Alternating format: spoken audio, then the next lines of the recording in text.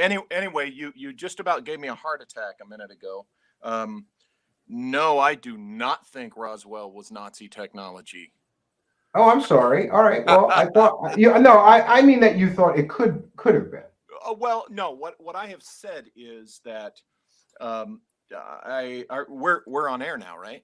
Yeah, we've been Okay. on air Yeah. since Hey, nine everybody. o'clock. Sorry, It's nine folks. sixteen. Let's Yeah. get Sorry started. about that. Again, sorry. We're just Busting your so. balls. Um, I find that Joseph Farrell's Roswell and the Reich, whether people like it or not, is one of the best presented hypotheses on Roswell of all throughout the years. I think it's for the hypothesis that he's presenting. I think it's very well researched. He goes into the kind of technology they were developing during the war and shows how that could be reflected in what we're told was captured. And however, it's a book that gets ignored because you got a bunch of people in the ET hypothesis community that just don't want to hear that it was anything but ET. You got people who, for That's for whatever sure. reason, and I'm putting air quotes around this, they get tired of hearing about any, possible Nazi connection to things. And then there's some people that just don't like Joseph. We got a lot of that in our community. People, it's personality clashes and things like that. But Well, I don't know. I don't know that I dislike him, but I think that it's a little bit. He's one of those characters that, to me, is a little bit uh, controversial and makes me question his credibility. Some of the things. I mean, well, to be that honest, like, but see, that's reasonable. yeah, What you're yeah, if you find a researcher's stuff is controversial, or you have reason to question, that's reasonable. That's not what I'm talking about. I'm usually, when I defend Roswell and the Reich, it's because how many people that complain that I've heard either have a negative view of that book or even complain about it. I ask them, and to a man or woman, but to each one of them I say, have you read the book? No. Well, come on. Even I, yeah. I have to admit, you. I haven't read that book. I have a couple of his other books though, and Yeah, I just mean some of the things I question is like I sure. think that he is a doctor of theology, Yes, yeah, he got which, his PhD from Oxford, which is legitimate. oh, of course it's legitimate, but it's just like, okay, you're a doctor of theology, but you're going to tell us all about the truth about UFOs. It just doesn't line up to me. I don't know. Maybe I grew up with too many ministers that were doctors. Do you know what I mean? Like, I knew a lot of Oh, yeah, ministers. yeah, yeah. He's not, No, he but isn't left. he? He's in the like Russian Orthodox Church. Isn't he a No, bishop? Eastern Eastern Orthodox. Orthodox Church. He's a bishop in the Eastern Orthodox Church, which is Yes. almost like being in the Freemasons. It's a whole nother Well, world, right? remember, he walked away from it. Oh, I didn't know that. See, I'm not fully informed on him. I'm kind Yeah, of like, he's in he my walked gray away. basket. He's been in my gray basket for a long time. Yeah, and look, that said, about Roswell and the Reich, I don't agree with him that it was a Nazi craft. Now, I'm being a little bit tricky because I think it was, and we're jumping right into this, I guess. I think it was. I think it was America's first attempt at manned space flight, and it was done with paperclip Nazi scientists. That's it. I'm sorry. I Yeah. misspoke your Oh, thought. I'm just giving you Yeah. crap. It's been a long time since we talked. And when you Yeah, told me about that, I went digging into what you were talking about with this and yeah. went, Jesus, look at all these rocket scientists that came over from Nazi Germany to help with the space program and the rocket program. This could be a really good theory based And on the and number of them. Wasn't there hundreds of rocket scientists? Werner von Braun is the most well known, but there yeah, was literally hundreds of yeah. I Nazi don't rocket recall. I don't scientists, recall right? the actual number of rocket scientists, but here's the thing. Everybody kind of gets diverted with most people. And I'm not being hypercritical here. I'm just stating a fact. Most people, when you talk about Operation Paperclip, they think of, oh, that was all about the bomb. That was all about the rocket scientists. Actually, Operation Paperclip, when you look at the history of it, was originated by U.S. Army Air Corps aviation medicine scientists, Colonel Harry Armstrong being the leader of it, working with the German aviation medicine scientists. That was the actual origin of Operation Paperclip. And these are the guys who originated it. And of course, it was smart. Well, shoot, if we can bring in these guys, we can bring in the nuclear, the atomic scientists. We can bring in, whoever, the rocket guys and such. So it really originated with the guys who, dating back to the 1920s, had been wanting to put man in space. So then you get all these guys together, aviation medicine guys, rocket engineers and such. You get them in the same place at the same time with a bunch of secrecy, a lot of money. What do you think they're going to try? I argue that they're going to try putting man in space. And I think that's what we've come to popularly call the Roswell incident. I think that's really the secret nugget. And I've put a fine point on that since then, which I'm sure we'll get into. But I think, and I listened to I listened to the Cal Korff episode in this discussion, and I listened to Kevin Randall's, and there's a lot those guys say, that both of them, that I agree with. There's a little that I disagree with. But here's what I think. I do think that the famous stuff involving Mac Brazzle and Major Marcel and the debris and all this stuff, I think that was what the Air Force told us it was, that it was target balloon stuff and mogul balloon stuff, blah, blah, blah, all that. I don't think there was a crash of a craft that was involved in that debris that Brazzle and them brought in. What I do think is that there was a crash incident where there were, bodies retrieved, and there was a crash and stuff. And I think the thread that might connect the two, and I think it was around the same time, I think the thread that might connect the two is that the mogul balloon might have had something to do with the crash of the craft. But I think the craft was America's first attempt at manned spaceflight. And I go into that, how I think that and why and how it would work in my book Shimmering Light, of course. But that's what I think they used the Brazzle thing and the Marcel thing with the debris and stuff. I think the Army Air Corps used that to, while they were scrambling, use that and the alien, flying saucer idea to cover up this first attempt at manned spaceflight. Now, why would they go to such lengths to cover that up? Because it was 1947. It was right after World War II. It was the beginning of the Cold War. If we're going to make the first attempt to put man in space, we don't want anyone outside the people working on it to know that. And they would rather, yes, I'm saying this, there's going to be somebody out there saying, that's not logical. Well, whatever. But yes, I say that they would have even preferred people to believe in a flying saucer story before admitting that it was our first attempt at manned space flight within the context of the time. That was the big. Yeah, I'm sure they'd rather people just sort of chasing shadows of aliens that don't exist, right? Than exactly admit what they were really working on. And one of the let me caveat at the end of that, which a lot of people in our community don't do. I could be wrong. Imagine that. One of the things that I think supports your theory, however, is this. For people that don't know, these aviation medical Nazis were doing like horrific experiments on people. Yes. Yeah. Pre-World War II or during World War II to see what would happen if you shot somebody into space. Like they were putting people in vacuum chambers and stuff. Altitude chambers. My dad saw those films as part of his training. He had to watch, he and the other guys, if you were in the U.S. Air Force and you were working in altitude chambers, aviation medicine division of the Air Force, which my dad was in, you had to, you watched those Nazi films that I believe Hubertus Strughold was involved with that. And they would put people inside altitude chambers without a pressure suit and crank that thing open.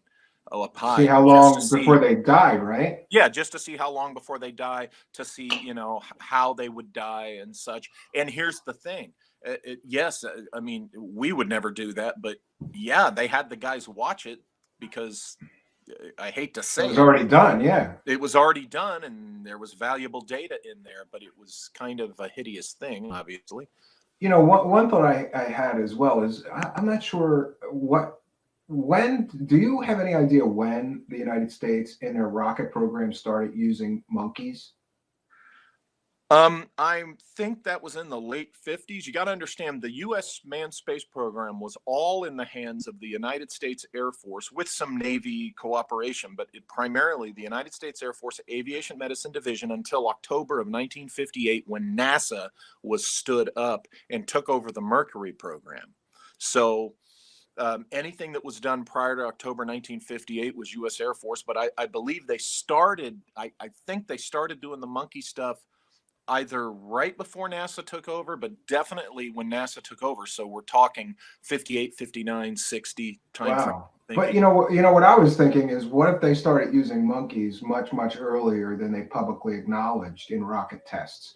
And what if what crashed at Roswell was, you know, a rocket test with a monkey, and that's where the stories of the bodies come from? That's possible. And 3 foot tall, could be baboons, could be a lot of different monkeys. And if they got if they went down in a fiery rocket crash and were burnt, you know, or like all air could have been burned off of them, they could have looked like some kind of and when you consider that these monkeys are smaller than we are, that would explain, you know, oh, they were small.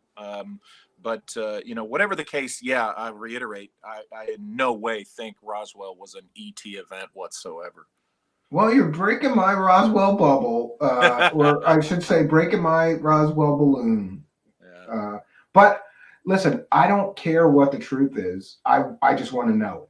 Sure. If it was aliens, great. I'd be so happy to find out that it was really aliens. It would be so cool. It would, you know, tell us we are not alone in the universe, and the philosophical implications and the religious implications and the scientific implications of just knowing there's other intelligent life out there capable of traveling to stars would be amazing. But I want to know the truth. If that's all horseshit, okay, it's horseshit. What was it? I don't believe it was just a mogul balloon. It's just there's too many people telling stories about aliens and crazy material. Yeah, well, remember, I think my qualification is I think the Mac Brazzle Major Marcel stuff was a mogul balloon.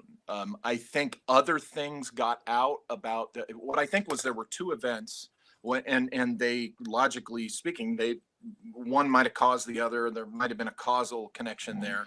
And I think that I think the popular story was the balloon stuff. I think the part we're not being told, you know how when people who research at Randall, Cal, and everyone, you find out that, okay, there's a story about a crash that wasn't in Roswell, but it was in New Mexico. And, you know, I think what's happening is whatever the nugget is, right? I think there's a crash. I think there is a spacecraft crash, and I think bodies were recovered. But I think whatever the nugget of truth is to that, over the years, it got conflated to where it's like multiple stories are piling on top of one another. And people will not separate it from the Mac Brazzle Major Marcel version of those events. Yeah, I always found it interesting that the second crash site sort of got tacked on to the original story. The original story was a crash. Later, researchers started digging deeper and claiming that there was a second crash site. Some of them even said that the second crash site had an almost intact craft with alien bodies, which is a crazy part of the story. But it's interesting to see how these things get weaved in and out and together. And maybe you're right. There's multiple stories here that are being conflated as one story or confused. Yeah. And what about, you know, your theory would also explain the debris switch controversy, because let's say, for example, it was a rocket test. They would not want everybody to know that they were doing these rocket space tests, so they would switch out the material and say, yeah, it was a weather. And remember, I don't think the craft was, you know, necessarily, I don't think they just took a V2 rocket, rigged it up for, you know, a human crew, and then just shot a rocket. I think this might have been a craft that was similar to the kinds of things they were doing in the early development that led to the space shuttle. Like, you know, that I can't remember off the top of my head, that one craft that's a one pilot thing it's small, it's silver, it's got those little stubby wings, and it looks almost kind of like in the X-15 family, that kind of thing. It could very well have been something like that. Not I exactly. was going to ask you, what do you think if maybe it was one of the flying wings or a reconstruction of one of Or something the like that. Nazi Yeah. flying wings? Yeah. Yeah, It, because we it have. could have been, it could have been something along those lines. Not, I don't think it was a traditional rocket looking craft. I think they were already, they were thinking the space shuttle is not something that they just came up with in the 70s. The space shuttle was a concept they had been working on from the beginning, the idea of the space plane. And that's what the shuttle was, the first working stage of the space plane. And so this would have been something, I think, along those lines, which would explain, the stories we hear about it being kind of a triangular or manta ray. Yeah, I was going to say that many of the descriptions of the craft said that. I asked Stanton Friedman about this, and Stanton Friedman said no, it was a saucer shaped craft. But many other people said no, it Yeah. was a manta shaped craft, sort of like a very futuristic flying wing design. And if we look at this Horton Brothers jet flying wing, Right. that's pretty dead on a manta shaped craft. Or it could Yeah. also, dead on, it could be mistaken as a flying saucer easily. I mean, it's got Sure. that sort of profile. And here's some other flying wing designs. But this all originated with the Nazis, Horton Brothers flying wing. And we recovered two of them, right? They were in I pieces, think but we so. recovered two of them at the end of World War II. I think we recovered two of them, and if I'm not mistaken, did the Horton brothers, they showed up in South America, or did they never show Yeah, up in no, they went to South South America, which America? a lot of people say explains all the South America UFO. There was a UFO flap after World War II of many people sighting flying saucers in Argentina. And a lot of people think it might have been, yeah. And we see they got it in pieces. So here's pieces of the craft. They got it in pieces. And, I have long thought that maybe we got these prototypes in pieces, pulled them all apart, and built our own. And that could very well explain. Because look at that dead on. That could look like a flying saucer dead on, right? It could, yeah, certainly. Because think about the common airplanes or jet aircraft that when you look at them at different angles, you could see why, in a split second, just a couple of seconds looking at something, people might confuse it for a traditional flying saucer. So Yeah, and sure. here's some other I'm trying to designs. remember which, if it was Schreiber or if it was Walter Schreiber or if it was Hubertus Strughold. One of them, when the truth came out about the kind of heinous things that they had done, under Nazi Germany, and it got out in the American press in the 50s. A lot of people don't hear this part of the story, but it got out in the American press, and it embarrassed the Air Force. The Air Force was when the upper command, really found out the details. It's like, these guys did what? There was one of them. It was either Schreiber or Strughold. I'd have to look in my book. Who, when the U.S. said, "We're done with you. We're not working with you anymore. You're leaving the country." The arrangement they made was to get him to South America, and I found that interesting. They didn't return him to post-war Germany. They arranged to have him go to South America. Yeah, that's interesting. And, I find that whole exodus of the Nazis into Argentina, like to this, people don't know this, but to this day in Argentina, there's like a town full of German people, and they're all Nazi descendants. They're all descendants of the Nazis that fled World War II and somehow ended up in Argentina. I believe the dictator he was like a fan of Hitler and liked, Well, Juan you know, Perón, my yeah, yeah, gosh, Evita's husband was, a friend of the Nazis. yeah. So he For would be okay with. Chile, you Apparently, he have would. Colonia Dignidad. Yeah, apparently he was perfectly okay with offering them a safe haven away Yes. from the Allied powers. And And San Carlos de Bariloche in Chile it was established in the 19th century as a German community. And that's why it naturally became a safe haven for the Nazis in the 20th century, because, they'd been down there almost 100 years. yeah, and it's interesting that whole thing about I'd also like to believe in Nazi flying saucers too. I know Pharrell's books has got a lot of that stuff in there, but we sort of picked Oh apart a no, lot of that. he's opposed to the Hannibal and the Nazi saucer. He does not believe, and he stated it numerous times. He does not believe that this Hannibal thing can be traced back to a post-war Italian Rag paper. pro-fascist, journalist guy, so to speak, and it was Nazi survival myth type crap.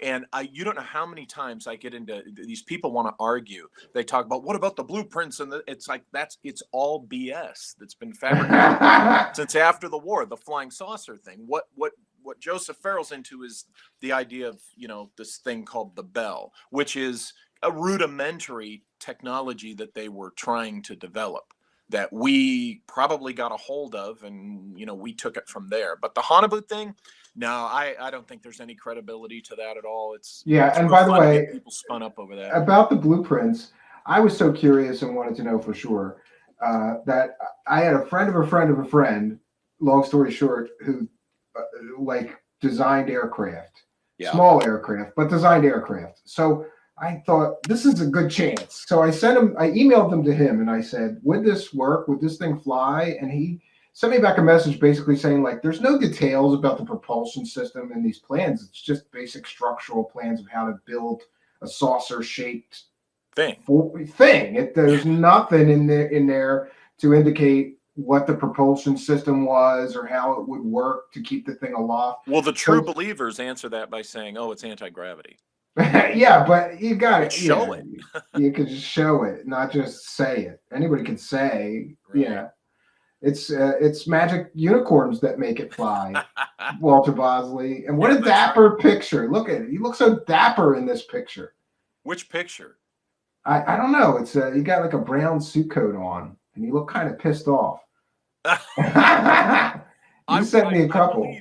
I believe I was pissed off. I was going to be speaking at an event, and I sent the guy running the event several photos, and he just kept complaining, not good enough, not good enough. So my kid number 2, I call her, she said, come out in the hall, stand in front of the plane wall, and I put your jacket on, I'll take a new picture. So we took a new photo, and he loved that one. And so I am kind of pissed in that photo, but I ended up liking it so much that I've started to use it on some book covers. There you go. Yeah. So the other thing I wanted to ask you about then, we've covered this Honeyboo, and we did something on Victor Schauberger's Repulsion engine. Do you know much about that? Because I found that to be a complete and total disappointing bust. Nothing. There's nothing to that story. It's a non-working prototype of like some dude had an idea, he slapped this thing together, but nobody's ever, even with the whole device, like Hal Puthoff studied it, and he was like, well, we're missing a part. That's probably why it won't fly, or, it just is a big letdown when you go to actually make the thing work. Was that just another smoke screen? It could have been used as a smoke screen. I think Schauberger was, serious about his research. I think what it is people recognize that the principle, there's something there that if they can figure out how to translate the principle into a practical propulsion system, that it might be pretty interesting. It might work, but yeah, you're right. When you look at Schauberger, you end up finding out, well, unless you want to go, everything's a conspiracy theory. Just like these days, the popular thing is everything's a psyop, which is ridiculous. That everything is, but I can't lie though. I have one of these Honeyboo model kits. I've never. Oh, you do? I want one, but it's in a box. Yeah, they're on eBay. You can still get them. They're like $20-$30 or something. Really, only that much? Okay. Yeah. Or no, maybe more now. They're going up in price because no, collector's item now because it's cool. Just like the thing. I don't know. I know Testers came out with a Roswell model, but I don't know who it was. Revell or whatever came out with the Bob Lazar Sport model flying saucer. I had that. I built that, and that was Testers Model Corporation, and it's so funny. I had to call their parent company, which is Rust-Oleum now, the paint company, and try to ask them how much money they paid Bob Lazar. And the guy that works at the company was like, why are you asking me this? And I'm like, because Bob Lazar said he never made any money. So I wanted to know how much you paid him for all those models you sold. And that guy never got back to me. And then we're jerk-offs here, Walter Bosley. That guy was so nasty to me. You know what I did? We put his phone number live on the show. And everybody started calling him, asking him how much money Bob Lazar made. Well, I displayed a copy of that model on my desk when I was an OSI agent. That's funny. That's Yeah, pretty funny. that was on my desk. But yeah, the models are cool, but there's nothing to the stories. I mean, Hanabu is made up. Not true. It's like hopium, though, right? For believers in UFOs. Like, look, we Yeah, have this thing, and they've already built it, right? And then the stories get deeper, though, don't they? Like the Nazis were in contact with aliens that helped them build this stuff. If you go yeah. farther down the And rabbit hole. I don't buy that either. And all it takes is some serious, honest, and objective. And when I say being honest with yourself, research and just looking at the stuff, and it falls apart pretty quickly. But you're right. People want something fantastic to believe in, and it's not that there's not fantastic things. People hear what I've been saying so far in the first 20, 30 minutes or whatever we've been talking, that they think, oh, well, then therefore, this is the popular thing these days too. Therefore, you don't believe ETs exist. And I'm like, oh, on the contrary, I totally think they exist. Yeah, I mean, I think you can believe that there's life on other planets and just not believe any BS Well, I alien think some story. I think some have come here and continue to come here. Here's Stephen. Here's the number I give people. People have heard me say over the years that I think 90% of legitimate UFO sightings, and what I mean by legitimate are the ones that just aren't lies, because some people want to be part of the fun, so they make up crap and claim they saw a UFO. I'm talking about the legitimate sightings that people have reported that say, hey, I saw a UFO. I think that 90%. William Pixley, there was no Hanabu program. Sorry, it's all bullshit. Yeah, there's photos. That doesn't mean there was actual craft. Yeah, those photos. Come on, those photos. And I've actually talked to, just for the benefit of the doubt, William Pixley, I've actually talked to somebody who faked some Honeyboo photos, and what he did was he did a 3D model of the Honeyboo craft, and then he took an image from actual World War II Nazi Germany of like people walking around working on aircraft, and then he put his fake into the photo, gray it, age it, whatever.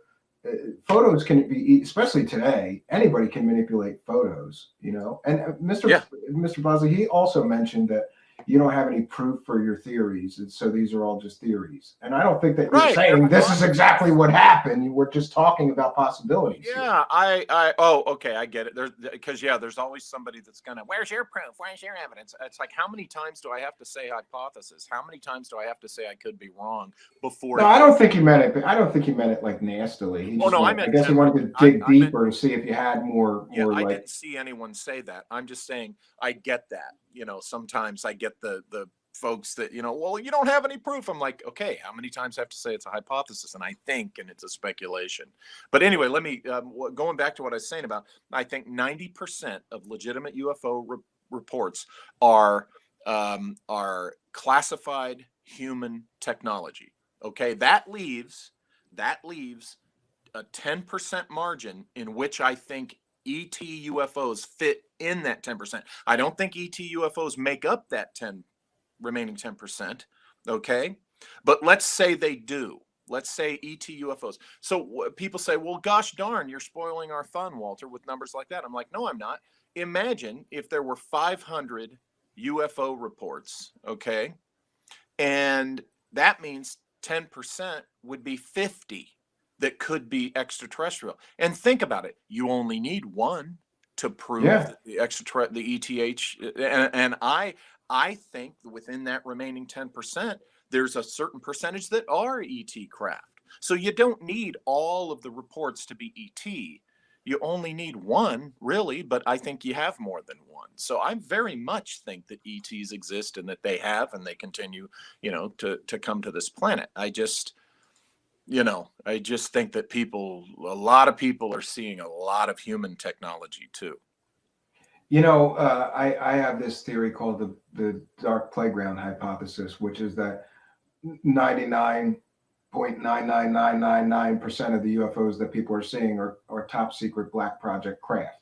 Mm-hmm. Yeah, that would explain an awful lot. And the government has been literally caught pumping communities full of fake stories about aliens and UFOs to cover their drone projects, for example. The famous case, Paul Benowitz, he was seeing early drones back in the early 80s before anybody knew what a drone was. The government was experimenting with them. He was seeing them. They sent Richard Dodie out to go and muddy the waters and convince him those were aliens and Yeah. flying saucers that he was seeing. Right. When it's useful to the government, they use the alien stories to cover their tracks. You're okay. You said Dodie with Benowitz, right? Yeah. Yeah. Remember though, sooner than people realize, Dodie kind of, I guess you'd say, came clean with Benowitz. He and Bill Moore also, and we're telling him, hey, this is not, you know, when it looked like it was causing some serious problems. My personal opinion of that scenario is the culprit in that was the NSA. Because remember, the NSA was involved here, and the NSA was doing some tech stuff, and I think some of the phenomena that Benowitz was experiencing, that he was kind of exaggerating into aliens, I think that was the NSA screwing with him. I see the NSA as the real, ultimately the worst culprit in the Benowitz case. Now, that said, I don't know Richard Dodie. I've had a private conversation with him once in text, like 2 years ago or something. When I was in the Air Force OSI, the first time I ever heard about him was then, and this was in 94, 95, and he was presented to me as a cautionary tale, you know. You know, so for what that's worth. He's an interesting character in that he's somehow involved in an awful lot of these stories. Yeah. And from Serpo to MJ12 to that original, that big special and the aviary and all of these things like UFOs Live. And he's been involved in so much of this stuff. And then interestingly, both his uncle and his father also worked on the UFO file for the US government. And these are things that can be verified. So he's got an awful lot of involvement in these stories, in the mythology. And I've often thought that maybe he's some kind of like troll level maximum that like just gets off on all these people believe in this stuff. So he puts it out. Or there's also the possibility, a smaller possibility, but it's there, that at some point he might have been involved in some type of perception management disinformation to deflect off, you know, a U.S. Air Force or DOD. I just always found it interesting that he was involved with so many different stories. You know, we've got him. People nailed him on Serpo, saying that all the Serpo stories came from his IP address, that he did not do anything to hide very well in the email metadata. And I looked at it, and I believe that those people that nailed him were absolutely correct. I asked him about it. He just totally denied that. He said, nope, wasn't me. I don't have Of course he's well, you know, that's a standard thing in the CIA culture: lie, deny, and counter accuse. Our politicians do it all the time now, but lie, deny, and counter accuse. And so, you know, one of those three, or a combination of all of them. Lee Beltman says, go off, please. Dodie is a shill. People either love that guy or hate to hear about him. They could just go, he's a CIA disinformation agent. Don't listen to anything he says. Yeah, it's you know, it's an interesting thing when Dodie comes up, but you know, I don't know the man well enough to pass any moral judgment on him beyond. And here's what I'll say. From the little bit of talks that I've had with him, I find him to be a very likable guy. Yeah, a lot of people come away like interesting stories to tell, and like he's got legitimately kind of like you. One of the reasons I like Dodie is like you. You can verify that he really worked for the Air Force, that he really worked for secret projects and stuff like that. Same thing with you. So I give those sort of people a lot more weight than these people with fake educations, fake, you know, jobs they never held, fake credentials, fake military service they never did. It seems to be pretty common in this field, you know? Well, because the people who do it, they do it because they can get away with it for a while.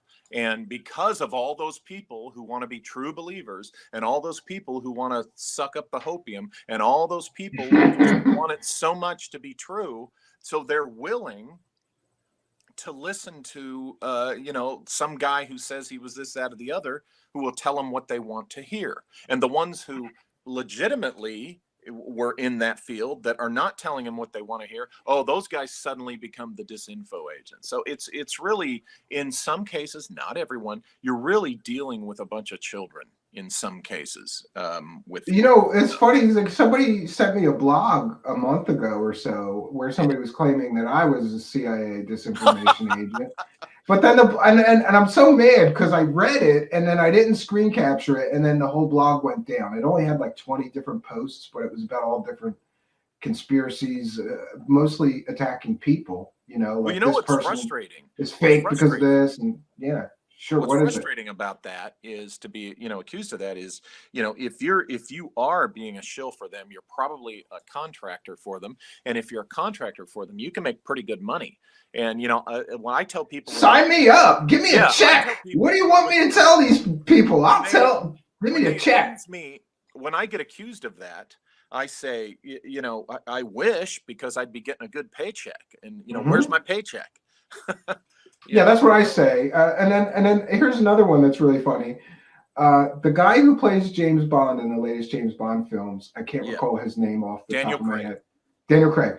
Okay, he visited the offices of the CIA, and he gave them like a half-hour talk or something for some reason.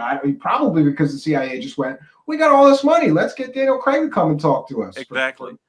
But there was a picture of him in a blue suit with glasses, a lot like mine, right? In the CIA office, and somebody posted that and said that was me, and that was the proof that I didn't see it. First of all, I'm not that good looking. Nowhere near as good looking as that dude. He's a movie star. And yes, the glasses were similar, and he had his hair swept over like mine, sort of. But no, it's just a ridiculousness that people get to. It's still on my Twitter somewhere, the picture. Next thing, then they'll be posting a still of him from the Star Wars movie in which you can't see that it's him because he's a stormtrooper, and they'll say that's you. Yeah. And I'm gonna ask you something very, very selfish and personal, because I've got this new project, and we're gonna plug it for the first time that people on my show are gonna see it. Okay. And here's what the project is. I'm taking some clowns, and I'm taking audio of fake clown people that are selling disinformation about the secret space program, and I'm putting their voices to the clowns talking. And it's going to be called Comic Disclosure. And it's a series revealing the truth that some people have actively and deliberately tried to destroy credible UFO, alien, and secret space research. And we're going to share. I have a selfish reason for mentioning this while you're here, okay? But we're going to plug it and share. About halfway through the first episode. I hope next week, if worst case scenario, 2 weeks, we'll have the first episode. But here is the puppets. They're going to be, and this one is called Davy Clowncock, and this one is called Clowny No Good. Okay. I can't see these, by the way. Okay. All right. Well, our audience can see them. So yeah, they can see. And so I've got this thing, and I could use somebody to do a voice, like a narrator guy. And I thought of you. I thought he could do a good job doing that. And all you'd have to do is read a script, and then I'll synchronize the puppet to you, and you could be the Comic Disclosure sort of announcer. As long as we don't end up in the legal sites of Corey Good, because I'm in my boots. No. Here's why I picked this. Here's why I picked this project, Walter, and you're gonna appreciate this.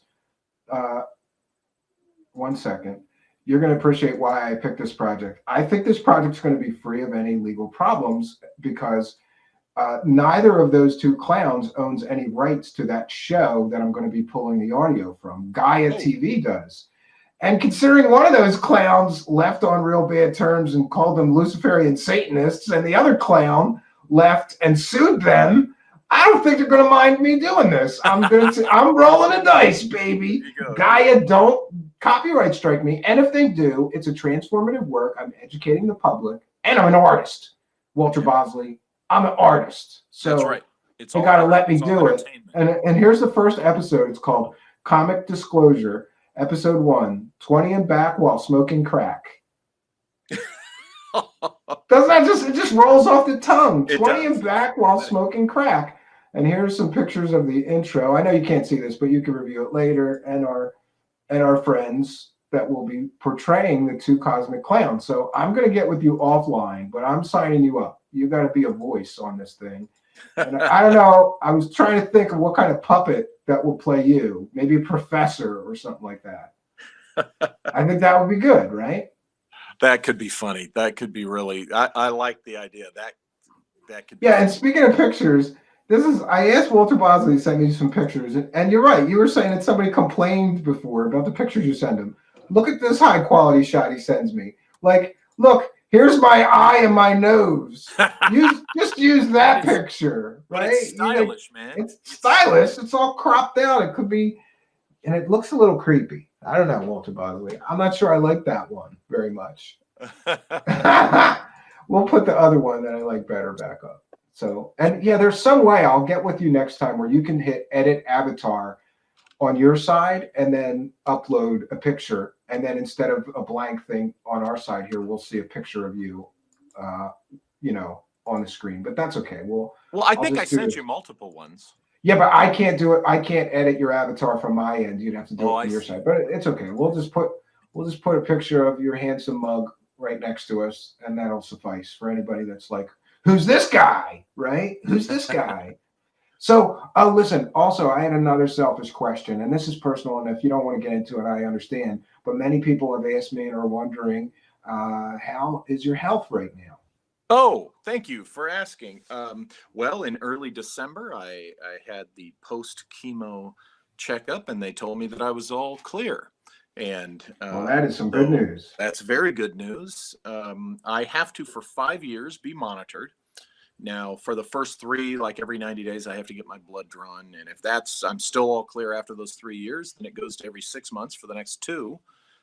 So, so far so good. But yeah, they say I'm all clear, and I'm in the middle of the long march back to getting my strength back. And, because, they had me laying in bed for, doing nothing for over 6 months. So yeah, I did that when I had a brain aneurysm. I was in the ICU and I was in the hospital for like 6 months.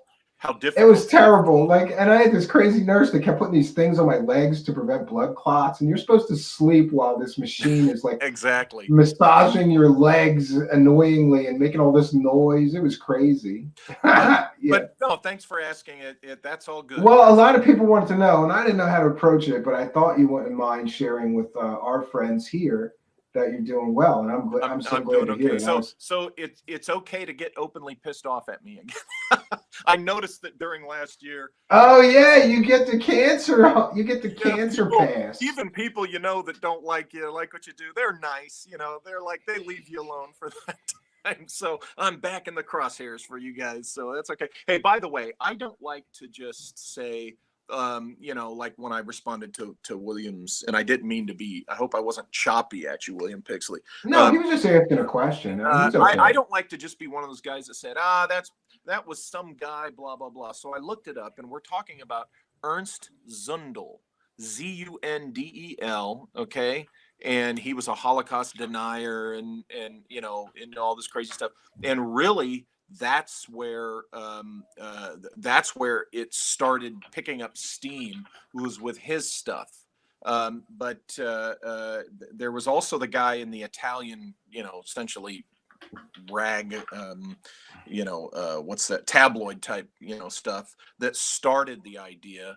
And Ernst Zundel went with it. But Zundel is the guy who really kind of started the popularization of this fantasy that the Nazis had these flying saucers, and that they had contact with alien races, and he even got into the Hollow Earth stuff and all that. So Ernst Zundel is a place to start if you're looking to see what the truth is. Yeah, and I just smacked down somebody else who was using a Holocaust denying white supremacist convicted felon as a source of a story.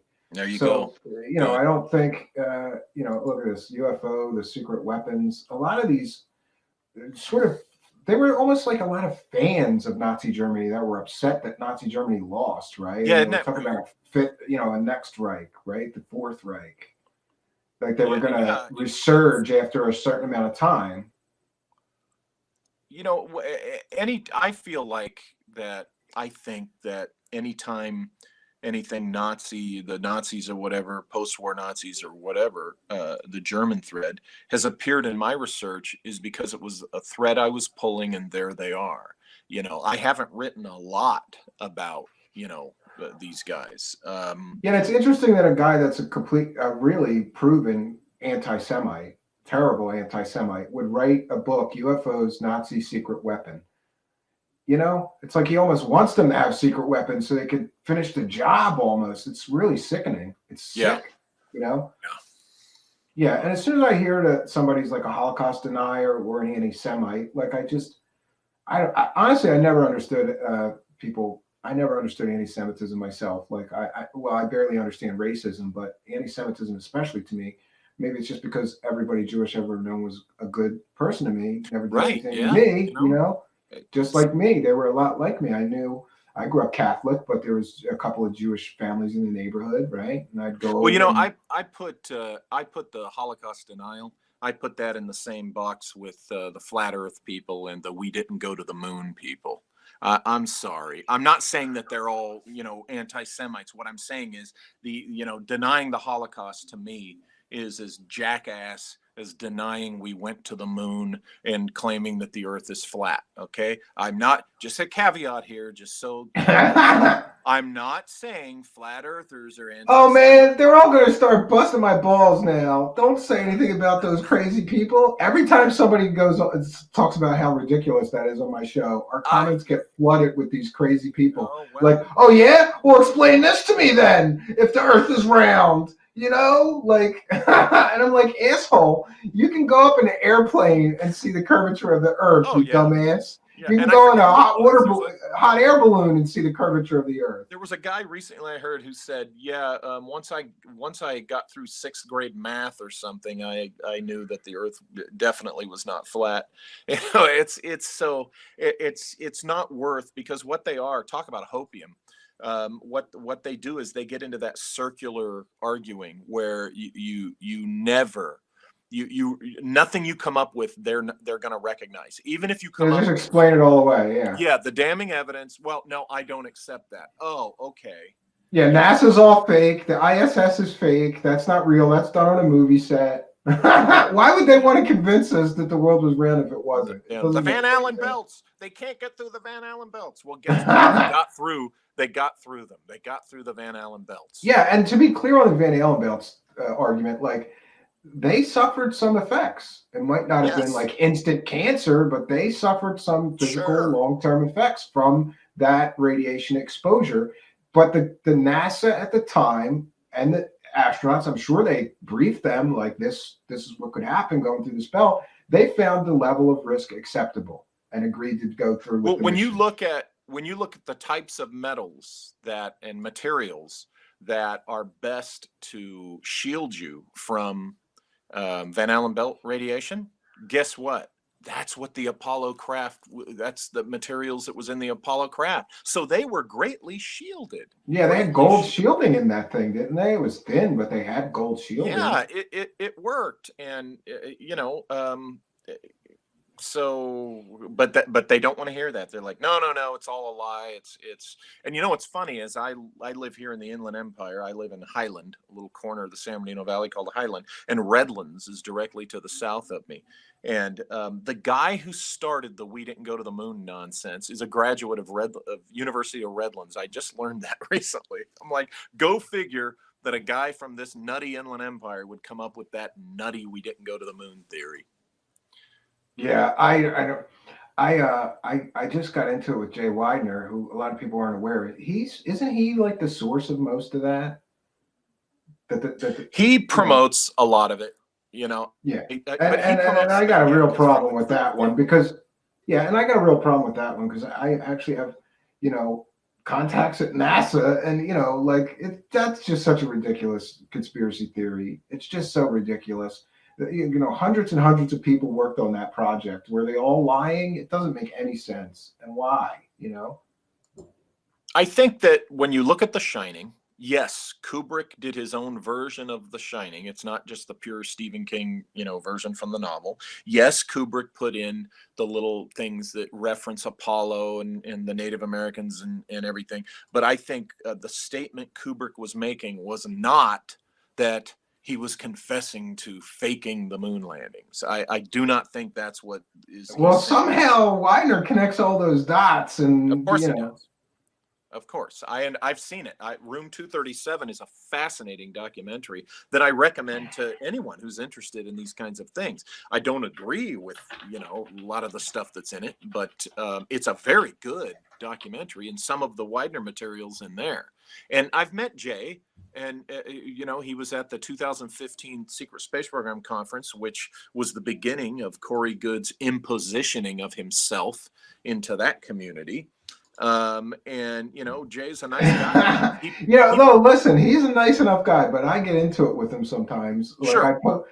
I don't know if it's a good idea, me and him being friends on Facebook, because I'll say something on Facebook and then he starts to tell me how wrong I am. He also believes in this, that these are alien mummies, even though it's been proven that these were made out of plaster and made out of stolen bones.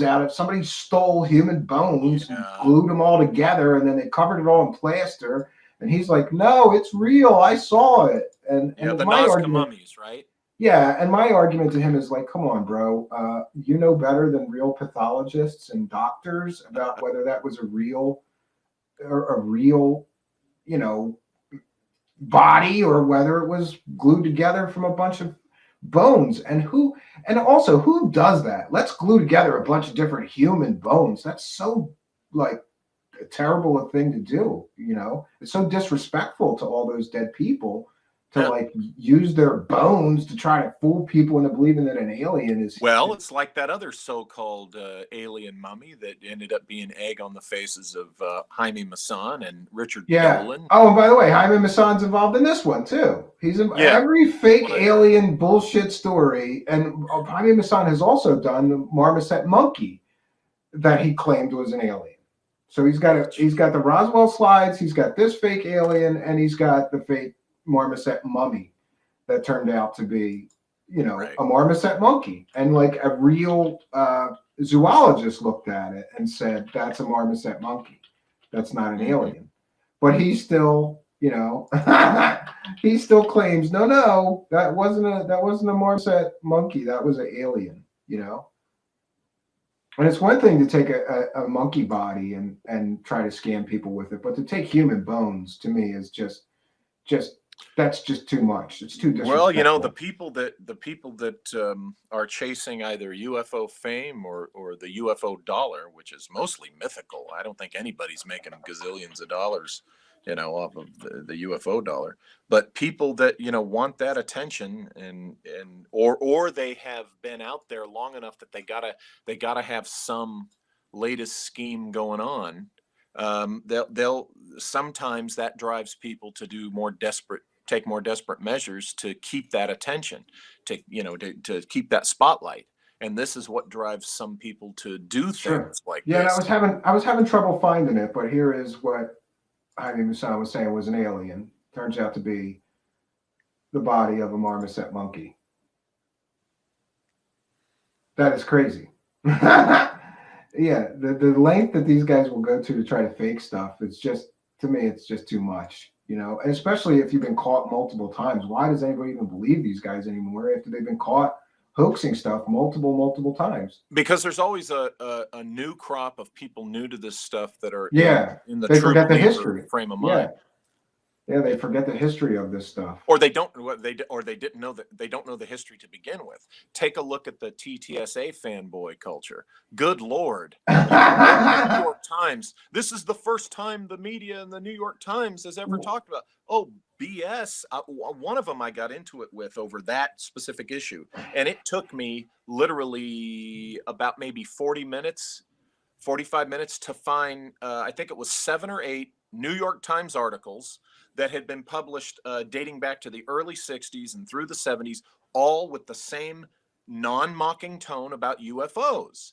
And to prove that New York Times has talked about this before without mocking it, this is nothing new, but this bozo didn't know the history of, the UFOs and media and ufology and all that stuff. And I found that a lot of the TTSA cheerleaders, they are completely ignorant of what's already come before. And that includes, the scam artists. This is why some of us, old dogs, us gray hairs, when we saw this TTSA thing emerge and some of the names involved, we were like, oh, please give us. Yeah, as soon as I saw Hal Putoff was involved, I went, oh, that means it's bullshit. Because Hal Putoff, I'm sorry, that dude, he might be a doctor, he might really be a physicist, but he has been on, he is half a con man, because his whole life he's been trying to collect money so that he could do his so-called research. He's never produced anything meaningful, despite all of the donations that he's collected over the years and government money that he's collected over the years to work on things like,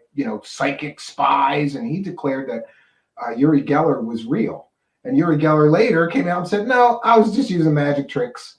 Love Hal Putoff, but Jesus Christ, And also, one of the things about TTSA that I find most disturbing is that Tom DeLonge stood up 3 years ago now, Mr. Bosley. Yes. I want to know what you think about this.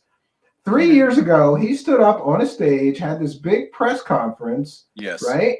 And then he said, invest in our company. This is a great opportunity for you because we're going to build a spaceship. And then he showed a mock-up of a spaceship. Yep. And I just want to know, it's been 3 years, Tom DeLonge, where's the fucking spaceship at? Exactly. Why don't we get to see the spaceship? You've collected hundreds of thousands of dollars. And you said, I didn't say it, Walter Bosley, that I was going to build the spaceship. None of us saw it. Look, he said he was going to build a spaceship. So I'm going to petition. I'm going to send an email as soon as we get off the show tonight. And I'm going to tell him that Mr. Walter Bosley and me want to take a ride in his spaceship. And we'll see what happens.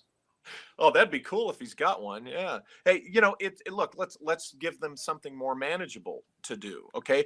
Also, you heard their fans and people all in the excitement about TTSA, and you heard what Dolan said was, you're on the wrong side of history if you don't go along with this. But some people were talking about how the game has changed. This changes the game. This changes the game. This changes the game. The game has still not changed after. It hasn't changed one bit. And listen, Walter Bosley, just to clarify, V is asking, when did Uri Geller say magic tricks? I thought he never changed his story. No, he worked at magic conferences for the Society, both the Society of American Magicians and the International Brotherhood of Magicians, teaching other magicians the tricks he used on national television to do almost all of his tricks. Wow. And he sold a very expensive course to other magicians where you too could learn to bend spoons with your mind and all this other stuff. Yep. And he showed all the tricks that he used, which are basically off the shelf magic tricks disguised a little bit to be psychic instead of magic. Yeah. Sure. There you go. And I couldn't believe that when that happened because I had followed him since I was a kid. And I kind of did. When I was a kid, I wanted to believe he could really do that stuff. Sure. But then James Randi comes along and reproduces almost everything that he did. And that, yeah. And so back to Roswell. Yes. I got to play the devil's advocate, and I have to ask you this because this is where I think we're going to disagree a little bit. Okay. I'm fascinated by this book, Children of Roswell, and that's by Don Schmidt and Tom Carey. And there's a lot of stories in there about firsthand Roswell witnesses who told their children this was aliens. This was not made on Earth. I saw the bodies. I flew the bodies to Wright-Patterson or whatever. And then these people's backgrounds in the book were verified by Don Schmidt and Tom Carey as actually having been at Roswell, stationed there, worked there. And it's, to me, some of this testimony is extremely compelling. If you don't believe in the alien hypothesis, then, Mr. Bosley, how do you explain those testimonies of people talking about alien bodies and alien technology? I haven't read. Sorry, the audio was breaking up a little bit. I haven't read the book. I think the first time I heard mention of it was when you mentioned it to Kevin Randall last week.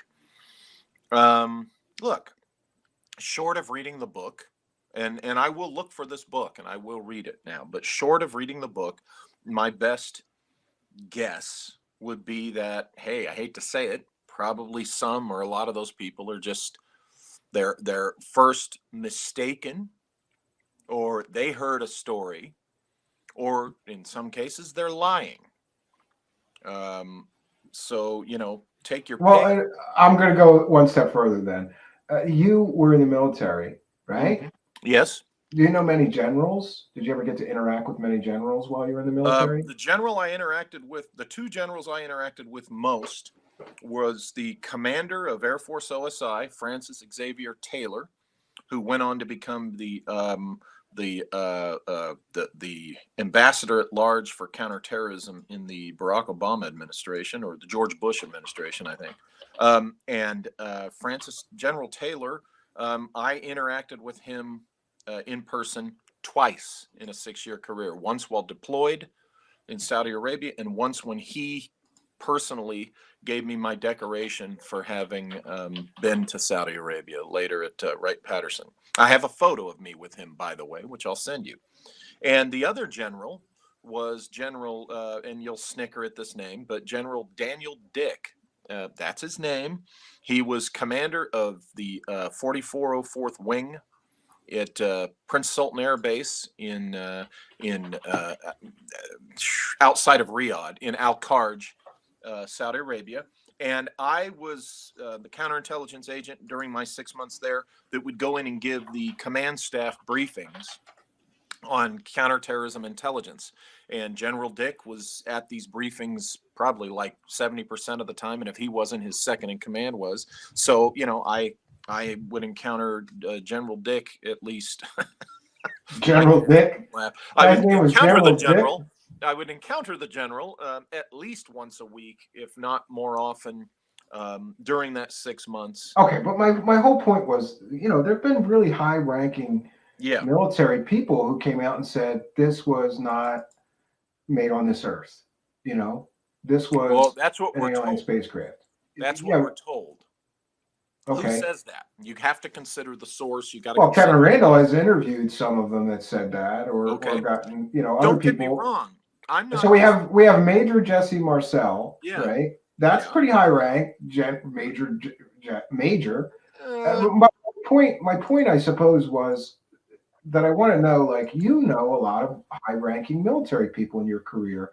How many of them make up stories about aliens and flying saucers? Do you know they don't. And no nonsense people? So the right. fact that people claim that these high-ranking military people just made up these stories. Remember what I said like an hour ago. I totally think ET has come to this planet.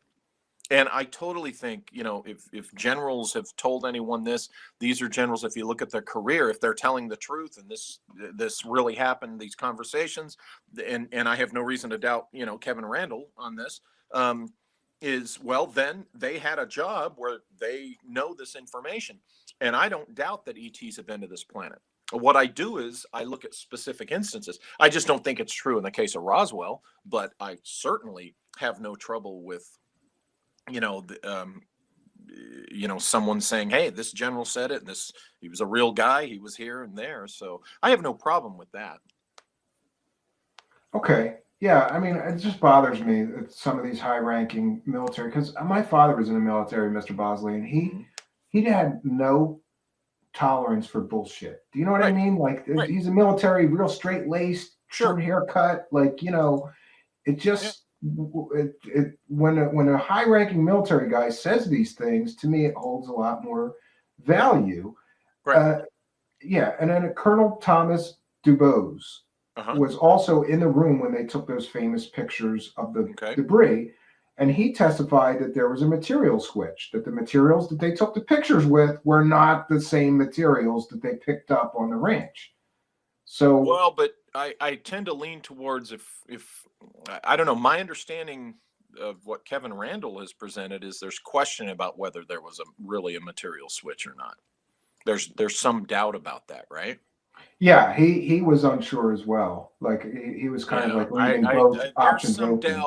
There's some doubt about whether there was really a material switch between other material and what was in those photos. It was this Colonel Dubose later basically said that he believed it was extraterrestrial spacecraft that they found, and that they switched that for this weather balloon material.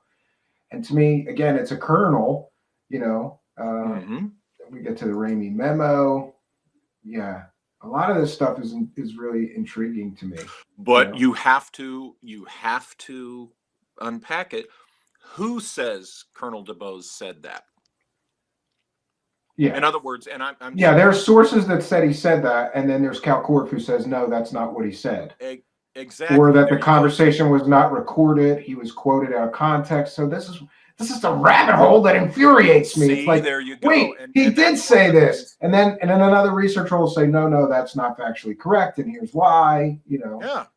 And there's so many of these military guys. When somebody writes in a book that, so and so says that this is what that guy said, I have to go, well, okay, I'm already removed from this statement by how many degrees, right? And I wasn't there to hear Colonel DuBose say it, so I have to trust the person who was there, who allegedly heard Colonel DuBose say it, or I have to trust that person and the person he or she told, who's now telling me, and on and so forth. And the problem is the game telephone, where Colonel DuBose says, in fact, I have a real world example on this. Okay. Going back to General Francis X. Taylor. Here's another. I'm sorry. Go ahead. I remember when he was talking when we were in Saudi Arabia, and he would complain. He'd say, one thing I'm getting tired of, you guys, just so you know, is I will make a casual comment about, hey, I wonder about such and such.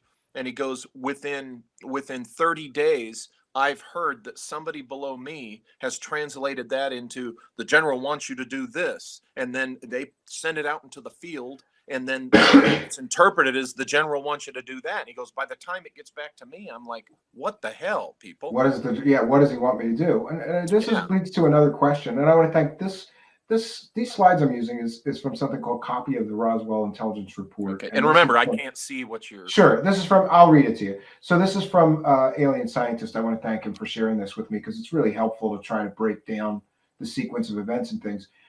One of the things I want to ask you about is it a coincidence that right after Roswell happened, the National Security Act of 1947 came in, the War Department changed to the Department of Defense, and they created the CIA, the Central Intelligence Agency, and the NSA, the National Security Agency.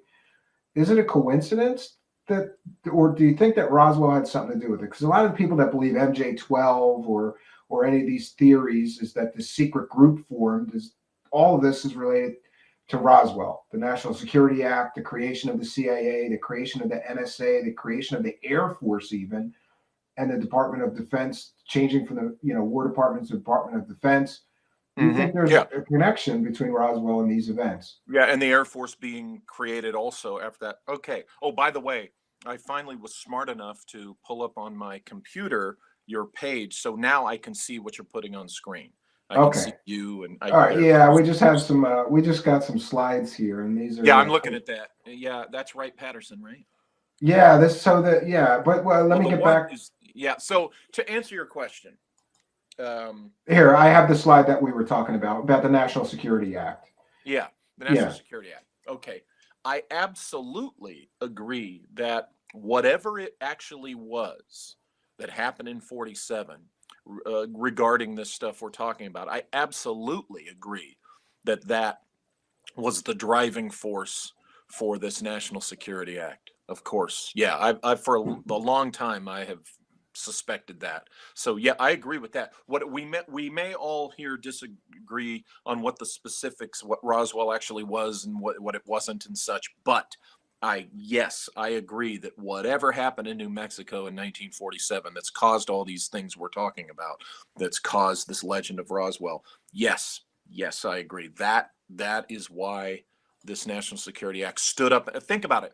If World War II, which brought us the ascendancy of air power in war. Remember, World War I, they didn't want to hear about it. Okay. By World War II, air power ascended as okay, the air power is important. And if World War II wasn't enough to go ahead and say, let's have an independent Air Force, what the hell happened in 1947 that made them, It couldn't just be the Cold War concern about Russian missiles. So yeah, I definitely think that's my long answer to that, just to emphasize that I. No, that's quite all right. And then the next thing I'm going to ask you gets, listen, you worked for the Air Force Office of Special Investigations, so I'm Yeah. going to ask you a question. Uh-huh. And if this violate, you got to tell me if this might violate some security oath that you're still bound by or NDA. All right, you were in the Air Force Office of Special Investigation. Now, let's say that in the area where you worked, some aircraft of unknown origin crashed. What would happen, and where would you send the debris? Well, it all depends on what's in the debris and who needs to look at it. But basically, to give you the short answer, you're either talking about Wright-Patterson Labs, or you're talking about one of the Intel bases in Texas, would be my guess, right off the top of my head. Now, there's also Colorado Springs. You don't hear people talking about that, but there's some interesting things that the Air Force does in Colorado Springs, so it could be there too. Okay, most people believe that the Roswell material went to Wright-Patterson because that's where Right. the Foreign Technology Division was. Right? There's some of the lore, that when you get into the Roswell thing that we're into here, there's one bit that talks about it having for a time been right here at Norton Air Force Base, which I can see from my house. Former Norton Air Force Base, which is now San Bernardino International Airport, but what it is it's an airport that's used to repair and refurbish aircraft, commercial aircraft, but it was Norton Air Force Base. And according to some sources, and I have that in my Shimmering Light book, it was stored right here, the area where I practically, spent most of my life. And I didn't know that till I was working on this Oh, book. that's interesting. Yeah, Yeah. and here I'm showing this slide where we see there's a vast. This may lead to some of the conspiracies about aliens and vats and Yeah. things, because Right. there truly is a real tunnel system Yes, there is. underneath Wright-Patterson Air Oh Force yeah. Base. Uh-huh. And a lot of people believe that the tunnels is where they're storing those aliens, Walter Bosley. Yeah, I was told about it the day I reported for duty at Wright-Patterson. Right before I got there, I believe it was right before I got there, they had wrapped up the Kosovo peace talks. They were doing those in the underground facility at Wright-Pat. They brought in the Serbian and the Bosnian representatives, and they were doing those negotiations right there underneath. And when you're on the base, you see, those I call them mushrooms, those air vents. Yeah, they're all over the base. I know. I've Yeah, heard on the from ground. somebody else. They're on the My ground. neighbor, You can we were see driving them. across Yeah. base my first day, and they were telling me, and they were pointing out, yeah, see, that's some of the air vents for it. I know somebody that got on the base and took pictures of that and sent them to me and said, "See, Steve, these are vents going down to the alien body chambers or something." Yeah, but see, these are just so funny that things that are actually real, like there really is a tunnel system underneath this Sure. base, and there really is these air vents. Kind of Yeah. gets, used as proof almost to some of these conspiracies, right? Yeah, people. What it does indeed prove is that there's a facility, a subterranean facility, a facility underground. But that's all it proves. The rest is, conjecture. Yeah, And little circumstance, I guess. A little less than credible to believe this stuff. But to the true believers, they want to believe. So I guess they look towards that as some sort of proof to yeah. confirm what they already want to believe, right? Well, yeah, they jump the shark with it. They just take too big of a leap, and they go, "That's an aha," rather than cooling their jets and saying, "Well, at least this proves a piece of that. Now let's go to the next step." That's what the more rational mind does. Wow. And so, yeah, I guess you left me with more questions than answers though tonight. But that's Oh wait, pretty is that the common. photo you were talking about where I look pissed? No, it was the other one. I can try Oh, to okay. find Yeah, I was that. going to say that one. I was in a. Hey, guess where I was the day that that photo was taken? This is I the was one that at I was the talking I was about. at the History Channel Alien Con, which features ancient aliens, and I met my good friend, my friend David Childress. In fact, I had dinner with him and his wife afterwards at another mutual friend's house in Pasadena, and saw Giorgio there, who I had met about 16 years ago. I kind And of like Childress. I got a couple of his books. I think he's kind of full of shit, but he seems like a real nice guy. That's well, what I'll say about Mr. and Childress, that's because he seems so great. likable that you want to He believe is. him. He's a very personable guy, and he doesn't get ruffled if you disagree with him on stuff like, some people get ruffled, right? And he doesn't. And I'll tell you, I highly recommend to anybody, if you like travel or you're interested in travel, go on one of his World Explorer Club trips to the ancient ruins in Mexico or I got South to do that. America. Yeah, I got to do that someday. I want It's a my lot of wife and I. fun, even if My you've wife been and I there. want to see all the pyramids. We want to see the Nazca pyramids and the Egyptian pyramids someday. Hopefully, we'll Yeah, get there. Yeah, and so I got another question for you. Again, if this violates security oaths or any of that stuff, people should know sure. that you worked on secret projects for the Air Force and the Office of Special Investigations, and you had real top secret clearance, unlike a lot of these fake clowns that claim Yep. they had cosmic. Did you have cosmic clearance, Walter Cosmic. Bosley? Doesn't exist, right? But but Here's you the had real damn clearance. You thing. had real top secret clearance. Yeah, I from day one, I was 24 years old when I reported for duty to the FBI in Los Angeles at 11,000 Wilshire Boulevard on the 14th of March, 1988. And I had a top secret clearance when I walked in the door because that's part of your background. I had a top secret clearance my whole career, and I started with the FBI as a mail clerk. I was a mail clerk for 45 days. Now, the first day I reported, I was pulled aside into a room, and the counterintelligence surveillance team supervisor said, "Look, fill out this in-house form, and it might take a couple of months, but we want to get you in counterintelligence." Okay, great. So I went in, reported for duty. I was a mail clerk for 45 days, and then I got promoted to evidence technician. I was an evidence technician in Los Angeles for 6 months. They sent me up to San Jose, where I was an evidence technician for 2 months, and then got into the surveillance team program and counterintelligence. And at that point, they added to my TS what we call in the business tickets, and these are it's levels of clearance denoted by letters, which I can't tell you what mine are. I have X number of tickets, and they're such and such letters.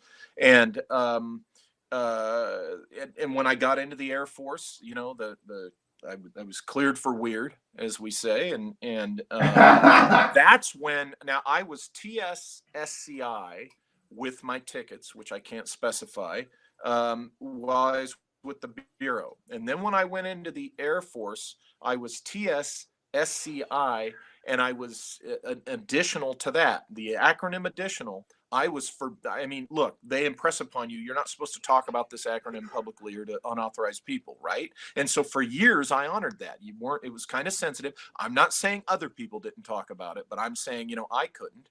And then Hillary Clinton goes talking about it in her campaign, a SAP, a special access program. Okay. Yeah, so then the message is if higher ups in the government are saying that, then you're allowed to, right? Yeah, well, it gets to After where, they start. okay, gee, it's ridiculous. So yeah, I was TSSCI with my tickets, and what I did at Right Pat was a SAP essentially. Okay. When you say the word essentially, people go, "Oh, then it wasn't it." No, it was a SAP.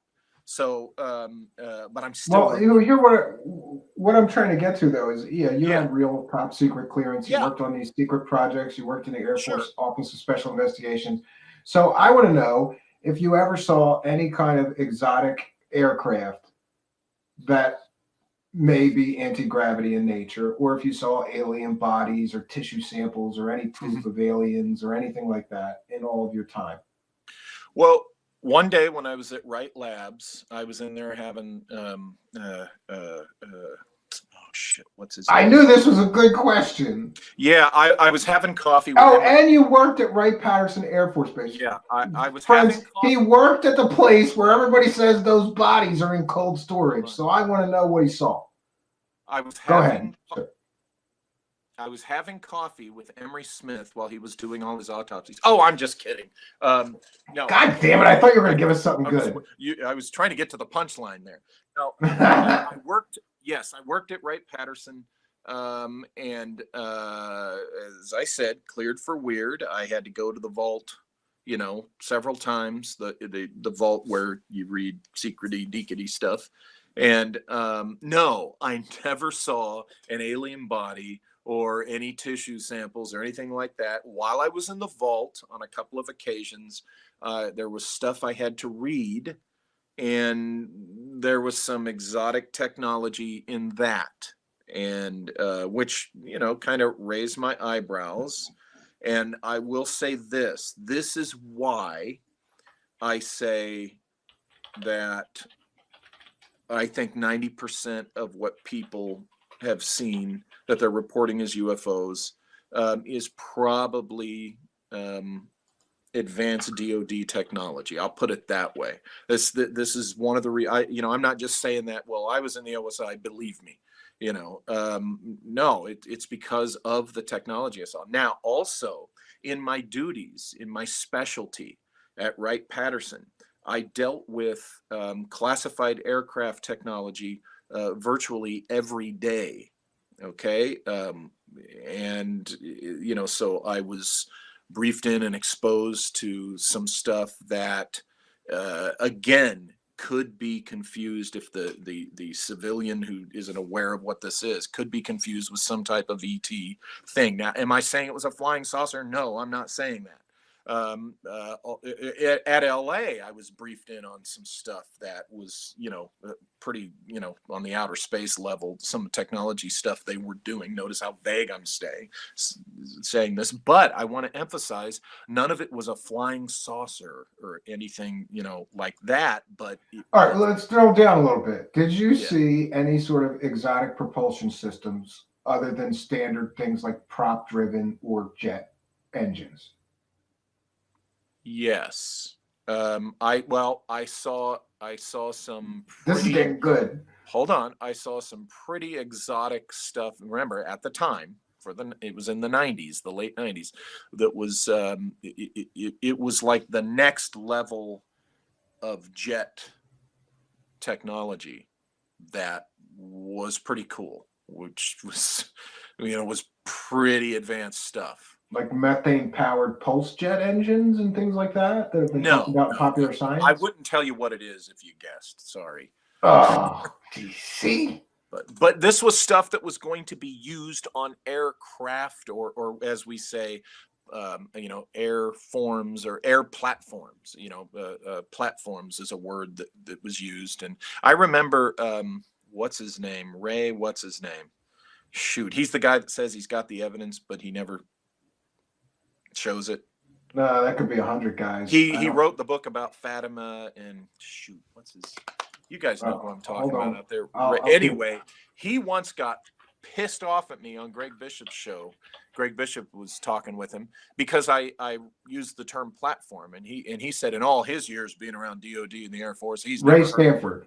Ray Stanford, yeah, he thought that I had no credibility because I used the word platform. Which, sorry, Ray, I hadn't been around very long. The word platform is something that was used, in my time. And the reason it's used is, think about this. Aircraft implies a certain type of thing in the sky, right? So if you use a more vague platform type word, well, that could be anything. That could be a fighter craft, that could be a bomber, that could be a stealth, that could be something that's not an airplane, right? I find the nomenclature sometimes. Here's what I do think: the way they brief you in on things, you figure out later as you learn more and learn details and get briefed in on things. The way they brief you on your levels, these tickets I'm talking about, your clearance levels, it's done in this interesting way. If you've ever studied language and they give you a language aptitude test, the language aptitude test doesn't use a real language. It uses a fake language so that they can test your aptitude for learning new languages. Okay. Could that be so that you could talk to aliens if you get to meet them? No. But it's similar in how they read to you your levels. They brief you when you're getting your security clearance levels, they brief you in the more general sense, because you're briefed up to a certain level so that in your job and duties, you will either be briefed further in or be exposed to the specific things that fall under that level, if that makes sense. And I will say that the level I was briefed into with OSI was on the outer space level. Okay. So that in the course of my duties, when I was exposed to that stuff, I was covered. Interesting. And I will say that the level I was at when I was in Saudi Arabia, I was the only, during my time at the detachment, I was the only agent there who had the clearance level to see the highest level of intel we were getting in our duties there. In fact, they would call me like in the middle of the night, and I'd have to go over to the intel unit, and I'd have to, it was one special thing that you would look at that you could read this data. It didn't come through on the regular computers. And I had the clearance. I was the only agent in my deployed detachment that had that clearance. And, to see that kind of thing. So, and I share these kind of details just to, to help support the bona fides, to, those who know what I'm talking about. Oh, I got all your records, so I know you're real. So before we ever talked the first time, I had all your records. Just putting that out there. Not that I'm curious when you say all my records. Well, not all of them, but I did enough research to verify that you were in the military. Did you get anything from St. Louis? I'd have to go back over the folder, and it's on another computer. You're probably able to get my DD-214, right? Because I believe that I did, and then later you sent me another copy of it. Yeah, and yours was somehow more updated than mine. Mine must have been years old or something, because it didn't list your last few things or something like that. Really? Yeah, I think so. As I recall, I could get back to you on that. But I have another question then. I before he died, I got to talk to Stan Friedman a bunch of times. Very nice man. Yes, only interviewed him officially once, and he told me a lot of really strange stories about the government's one-time obsession with trying to propel aircraft with nuclear-powered jets or rockets. Right. Did you see anything about that while you had the secret clearance? No, I didn't see anything about that at all. I will say that that one thing I did read was in the vault, just to give you a little taste, a little piece of candy. I read, something about electrogravitics, that T. Townsend Brown type stuff. Sure. Yeah, and the problem I have with electrogravitics is that I looked into it myself. I'm into electronics, and you can only produce a tiny amount of thrust. Yeah. So to me, you're not getting an aircraft off the ground with that. But it's the interesting thing is, it makes me wonder. At the time, I remember wondering, oh wow, this is interesting. What direction did the Air Force take this that makes after? Yeah, relevant? Yeah, maybe they figured it out. Yeah, maybe they figured it out, and maybe they figured out how to amp up the or maybe level there was of a side product. Maybe electrogravitics as such, like Schauberger as such, doesn't work. But maybe there was some little element, some little thread in there that some guy said, "Oh, hey, wait a minute! If we do this," and then they got something out of that, right? Sure. And listen, Mr. Bosley, I just want to thank you, because I'm looking in the live chat, and there's a lot of new people that have not been here. Okay. That I'm aware of, at least previously. It looks like we've pulled in a lot of people that this is their first time. So I want to thank you for helping to bring a lot more people here and introduce people to the show. Sure. And I also want to ask you about this book, The Esoteric Napoleon. So I'm going to share my screen. I have it on my list here. I haven't gotten it yet because I've got two other books ahead of you. Sorry. But no problem. I like history and I like secret stuff. So this seems very much up my alley. I'm going to read the description. It's from Amazon, The Esoteric Napoleon. In this fourth installment of the Secret Mission series, the author presents his hypothesis involving the legendary historical figure Napoleon Bonaparte. What was he searching for in Egypt? What happened to him inside the Great Pyramid? What was the secret of Napoleon's ancestry, and why was the European oligarchy so concerned? What was Napoleon's association with the mystery of, you might need to help me with that, Rennes-le-Château? These questions, I'm sorry, go ahead. Rennes-le-Château. Rennes-le-Château. I didn't do too bad. These questions and many more are posed in this first volume of Walter Bosny's unique examination of one of the greatest and purposefully mischaracterized men who ever lived. I never heard anything about Napoleon and going to Egypt. Oh So my, yeah. it's fascinating to me. You want to tell us what he was looking for there, or do we have to read the book? Or can I you don't give us a know. taste? Can you give us a taste of what he was looking Well, for? I look, Napoleon Bonaparte. Wow, it's hard to give just a taste, but I'll do my best. Basically, in a nutshell, um, the Napoleon that I grew up hearing about in school and in movies and stuff is not the full picture or the real Napoleon, the true Napoleon Bonaparte. This was a brilliant man who actually would have been just as happy, believe it or not, had his path taken him down the route of being a scientist or an archaeologist. Okay, his path just happened to lead him to the military because when he was a child, he was put in military school in France by his father. Now he was brilliant with mathematics, and that's what made him a brilliant artillery officer. But Napoleon Bonaparte is studied to this day by war colleges. That's how amazing and brilliant he was, as you know, strategy wise and as an artillery officer and such. But his first love was ancient history, was science and archaeology and things like that. And he was surrounded by men who were interested in these things, and it was their profession to pursue these things.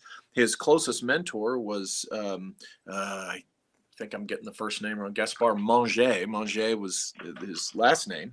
Anyway, Napoleon, after his great successes and his initial rise as a military officer, conquering Italy and doing all this stuff for France, he begins to worry some of the oligarchy, the elites of France, the political class of France, because he's getting real well known and he's popular. People like him.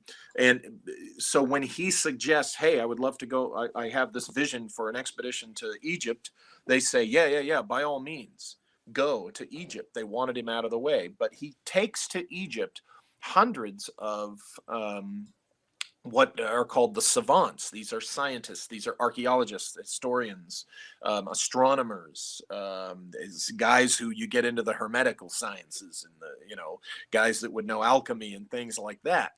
And so he goes off to Egypt, and basically, I think, and I realize this is not as quick as I thought it was going to be, but I think that he was looking for something along the lines of that, not just looking to find, to conquer a route to India, to rout the British and the Russians. And that was part of it. But I really think that to him would have been a side product. I think the man personally was looking for some answers to the mysteries of ancient history. And back then, especially, what better place to start than Egypt itself? And when I started learning that side to Napoleon, and also at the same time learning, the character assassination really is what was done to him, started by the British oligarchs. The British oligarchs were just jealous of Napoleon Bonaparte because basically he was beating them at their own game. Okay, that's the reason they really hated him. He was beating them at their own game. They wanted to be the power that controlled Europe. Essentially, they wanted to be the power that he was becoming. And that's all it was. They were no better than the character assassination and the labels they were putting on this guy. And for 200 years, this campaign to just tarnish his reputation. And when he was alive, they would say all manner of lies about this guy. I mean, they would tell their children that he would eat them after boiling them in the pot of water. I certainly think that, like, from the level of education that I got in just in high school, and he was sort of vilified as the bad guy. He was the bad guy, he was conqueror, and a fascist, and try to take over all these countries and things. And you don't get me wrong, the man did make some mistakes. Yeah, and he did some things that weren't the best thing. But England and their leadership and their monarchy was full of that. Just look what the British did to the Scottish and the Irish. It's not just in the movie Braveheart. That really happened, where the Lord could come by, and if you were going to get married, he got to have sex with your wife before you did, because he's the Lord and she's his property. And if she got pregnant, you had to raise that child. I mean, so the English sounds like a good deal for him, right? Yeah, the English monarchy is raping, these women, and that's not heinous, it's ugh. Ugh. And again, I need to specify sometimes because I have some folks from England that follow me and listen to me. They know, they've heard me say, when you hear me say the Brits in relation to Napoleon, I'm talking about the oligarchy, the monarchy, the Bank of London types, and the ruling class, the elite yeah, ruling the class in the regular royal people. family. Yeah. This is why there's no way in hell that they were, when they did get him, that they were going to put him under house arrest in England, because the common British people actually were beginning to think, wow, we can't wait for this guy to come to England. We want to meet him. And they were afraid that the people would love Napoleon. So that's Well, yeah, he's awfully charismatic. He would have to be to put yeah. itself in that position, and probably a good orator as Yeah, well. and as you can imagine, some of the people, I have people that are Napoleon haters to this day, that say, well, what about this, that, and the other? When you look, and I read thousands of pages on Napoleon Bonaparte. I mean, I did my homework on this. When you look closely at these heinous things that they point to, Napoleon did this, Napoleon did that. Most of the time, it's not Napoleon himself doing it. It's one of those dumbass underlings that a lot of leaders, unfortunately, this happens to them under their regimes. There's a couple of things you can point to that, yeah, Napoleon really did made the wrong choice there. Like the guy who got executed, he was a duke or something. Anyway, he got executed, murdered, essentially, assassinated. And it was kind of, Napoleon he could have not made sure that didn't happen, and he didn't. He allowed it to happen, and that was yikes. That was. But this idea of this monster, you'll love this. People say, well, what about the Nostradamus prediction where he was oh my God, that is such unmitigated bullshit. First of all, the guy who about 100 years or so ago, who first started talking about that, who first presented that Nostradamus predicted that Napoleon was the first Antichrist, he admitted in his own lifetime that his source for Nostradamus was a terrible translation of Nostradamus. I He don't admitted that. I don't put any stock in Nostradamus, because the guy. Yeah. So, well, It's just like I'm going to write a bunch of poems, and hundreds of years from now, people are going to find some ridiculous meaning in but you them. have to address it because people in our community, oh, but what about that? Well, the guy Sure. who first wrote that said it was bullshit. And, so I'll tell you, it opened my eyes. I came away from this research and writing this book is, je suis Bonapartiste, it's like, I like the guy. I like Napoleon Bonaparte, and there's some serious historians who are proving and showing and taking that position too, that, hey, wait a minute, Napoleon Bonaparte was not this evil demonic monster that he's made out to be. That's just a bunch of crap. And they're finally rehabilitating this.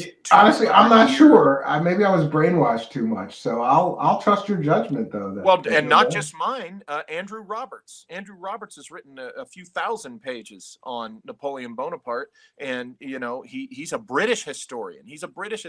But after 200 years of a smear campaign of lies, it's time that people got a little bit more of the straight story, and that's beginning to come out. And anyway, sure.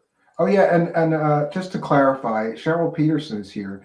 And I said that we had a lot of new people here, and she said, not exactly new people. Some of us are Bosleans, but I want them all to know you guys are most welcome here. Please come back. Please subscribe and hit that button. Well, hey, Cheryl. Hi, Cheryl. And thanks for all you who've, are here. Come over. Yeah. You're now, some people very popular guy, Mr. Bosley. Some people I have over there were with you first, and they're, like they're mods over in my thing, but you're taking my audience, Walter Bosley. I'm going to punch you in the face when I meet you. We haven't seen Modwiz in a while, but we got Philip Blair, we got Lee Veltman, Well, you can have those two clowns. I don't want them in my audience. Fucking losers. No, I'm kidding. I love those guys. We've got what's her name? Darn it, Cat. What? V. Yeah, Super V Fun Cat. She was. Yes. Now she's just V. She's just V, like Madonna. She only needs one letter. She's so well known. She just V, which makes Yeah, a lot of sense. Yeah. these are your folks originally, Well, so listen, I don't want to keep you too long. I can't tell you how happy I am that I got to interview you again. I hope when we have something else coming up that you would be well suited for, you would let me pull you in here and shake some great conversation out of you. well, did we talk about Roswell enough to the extent that people were Yeah, I expecting? mean, I think, it's kind of like we explored your theory. We went over different things. I pushed back and asked you what you think of other things. I think that we covered it pretty well and gave people what may be another perspective of what actually happened at Roswell. Well, and if here comes the plug, but again, if they want the details into why I think what I think about Roswell, I elaborate further on in my book Shimmering Light, which is only at lulu.com, lulu.com, print on demand. And that's where I go into the details as to why I think what I think and what the scenario is about Roswell. And again, I say this, I could be wrong. I have no problem saying I could be wrong. I don't. Yeah, no, that's good. That's refreshing. I like that much better than people that are so adamant that they're right in their position and they won't even accept the possibility that they could be wrong. Right? Right. Yeah. Here's the only thing I get adamant about, and I don't lie. Sure. If it's something that I'm just thinking or speculating, I'll tell you that. But I'll never lie to people. I just won't do that. And we've had, even if just one person does it in our field, in our community, or any community, that's one too many. But we've had more than one, who've done those kinds of things because Honestly, when I got deeper looking into these things, I didn't know at first that you have to look into the speaker that's saying this stuff. right. And honestly, I was a little shocked when I started doing that. I go, wait, this guy was never in the military? He said that he was in the military. Then I Right. call and I check and I try to get his records. Oh, he wasn't. Wait, this guy never went to MIT or Caltech like he said he did? There's no records? He's just making this shit up? It was shocking to me how many people just totally make up their backgrounds, their military service. You know what That's you why told I value people like you who are still into this stuff so much more because you can prove everything you say about your background. It's important what that you trust the speaker who's bringing you the information. Absolutely. You have to consider your source. You have to look at the sources of things, and that. But what now I'm wondering. You told me that your version of the DD-214 was different from mine.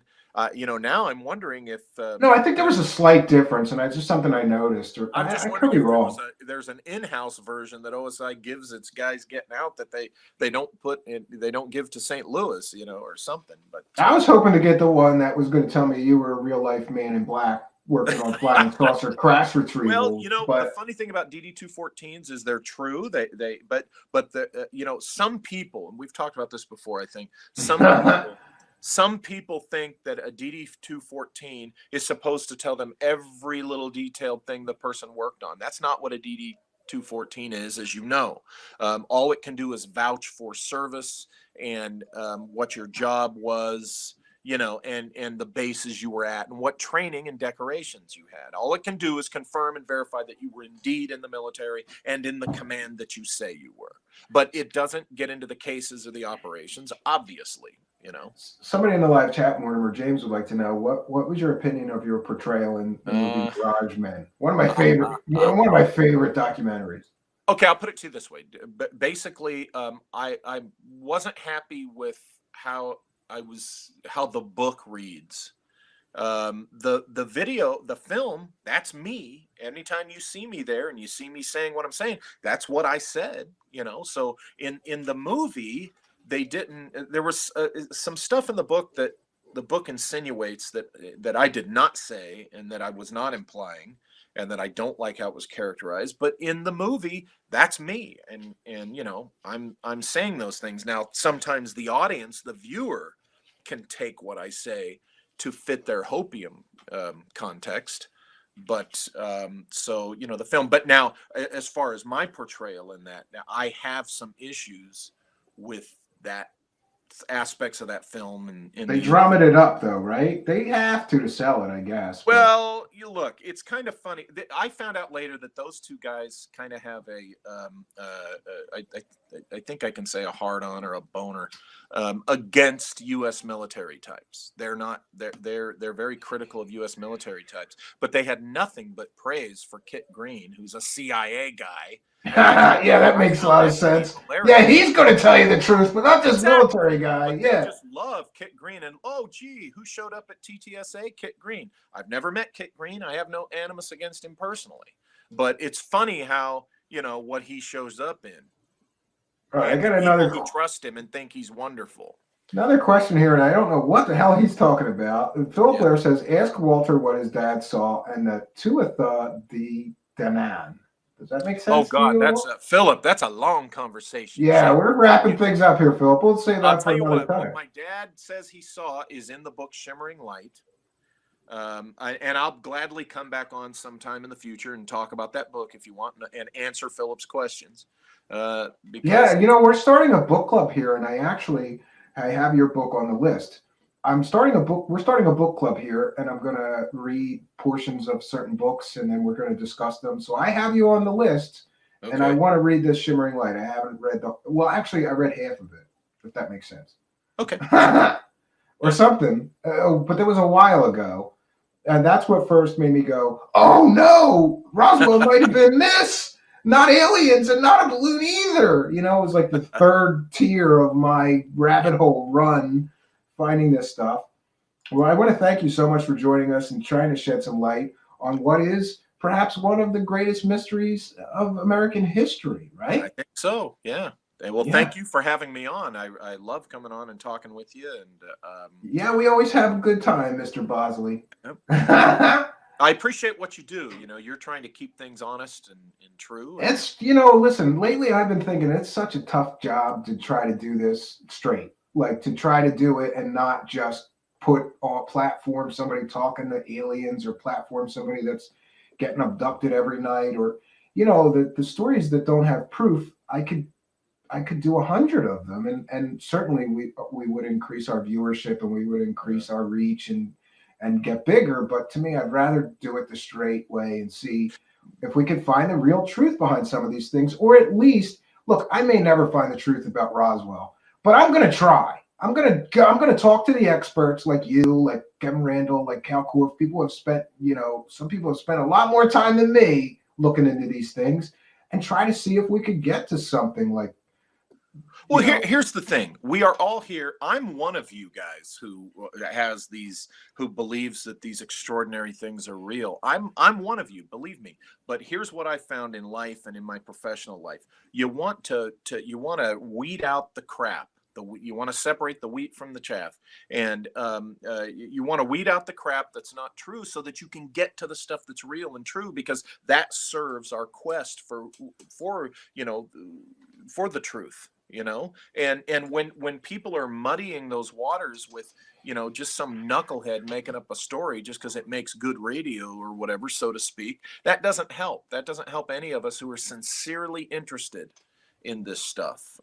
Sure. Yeah, and I've got some substantial and supportive evidence that I'm going to be laying out in my new series, Comic Disclosure, that I think is very compelling, that might point to the fact that the United States government purposefully employs some of these people, helps them avoid prosecution for some of their, let's just say, less than scrupulous fundraising activities and other things, in order to incentivize them to push certain narratives and to make the serious study of these subjects sort of laughable and ridiculous. There's a reason people laugh when you mention UFOs. As a guy who conducted and ran ops and stuff, what you just laid out there, anybody who's ever run an asset or a source as a law enforcement agent or officer, what you just described there, that's within the realm of reality and possibility. So I agree with you. I think there's got to be some of these people in the community that definitely now I'm not going to say the word definitely, that goes against, I suspect probably, most likely, most likely could be this. And so I would agree with you, because that's not out of the realm of possibility at all. All right. Well, I'm going to let you go, Mr. Bosley, and I'm going to wrap up a little bit of show. I'm not going to hold you over, because sometimes I will hold the guest over and then talk off air. But we could do that another time, or after I finish. I have to just wrap up some show business. Do it. About the upcoming book clubs and upcoming guests and a few other things. And I don't want to keep you any longer than I have to. I do appreciate your time. I'm so glad that your health is improved, and I'm Thank really, you. I'm keeping in my thoughts and prayers and meditation. Some of Thank us can do the love and light thing and not be all woo-woo crazy. But I do think of you and think positive, good things and healing that's energy enough. That'll work. That's for my powerful. friend, Mr. Bosley. All right. I'm going to throw you out now. I hope we do this again soon. You're always welcome, Mr. Bosley. Thank you for your time. Have a good night, Steve. You too. And bye-bye. Good night to everybody. Thanks.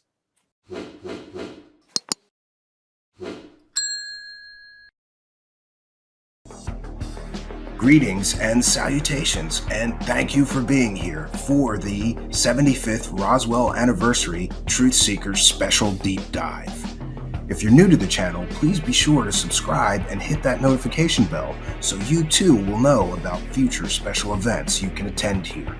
I wanted to take a moment to thank all of our kind and generous benefactors, because people all over the world send a few bucks in pledges, either through PayPal or through the super chat down there in the live chat, the money button, super stickers, we have and take Cash App pledges as well. I want to thank everybody who has signed up to be a Patreon member, because for as little as $1 a month, you can get some extra content from us here.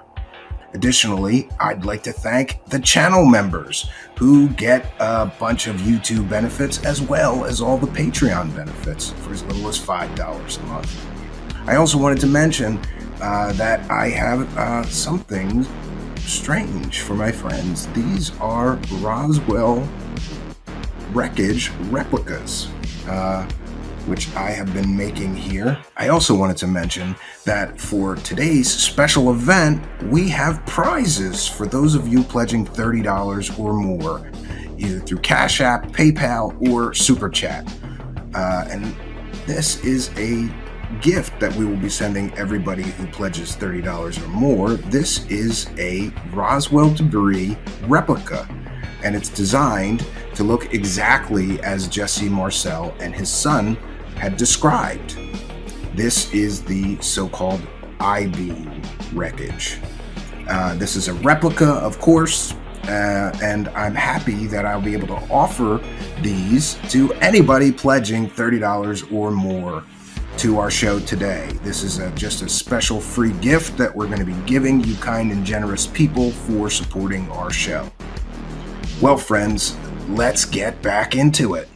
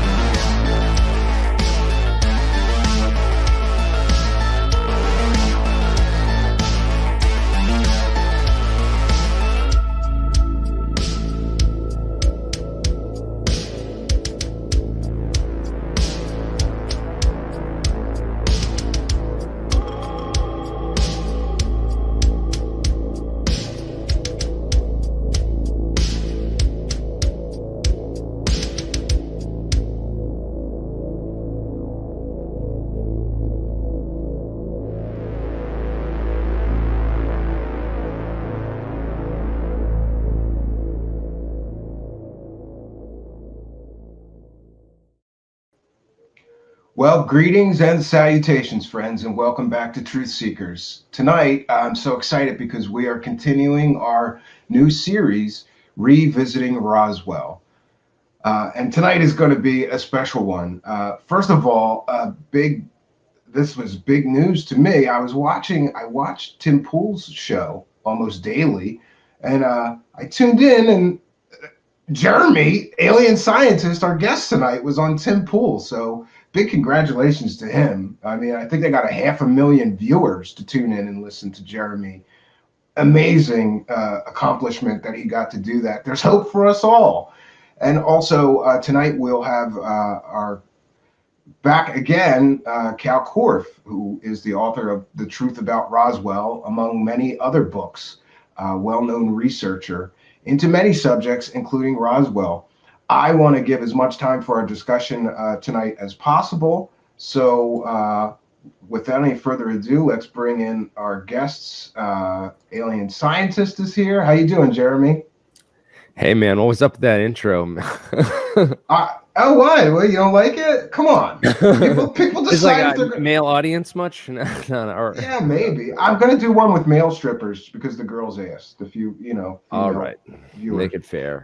Look, I want to apologize to you in advance because you just did like the biggest podcast on earth, right? And now you're on my show, slumming it. I know, I'm right? sorry about that. And let's bring in our other guests.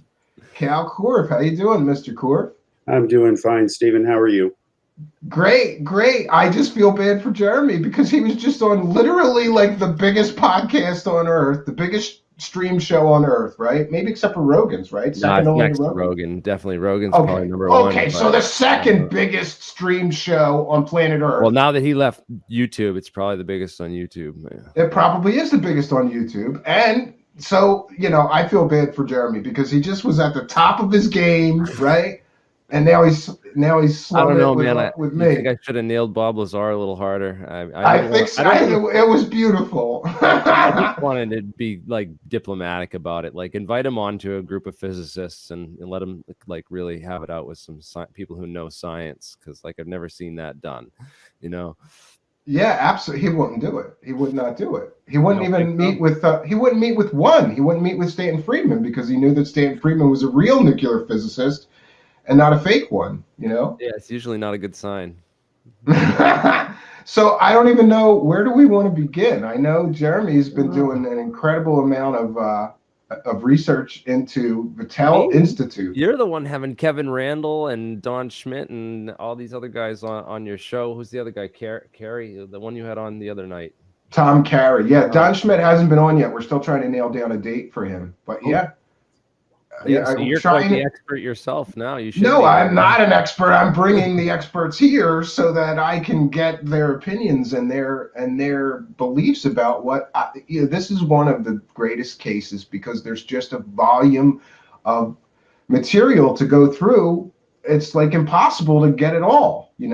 People are sending me other books that I never even heard of. Right on. Well, hey, guess what? You got the expert here, and I'm the one who actually referred him to your show. Yeah. People don't know this, but when I had Michael Horn on, Jeremy reached out to me and he was like, "You got to have Cal Korff come on and bust Michael Horn's bullshit after he comes on your show." And I went, "Absolutely!" And so that started a friendship. It's thanks to Jeremy here that we got Cal Korff to come on multiple times now. So thanks for that, Jeremy. It's all his fault. Yeah, for real. So where do you want to begin? Can we begin with something about the materials? Because I know you're very focused as a physicist, and you have an intense interest in these materials that people claim were recovered from what could have been a crashed alien spacecraft.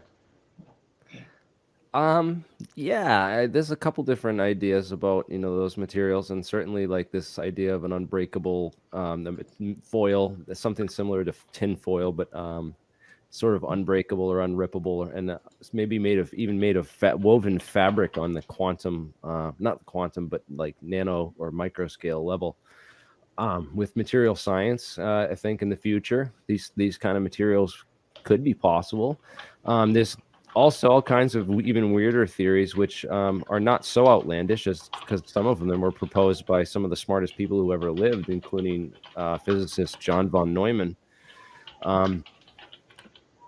Cal, can you mute while you're typing just real quick? Oh, I'm sorry. That's me. I apologize. Sorry, sorry. That's I'm tweeting out the distracting. show. I'm tweeting out the show. I saw right? his hands moving, so I'm sorry for making the accusation. Yeah, I apologize. I should do that. But John von Neumann, he was like probably one of the smartest men who ever lived. Arguably, he used to be known as the human computer. He was one of the guy who actually like built the firing sequence that made the atomic bomb possible, and did most of the calculations for the atomic bomb for the Manhattan Project. He had top secret security clearances in 1947, and would have been, probably one of the top people in their field for as far as experts that would have been consulted to go out and look at a craft like Roswell. And it's interesting that he published a paper in October or late 1947 on self-replicating space probes. And I've heard talks about the machine was trying to put itself back together and things of that nature, which open up all kinds of possibilities for future technology, but as well as maybe it was a weather balloon. I don't know. I don't know weather balloons that can put themselves back together, but not that there's any direct evidence of that, because as we know, the Air Force and the military, the Manhattan Project involved over 400,000 people at that time, and they were able to keep secrets very well from them. And I think that it's quite possible, given the infrastructure available at that time, to have kept a secret like this. It's certainly plausible. It's not outside the realm of possibilities. I don't believe. But again, I'm after evidence, and and also just educating the public about science and what's possible in the future as far as aliens go. Yeah. So Cal, though, your argument is that it was the mogul balloon, there was no alien materials. But what about all the witnesses that talk about these strange materials? Wouldn't they know the difference between mogul balloon parts and something much more exotic, like possibly an alien spacecraft? Well, first of all, before answering, I'd just like to give everyone watching this kind of a proper orientation as far as where I'm coming from on the issue of Roswell. I've devoted my existence since October 19, 1973 to three things: conduct original research. Original research is original research. Finished research left unresolved or incomplete by others, or look at existing issues, try to understand them, add further insight, do what I can to help, and move on. And I have been consistent at that since 1973. I'm also one of the 4 original Roswell UFO researchers. I'm one of only 3 left alive. And all of them, except the one that just passed away, Stanton Friedman, believe that Roswell was mogul. The evidence for it has always existed. In fact, the reason I wrote the book I did, you mentioned Kevin Randall's book, not mine. It's the Roswell UFO Crash, What They Don't Want You to Know. This is it here. Yeah, I'm sorry. I'm getting a little confused. There's so many books. I apologize. Sure. I'm just letting people know this is the book. This was written for one reason only. I call Prometheus Books because they published my Billy Meyer expose. And I said, what are you doing for the 50th anniversary of Roswell? I'm just curious, because I had heard that Carl Flock was writing a book, but he made the ridiculous conclusion that the UFO slammed into mogul and they both came down. The reason he made that conclusion, and Prometheus rightly rejected that book, is because he was trying to square the lying accounts by hoaxers like Glenn Dennis and Frank Kaufman. He didn't believe Kaufman, Randall did. But Glenn Dennis, he wanted to believe he was credible, and he ended up being a hoaxer. So when I heard what was going on, that every single publisher was going to say it was all true and they were lying, I'm being blunt. I had these discussions with publishers, okay? I was there, and we knew that Philip Corso's book was coming out, and it was going to be the bestseller. And we knew what he was going to say because he was making calls to everybody asking about Roswell, because he was trying to make up and fit his story together. He knew he was dying, going to leave some money for his family, etc. Okay, so all this goes down. And what happened, and this is a matter of record that nobody can deny unless they're a denier, and the public needs to know that. I am the person that Stanton Friedman counted on and Bill Moore counted on to be the go-to guy regarding Roswell and a handful of cases. And I have the original photos of the debris that Major Jesse Marcel signed off on and said this is what was found. Now, my book proves that when you look at the original eyewitnesses from 1947, I'm not talking about the hoaxers later. I'm talking about the original eyewitnesses. And it's all in the book. I've got a chart here to share with you. You can see that the testimonies are very consistent for a balloon. Bessie Brazzle said, it looked like a balloon that had burst. That is a quote. She remembers putting her wrist through a ring. It was the O-ring on the mogul array. She said she did it because she's a girl and it reminded her of a bracelet. She thought it was cool. A lot of guys wouldn't do that. Girls apparently do. Loretta Proctor, who's touted as a witness, she only started to claim to be a witness after her husband Floyd died. In the original testimonies published in the original Roswell incident book by Bill Moore, it says very clearly they never saw anything because tires were too expensive. They didn't want to drive all the way down there, and nothing was described that made them excited. So when you break down all the testimonies, you see that you have basically Jesse Marcel and Stanton Friedman in there, basically cooking the books a bit. You look at people who handled the Roswell debris. Warrant Officer Irving Newton, he met with Professor Charles Moore years later in a Discovery Channel special. He said point blank, this is the material that was in the office. Moore still had some of it. He said, yeah, that's it. You've solved it. Okay. So when you have to separate the so-called new Roswell eyewitnesses, which are bandwagon jumpers, promoted by people who jumped on the case years later. These are people like Kevin Randall, Don Schmidt. They're not the original researchers, versus people who did the original work. And because I saw those photos in a press event with Bill Moore, which is a matter of public record, and I've never put that article on the internet. It's on the new expose on Roswell, the update. Case closed. I've got the photos. You can date them. Our fingerprints are all on it. Case closed. But what about the debris switch? And we have Dubose and Marcel both claiming that the pictures, the famous pictures of the debris, is not what they collected at the ranch, is not what they... No. In fact, I have published in not only in my Roswell book, but in many articles every time I've written about this, including in the new, the Annie Jacobson book here. I reprinted in there because there's a whole chapter on Roswell, what really happened. I show him saying in 3 separate interviews, he says there was no debris switch. That's bull. Okay. Well, this is why I have such difficulty, because I have you who's... Yeah, go ahead. I actually agree. I agree with Cal. I think the chapter in Annie Jacobson's book was absolutely wrong in her assessment. Like that this was she also said it was like a Russian hoax, and there was like Joseph Mengele. Yeah, and all these, and then they were using Harlequin baby bodies for the aliens and stuff. I just don't think that. You mentioned a couple witnesses like Frank Kaufman and Gerald Anderson, who came after, and Gerald Anderson had tried to embellish this Plains of St. Augustine site, which was a longer way away. And I agree. Those two both I've determined both of those witnesses not to be credible either. But you've got to go back to foundationals. It doesn't matter what the case is. And I have limited my UFO investigations, as my published record shows, to binaries. The Meyer case, it can't be half real. You can't have 30 photos of a Pleiadian beam chip and only photos 5, 6, and 7 are real. The rest on the slide rule are fake. Physics doesn't work that way. So, okay. So we looked into the photographers. Apparently, they brought in some other photographers. You mentioned these photographers.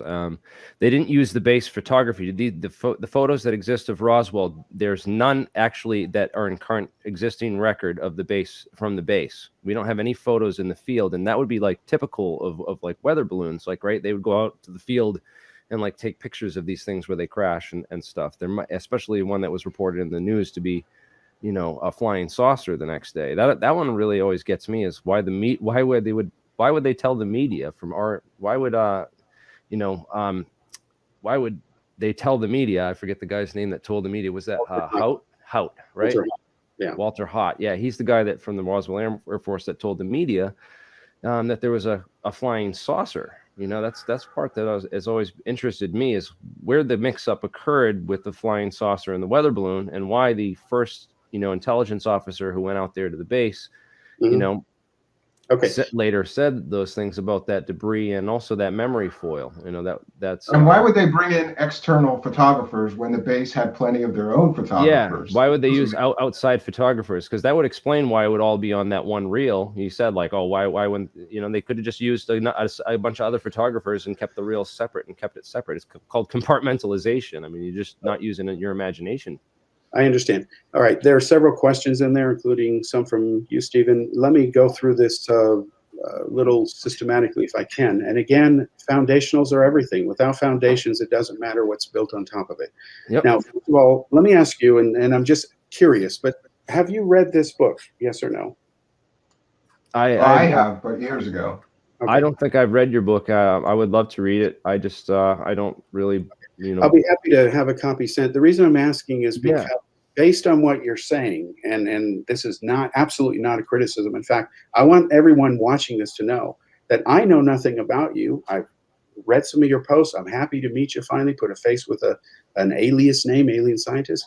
And this is a cold turkey thing. I have no preparation here. I've got a few things to show people. Yeah, it really exists. But okay, yeah. So I know but one of the big things in your book was Sheridan Cavett, and you focus a lot on Sheridan Cavett and Newton as you're like those are your two prime. No, they're not the primary. Now I want to lay out my case because you haven't read the book. Okay, real quickly.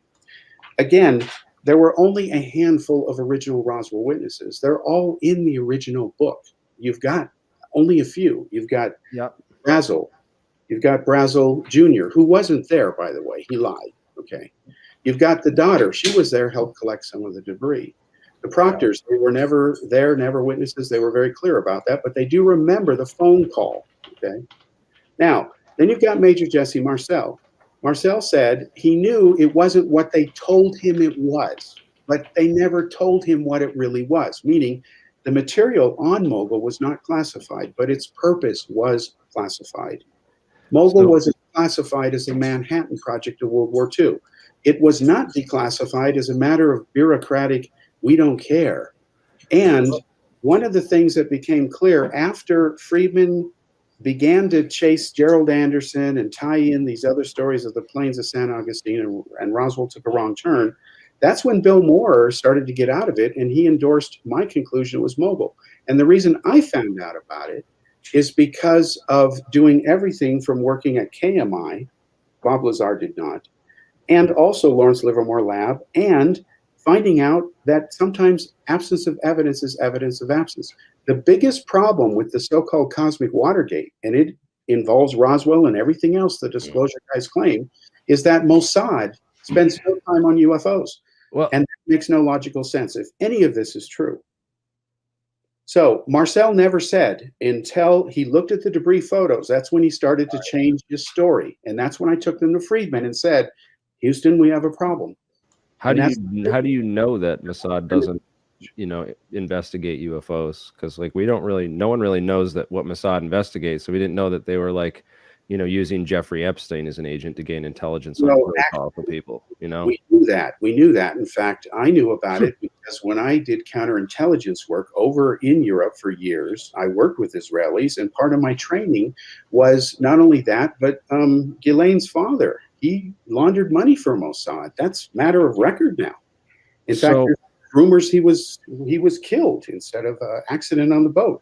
So I'm saying, but in fairness, though, Cal, like the U.S. government claimed. I remember Obama famously claimed that there was no program investigating UFOs. Years later, we find out, yes, there is. Couldn't they have a program and it would just be a higher level of classification than you could have been exposed to?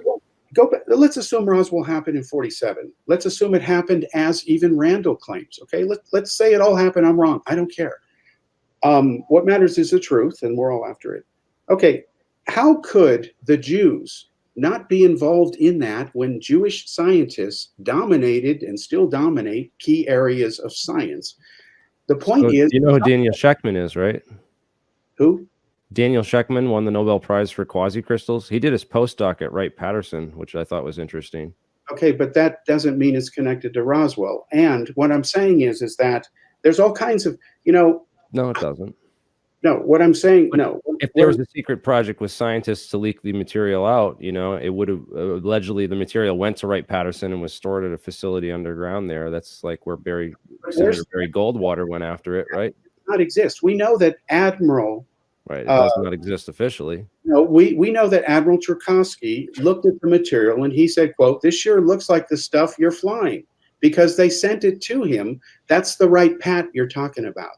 He said and told people, yes, this looks like the stuff you're flying. He was on the phone with Moore and said, this is it. It's mogul. Then they came up with the weather balloon story, which was a cover story. The reason the base photographer didn't photograph it is because the media was alerted and the AP photographer, Johnson, went there, okay? And he took the photos, even helped position the wreckage. What's important is that none of them described any exotic materials. Those claims are limited to Jesse Marcel after he was starting to be nailed for inconsistencies. No, they're not. I mean, was there more than one? There was more than one witness to the materials, though. Yeah, but right in the Air Force's Roswell report, if you go on Control F for Sally Strickland Tadolini, she said that what Bill showed us was a piece of what I still think as fabric. It was something like aluminum foil, something like satin, something like well-tanned leather in its toughness, yet it was not precisely like any of those materials. It was about... Other than her word that she was a witness, there's no evidence to support her claim. Right, because the Air Force confiscated it all and threatened all the witnesses, and then they all spoke out years later. It's just as plausible of a story. Who said they were threatened? Frankie Rowe? Because her father was in the Roswell Fire Department? They made runs outside Roswell. That doesn't prove they were on the... Dan Dwyer was a member of the fire department too. And he said he was involved. His daughter claims it. Beverly Bean claims her father was involved too, and he wasn't. Melvin Brown. Sheriff Wilcox's daughters, reported there was a shoebox full of the material, and they said it was not it was crumpled up like a ball and it would unfold itself. And those testimonies don't exist when the originals were talked to. Friedman, Moore, we tried to find everybody. And isn't it possible if people were threatened that they kept their mouth shut for a while about it and later told their story? Yeah, they're so threatened that they issued a press release to talk about it. No, the claims of threats have to have evidence. That would have come after. I mean, that was before like the higher ups. So they said it went up the chain of command. It went from Blanchard over to General Ramey at Fort Worth, and then from there to Wright-Patterson. It went right up the chain of command. Okay, let me ask you this: have you read Major Jesse Marcel's military file? Yes or no? I mean, I know your attempts to discredit Marcel as a witness. That's the best. That's all you have left on the case. Wrong. You are mischaracterizing what I'm saying. I know how I feel and think. No one speaks for me. I do it myself. Okay. I was the first person to publish his file because what was in there needed to be made public. I'll summarize it briefly. You can't argue with it. It is a fact. It says in there that he was not a pilot. In fact, General Ramey felt sorry for him. He was written up for exaggerating events right after Roswell. It's in the report. The assistant base commander... Better way to later discredit him if it was a real event. They could have just... No, they didn't discredit him. They said this person has a tendency to magnify problems he's confronted with, and that one day he'll make a fine officer, but he needs some work. For example, he's not a rated pilot. That's a tough handicap to have when you're full of Top Gun pilots there, the only nuclear air base at the time. Now, what happened was Marcel lied and said he had a bachelor's degree in physics. I asked Friedman, why didn't you talk to him about that? Because you love physics. Why didn't you guys share atomic stories? Well, Friedman dodged the issue because he never had a bachelor's degree in physics. Now, why would someone lie about claiming they have a bachelor's degree in physics, even name the university, and it turns out it's not true? He said he resigned from the military because of all the career opportunities in D.C. In fact, he said that he had written the announcement on the radio about the Russians blowing off a nuke. No, he didn't. Truman read a press report. Secondly, Marcel left because of a hardship discharge. It says in his file his mother was not doing well and he needed to take care of her. So as I noted in my book, there's no shame in that. But why make something up? And then He says he was the only survivor being shot down in the Pacific. That isn't true. He was never shot down. He was never an ace. He never got 5 air medals. He got 3 because he happened to get on a flight that saw some action overseas. He was a cartographer. There were other claims he made that weren't true. Even his son said to me, my father did have a tendency to exaggerate on occasion, quote, unquote.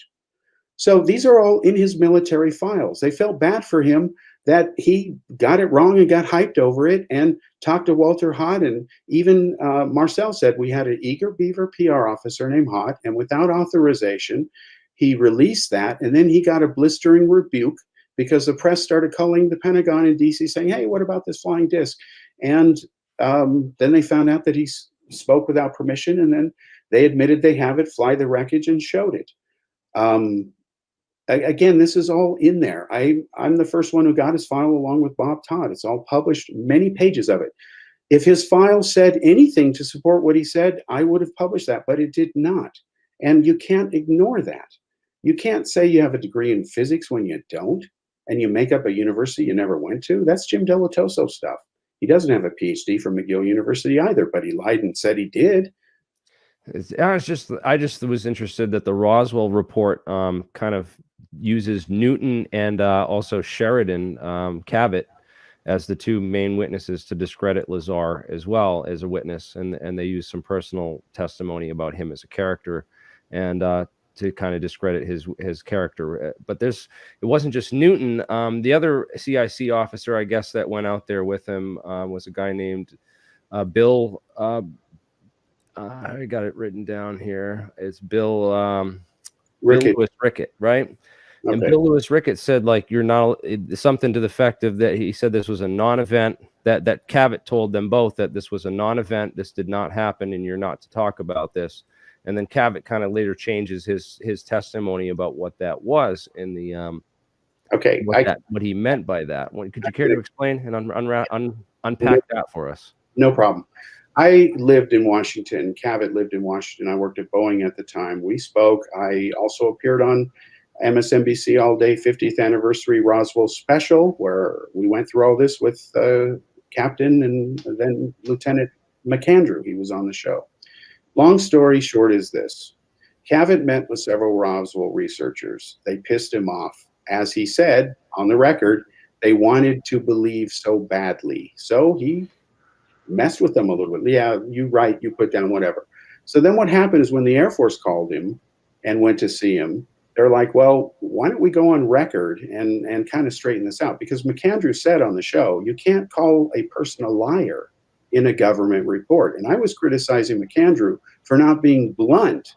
Here he is saying they're lying without using the L word. And I just thought there's enough readers out there who are going to use that as, well, he's not saying he's lying, even though it's obvious he was. So what happened is Cabot said it looked like somebody's balloon. It wasn't a big deal. He was pissed off they wasted their time because it took a while to get out there. Rickett made up a lot of stuff. He loved a good fish story. In fact, he made up stuff about investigating UFOs with Dr.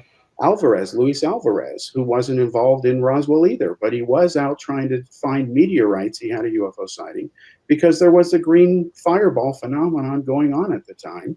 And they thought maybe this might explain some of the sightings. It did explain some of the sightings, but the green fireballs were ultimately figured out to be astronomical phenomenon, not spaceships.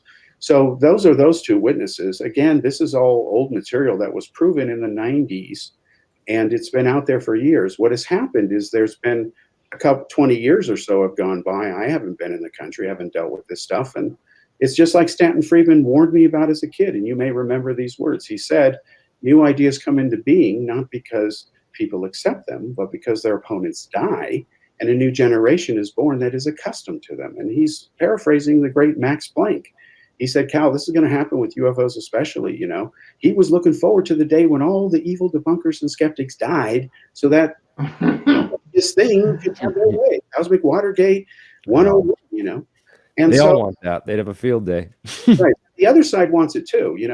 I had good conversations with Phil Klass, and he told me point blank that if he could find anything He would love it because he works at Aviation Week. There were other UFO researchers, hardcore atheists, where the idea of anything out there is just, it's all humans, the pinnacle of whatever. That's extremism the other way. So in my long-winded way, what I'm saying is that all of the core foundational stuff, where the people who were really there, no question, 1947, not the people who said, oh, now I'm seeing I was there. None of that has held up. And we have those photos. We were the first, I was the first to analyze the Ramey memo from these photos Bill Moore gave me, because they were made from the original NAICS. And that's why when others talk about molecular properties getting down in there, it's Rorschach's. It's not credible. I'll give these photos up to anybody to enhance them. They won't find any secret hidden message there. It's complete bullshit. And we dealt with this in the 80s. And it's frustrating to see people. Yeah, there's nothing actionable that can be resolved from that, and it turns into a game of cryptography where you're just trying to crack a blurry message and to mean whatever. Or seeing what you want to see. Yeah, see whatever you want. Pareidolia. Yeah. So to me, one of the big strikes against Roswell happening, the way people claim, okay, is the fact that when I lived overseas and was in over 24 different countries, talked to all kinds of people who were in the Cold War and everything else.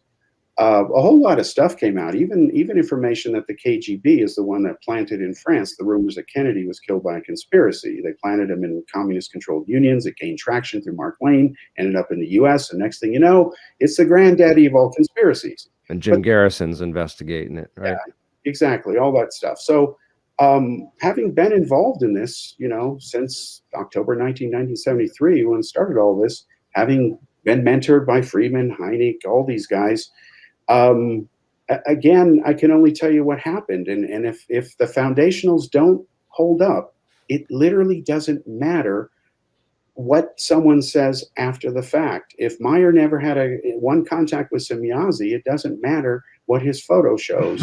But I'm Cal, jealous. even if I'm we definitely take jealous of Cal that he got to meet Stanton Friedman, though, man. You were like your picture with him at like 17 years old. That's pretty cool. You've been in this a long time. Yeah, I met him when I was a kid at 13. I started lecturing because of him. I saw him. I came back to my teacher all excited. And I said, wow, a lecture. I never knew as a kid there was such a thing. And I said, I know everything he's saying. I could lecture. And he goes, well, go ahead. Next thing I know, I'm doing hundreds of lectures, thousands of them actually. Over the years. Cal, if we take Marcel's eyewitness testimony about the debris away, there's still an awful lot of people that claim that these materials had all these strange properties. We have but look not at a lot of people on record. I mean, there's the guy's Sergeant Leroy's wife. Apparently, someone interviewed these. Someone went and tracked a lot of these witnesses down because a lot of time period passed, and so a lot of these guys died in the 80s and 90s because they would have been 80 and 90 years old. Yeah, I want you to know. I mean, I've got tables on my other monitors here of, the claim is there's hundreds of witnesses, which is not true. Again, look at the first 11, which are core. Everyone agrees these guys were there. Mac Brazzle touched the debris. Kite, foil, and rubber. That is his published descriptions. What about the sergeants, the 3 sergeants? June. Apparently, they brought just sergeants out. They didn't bring soldiers out. It was the fire department and a bunch of sergeants who were the only ones who were brought out to have clearance. There was no fire department. In fact, the reason that the 2 CIC agents came along is because Blanchard told Marcel, as the senior intelligence officer, I've got 2 CIC agents assigned. You take them with you. Go out and see what it is. He was thinking it might be a military thing. They didn't know because things were flying all over because there were these radar targets. They were seen across the country. There were rewards for them. In fact, Mogul itself had a they offered $50 reward, as I recall, if you found any piece of it and it had a tag on it. You had to turn in the tag to prove it was really from them because they wanted some of the instruments back. What about Marcel Jr. and his description of what may be hieroglyphics? I mean, there's not hieroglyphics written on Mogul balloons, is there?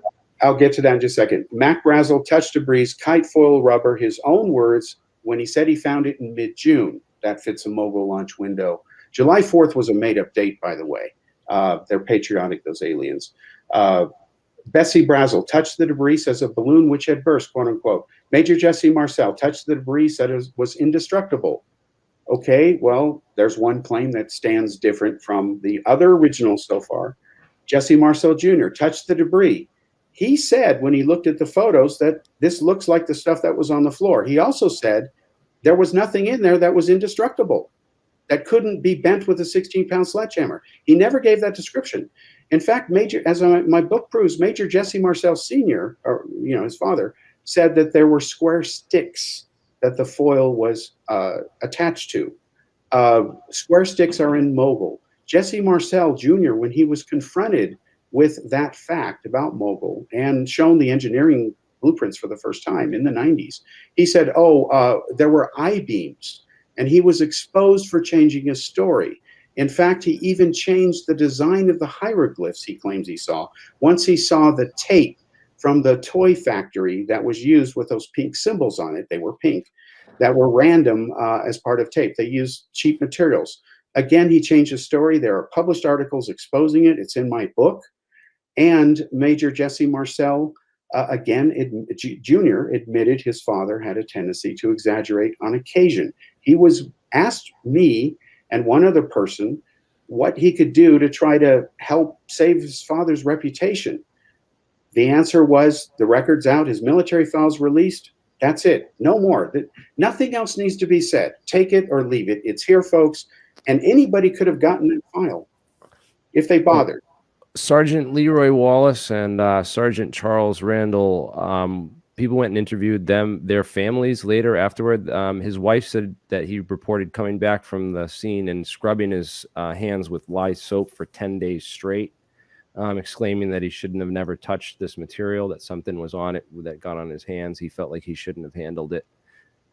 Well, we knew that whatever was recovered was handled by plenty of people, and they lived a normal life and died naturally. Sheridan Cavett touched it. Lewis Rickett touched it. James Bond Johnson touched it. Irving Newton touched it. He's in the photos. Professor Charles Moore. Well, we don't know that Irving Newton touched it because Irving Newton was just brought into the press office to the weather balloon that was in Ramey's office. I mean, they could have done the material switch beforehand. No, we do know, as Sheridan Cavett said, he personally went up to the plane. Yeah, that's Sheridan Cavett, but Newton's at right field because the stuff was flown from Roswell to right field. And then at right field is where, not right field, sorry, at Fort Worth, Texas. He's the base weather officer. So Ramey calls him up and says, get your ass down here, quote unquote.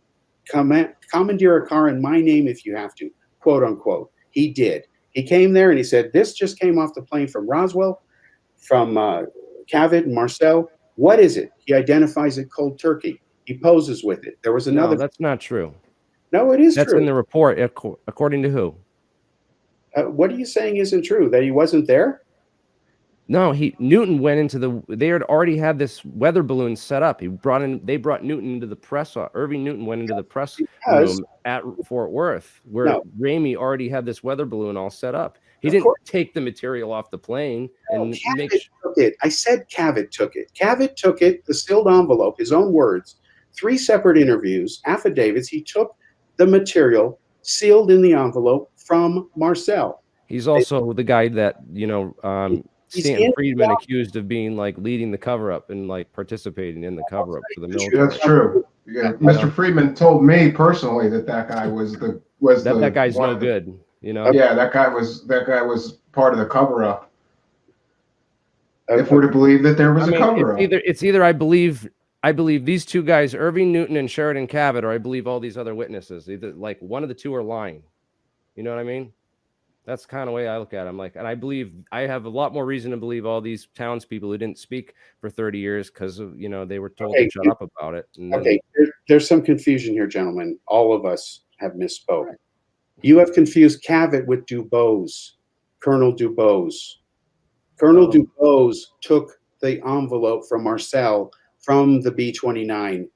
He was the adjutant to Ramey. He walked. Yeah, okay, so it was Dubose. Dubose said they have a video of Dubose saying there was a material switch. He's one of the guys. Dubose, video of him saying Dubose says in 3 separate interviews, even with Randall, "Oh, bull, that debris was never switched."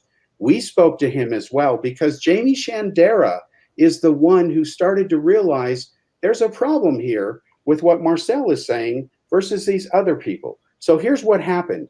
And there's other people who know about this. Maybe even Randall does.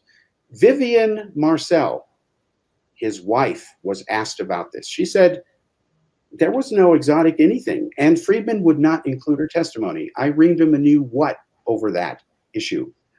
Not only that, on the lack of a debris switch, Newton was called in to identify it because he said, the press is here. Let me call the weather guy. See what he says. Cold turkey, they called him. Commandeer a car in my name. He left the tower, came to Ramey's office, posed for photos with the other photographer as well. They're all in the photos together. So again, if you go back to the original stuff, before they started to retrofit it, well, that's the less exotic stuff that was in the photos. Oh, now you say that because we're pointing out that it matches Mogul. See, this is where the fish got bigger. And again, you have evidence independent of Roswell. He got written up for it. It's in his military file. This officer has a tendency to magnify problems he's confronted with. That was written by Colonel Payne Jennings, the assistant base commander, right after Roswell. That was not a coincidence. So this all has to be accounted for. But Cal, all these other townspeople, like, it's not like they all made a bunch of money off of making up a story about this debris. And there's so many different witnesses that testified that this was some kind of exotic material. And plus, these intelligence officers would know a balloon. That's the big problem that I've always had. They would know what a weather balloon is versus something more exotic. The highest ranking guy to ever come forward as a witness, it was, I believe, General Arthur Exon. And he was the right material science guy, like at Wright-Patterson Air Force Base, that would have received this stuff. Okay, again, it's exposed in this book. Exon admits that Randall put words in his mouth, and he says, you give me more credit for involvement than I really was. He admits, all I did was hear stories. I know nothing firsthand, but you'd never know that if you read every Roswell book, except the ones that publish the full story. Because again, if the originals don't work, it doesn't matter afterwards. So how do you square them? Okay, you have to say, well, they both can't be right. So how do you explain something later with no proof? It has no proof. Exon said, you gave me more involvement than I really was. His exact words are published in this book, in his letter to Randall, saying, good book, but hey, you gave me more whatever than I just heard stories. That was it. Okay, that's different than saying he was, he did. No, he said he just heard stories. That's all. And we do know because, again, this became U.S. official policy during the Cold War in the late 40s. UFOs were then used as a deliberate disinformation campaign by the government. And I did a special back in late 1990s with Discovery called Secrets of Area 51 Revealed, where we talked about how this was done, how the SR-71 Blackbird was deliberately flown across pilots to cause UFO sightings. It was painted silver, so they saw a streaking disc go by, Mach 5. So, of course, it remained unexplained. It's contaminated the Blue Book files. They were secret flights to cover. The CIA did not tell the Air Force at that time that that plane existed. I believe the Tic Tacs today are a hodgepodge of events. I believe we do have some really gnarly ass high-powered drones. And I do believe the incident cannot be taken at face value because it's got serious problems. And that this is something the US government is doing, and this UFO task force is really a task farce. And how convenient the Navy should be in charge of it. Since when are UFOs a water problem? They're a space problem. The Air Force won the territory wars years ago. So why is the Navy in there? It's because they've got some underwater toys, and we've got vehicles that can go in the air and underwater too. So do our enemies, by the way. I found evidence of that when India was trying to join Aegis when I was working there doing defense reporting. Well, we could go to the stories of the alien bodies then, and all these people who claim that they saw alien bodies or took part in, then those people are all lying too? No, Stephen, nobody saw any bodies, the originals. That happened later. Even in the Roswell Incident book, the reason I showed that diagram of the hand on the last show was because that was taken from Len Stringfield's work. Len Stringfield was working with Marcel as well. We were as well, by the way. And again, I told you, and I showed you that graphic, it's all in the new book. By using anatomical experts, we talked to all these witnesses, the crash retrieval, cases, and we could tell by the anatomy problems that they were not telling the truth. But you have instead the mortician ordered those coffins and stuff, and then they said like that all the ice was missing from town, even and all the they bought out all the ice. The army came in and bought out all the ice in the town. Well, he says that, but he wasn't a mortician. He was an embalmer. There's a big difference. Nobody who's truthful would make another claim. Secondly, Stephen, you mentioned a good point. These people aren't making all this money. That's not true. As I showed in the book, and you may remember this, I checked with the Roswell mayor's office. On the 50th anniversary, even the press said they're absolutely giddy because 22% of the city's revenue comes from hyping Roswell. They had 5 crash sites at the time, okay? And like Hugh Corn, that's complete nonsense. So the Foster Ranch has been sold again. Who knows what's going to happen to it? Apparently the new owner, based on what I heard, doesn't care about it, the Roswell stuff. But the city loves Roswell because without they for sure the city is making money. But I mean tourism. Individual witnesses, the individual witnesses who told their stories Frank didn't appear to make money. No, Frank Kaufman made a lot of money. In fact, he became world famous because of Randall, and he was the president of the Roswell Chamber of Commerce. Lucky sucker. Boy, he's blessed. And his good buddy was Glenn Dennis. So there you go. What a small world. Wow, they all happened. I mean, just because they're opportunists, and then there's evidence of certain witnesses that lied. I don't think that means we can just throw the entire baby out with the bathwater. I like to still use my imagination and say like, oh, what if, what would it be?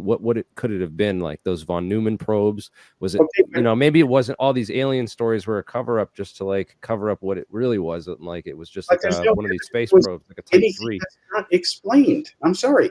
When Bill Moore, the original author of the Roswell incident, says it's meets with me and says you're right. Well, what about the Twining Shulgin memo? I mean, there was an Air Force memo exposed as a hoax. Look it up. Bob Todd exposed it. He found the original. It's a copy and paste job. Nobody takes. There's also an FBI memo though, right? That talks about the recovered flying disc. Yeah, that talks about the Army recovered a flying disc and they will not give us access to it. No, that doesn't make sense. There were 2 FBI memos. Okay, one was a paraphrasing of a original press report, which was inaccurate. And you look in that memo, and it says very clearly, it's in the Roswell incident book, that the device looks like something hanging from a kite or a balloon. Okay, that's in the description. All right. Nobody said, "Hey, we're launching Mogul to spy on Russia." No, they didn't say that. Secondly, the other FBI report was actually an FBI tip informant report. Somebody had gone to see Frank Scully.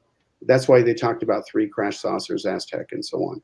He was reporting what he heard him talk about at a UFO get-together, was concerned, and just like Friedman was reported on by the FBI here and there, because the way he was accusing them of, being in a cover-up like that, some patriotic Americans take that a certain way and say, well, I believe my government, I'm going to report him, or they believe him and want to do things against the government. So those 2 memos are accounted for. I have to laugh when they get recycled in the internet every few years, especially by the British press.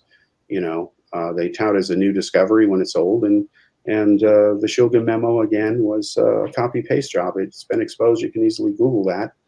Bob Todd found the original, and he was the top Roswell researcher who found Mogul. I worked with him. Yeah, I think I might have access to that original, and it's still like it's kind of like. It uses this. It was like talking about saucer type craft, right? Is that true? They were looking at the Horton Flying V. They were asking a lot of questions about the location of where the Horton brothers were. And we do know that the Horton brothers, I believe, they were working with the Russians or something. Russians were developed those flying Vs, but that was like there was certain parts in there about composites and extreme lightweight metals. You're like, was that the part that was edited in? No, again, if you look at the original Shulgin memo, you will see that they have fused together sentences. Again, Bill Moore was shocked. It seems like it was like almost like if they had something, but they didn't want to like really reveal what they had, but also ask questions that they like lightly. It seems like it was almost like coded language. It's like is common in intelligence. But why can you can't make that conclusion? You have to have evidence that points to that conclusion, and I know of none. You've said a What bunch. about Captain Robert B. McLaughlin? He's of the U.S. Navy labs. He reported testing some of this material at White Sands Proving Ground for the U.S. Navy. He said it was a metal-like fabric that was indestructible. They tried to drill it with a carbide bit drill, and it wouldn't even drill into it. And that's not too unbelievable. I mean, we have materials that are designed to heat up the drill bit and burn the drill bit out and it will just burn the drill bit out before it will ever wear through material. They have uncuttable metals now. So it's not like completely unbelievable that these materials could exist. Okay. They just couldn't have been built by people in the 1940s, I don't believe. Well, first of all, again, what is the evidence he has other than a claim? I'll place a bet in Vegas he has none. Because again, without foundationals, it doesn't matter. But to come back to the point, I want to ask a question because I think you may know the answer to this. I hope you know the answer is yes. But the U.S. government, one of our closely guarded secrets, and I'm revealing it because I found out about it, and it is declassified up to a point if people bother. We developed in the 50s a plastic that could withstand a nuclear explosion. And there are some military installations underground that are fortified with it. And I found out about this many years ago. And the formula, the guy who made it, his name was leaked. He never saw it again. They bought it. But we do have a plastic, more than one, that can withstand the thermal energy discharge of nukes. And that is friggin' fantastic. And it was done in the 50s. Yeah, it's a special type of Linex, right? That's like the truck bed liner is pretty much made out of the same kind of idea. They use it on like concrete walls, and they shoot like a bunker buster missile at it, and they show like how strong it makes their fort. Like, well, I don't know the specifics because once I found out about it in Europe, and I found out that the formula and what it's called is classified, I stopped right there. I saw footage of the scientist talking about it. He was waxing philosophical, bittersweet, how here was his big breakthrough, and he can't say here it is and make all this money selling it. What was his name? Tons of things. I honestly don't remember his name. I'm sorry. It was probably 15 years ago in Europe, but I can easily find it. It's no biggie. Yeah, if you could send that to me. If you're, yeah. I thought of Roswell when I saw that years ago because I thought, metamaterials, all that stuff they call them now. I mean, that's an evolution of the way things are going. It's obvious that right. I've tried to like pin down like extraterrestrial origins for this stuff, and it's that link between Dan Sheckman and Wright Pat is like the closest I've been able to like come to anything but it's nothing concrete. It's nothing that like gotcha. You know what I mean? Yeah, you don't have the smoking gun, but you have a lot of smoke. But see, those who claim they worked on the smoking gun or had it, held it in their hands, or smoked the smoking gun or whatever they claim, they need to produce some sort of evidence. Otherwise, you've got nothing. It could be, therefore it is, doesn't prove it is. Well, does it make sense, though, that the government would just let people walk out of an installation that's top secret with alien materials so they could have proof? No. Or so asking them for proof. And listen, with all due respect, Hal, I think you're incredibly dismissive of all these eyewitness testimonies. It's just like, well, they lied and they made it up and they lied and they tacked it on later. Or, I'll issue you this challenge. There is a lot of that, though. There's a lot of people that there lie. is a lot of people. Yeah, absolutely. Go for it. Give me any witness. Let's do it. Point, counterpoint right now. Go for it. Cold turkey. Well, cold turkey, you'd beat me at that. Sure, I need notes. Go to do it. Bring hundreds of witnesses. We've pretty much done that about the past hour. So, what about like? Well, it proves I'm not dismissive. If I can tell you what really happened, it's not dismissive. You may not agree with it or may not like it. I wish they were real too. But I give a lecture saying it was real because that's the evidence that indicated at the time. I would end I'm not saying I believe it was an alien spacecraft. I just want to play devil's advocate. You know what I mean? I'm just trying to like say, hey, like maybe, there are. And you have to remember, Cal, too, that there's so many information sources. And for the difficulty that I have is that I read one story in a book that seems credible, and then I get to your book that says, no, that person didn't say that. They said this. So it's very different. It's like juggling here to go, It's okay, like did that this scene from person X say, Files yeah, season 10 yeah. with Mr. Y, Doctor was it Doctor what or Doctor They? You know the scene? Look up the scene Doctor They on X Files season 10. He says you don't have to. You could put the truth right out in public, and no one knows what to believe anymore. So what does it matter? Well, Yeah. I It's think just confusing. It's Yeah, just 'cause confusing it's so because confusing. I find a piece of evidence and it seems real tantalizing. This guy said that, he was there, and then we get to another story. It's like, well, he didn't really say that, like this general. okay, Arthur Exon put in writing, and again, I quoted from it. That's why I was able to put it in my book. I was shocked that he tells Randall in writing that you put words in my mouth. Okay, I'm going to run with that because that's what he said. Now, is Exxon lying or telling the truth? I can't prove it one way or another. But when he says, I didn't say that, you put words in my mouth, what am I supposed to do? Pretend he did say that? No. So, again, I haven't dismissed anybody. In fact, I pointed out the definition of a witness according to the dictionary. Most of the people that these researchers claim are witnesses, they're not. A witness, there's a lot of secondhand witnesses or children of the Yeah. original witnesses. Families or wives and stuff. a Yeah. witness. Children. A third hand is not a witness. Okay, it's not. It's hearsay. It doesn't work that way. So again, what about? I mean, obviously, like one of the things identified was like the scientists, because obviously, if it was an alien spacecraft that crashed there, they would have had scientists to look at this thing. They would have called scientists in. many Jews, of course, And what's that? many Jews. Yeah. So let's talk about some of those Jews that some of them escaped Nazi Germany in Operation Paperclip, Right. and two of them was Dr. Ernst Steinhoff. He was a trusted colleague of von Braun in 1947. He was he said that a select group of scientists. I don't know where this came. This is not. Sorry, I'm trying to find this.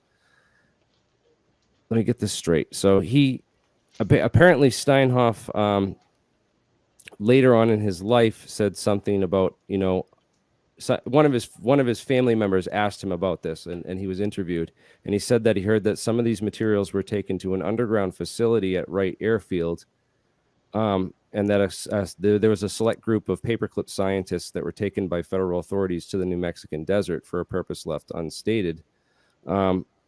One of the guys, Herman Oberth, who was von Braun's mentor, in the American Weekly in 1954, he said that it is my thesis that flying saucers are real and that they are spaceships from another solar system. I think that they are possibly manned by intelligent observers who are members of a race that may have been investigating our Earth for centuries.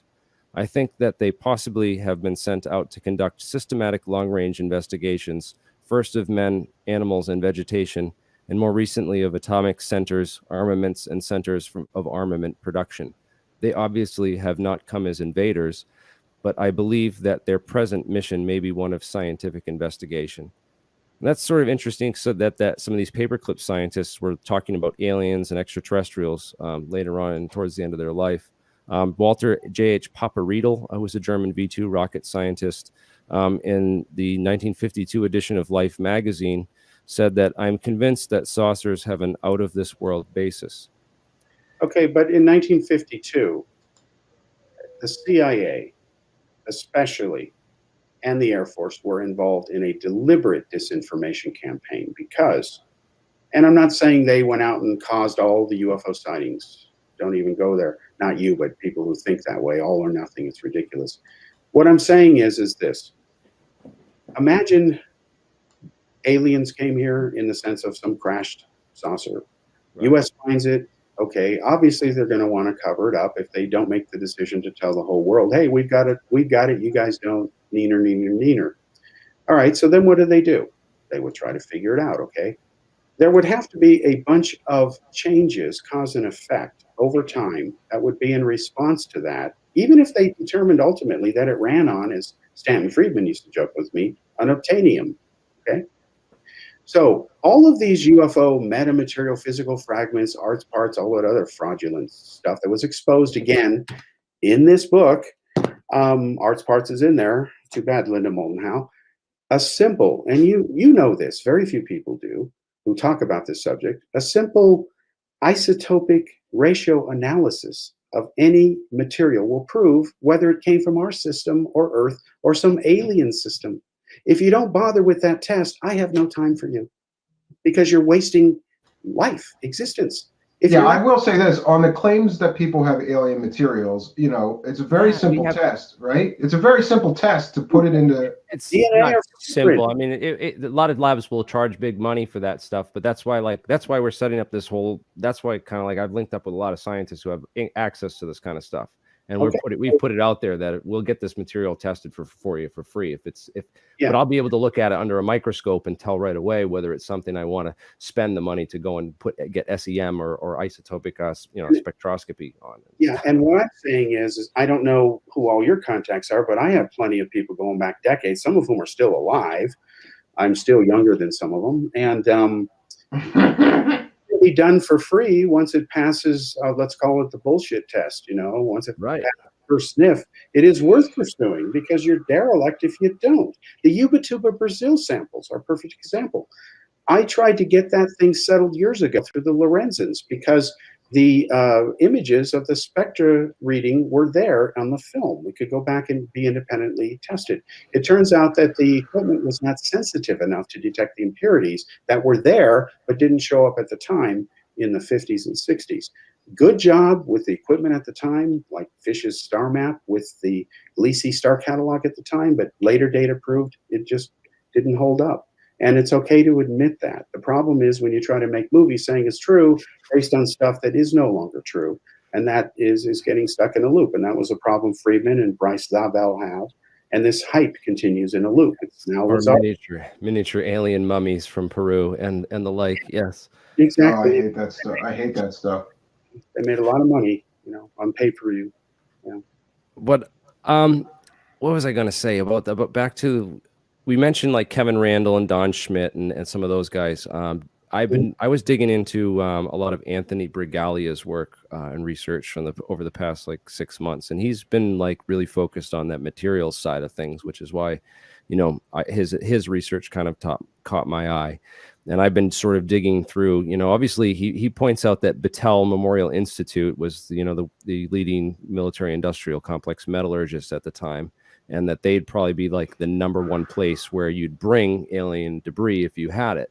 And then he looks into, some of the Battelle stuff. There was a metallurgist named Elroy John Center who apparently told his daughter that he had worked on a material like that memory foil or something that was alien. And while he was at Roswell, and it was, and he indeed, if you look up some of his paperwork and some of the research that he did for Battelle, not at Roswell, but at Battelle in Columbus, Ohio, which is literally 65 miles from Dayton, Ohio, where Patterson Air Force Base is. So they're in close proximity. So it makes sense that, Battelle would be a place that we'd look or investigate as researchers for, if there was indeed, alien metals that were recovered from Roswell. That's a private company, so FOIA doesn't work on Battelle. Right. So you can't FOIA documents on it. It's done under a private corporation, and you can't. It's inaccessible by FOIA. And it's interesting that Battelle kind of runs all our national labs, and I won't go there into conspiracy world too deep, but it's certainly not outside the realm of possibilities that they could have been one of these players. Well, Battelle is a minefield because thanks to Stanton Friedman, you have Project Blue Book 14. He quoted the Battelle Memorial Institute study, Project Blue Book 14, concluding that 19.7% of all reports remain unknown and that unidentified, and that the chances of those being misinterpretations or misknowns was less than 2%. Well, again, you can contact Battelle today about Project Blue Book Special Report 14. If you get an honest person who knows about this, they'll refer you to a paper that was written exposing Friedman over this called Figures Don't Lie, but Liars Do Figure. And he showed that the Blue Book 14 didn't conclude any such thing. There was no unusually high number of unknowns and all that other stuff. But as far as Battelle being one of the top contractors, the whole FOIA thing, Bigelow being a modern example of how a contractor gets stuff that doesn't have to be held accountable to transparency. And FOIA, look at those special warehouses and buildings they supposedly built for the metamaterials, right? Which never were done, but they made the claim. And of course, if you FOIA, you get nowhere, and they know that. The U.S. government business model is a combination, when it serves their purposes, of private enterprise and government. I know that from my own firsthand experience. Real quickly, when I worked at Lawrence Livermore Lab, we lost our manager after a few months. She left because they told her you weren't going to get promoted because you didn't have a degree and you were a woman. That's how it was back then. It was wrong. So we had no boss for 6 months. We could do anything we wanted. I worked over a year straight without a day off. I got into all kinds of things because I didn't have a clearance, but they needed a classified view graph tracking system written because none existed, and I found that out. So I wrote it. And I got to see all kinds of projects and stuff that was not accounted for in the UFO literature. I looked all over for New Mexico, Sandia, because Lawrence Livermore Lab, as you know, has agreements with Sandia. Sandia was right across the street. That's where they did the nuclear, detonations on the side. The other side was designing more. Is that work you did declassified now, Cal? The classified view graph tracking system? Yeah. I don't know, because I wrote it in HyperCard back when there was that. Wow. Yeah, I used it you're a computer programmer, huh? Yeah, I was on the HyperCard development team. So I used HyperCard as a front end to a VAX system. And that's how it was done. Because I told people, and there was an article I showed on Steve, the last show I was on with Steve, and it's never been on the internet. I was written up in the media for government. UFO buff turns his attention to computers. And I did all this stuff for the government.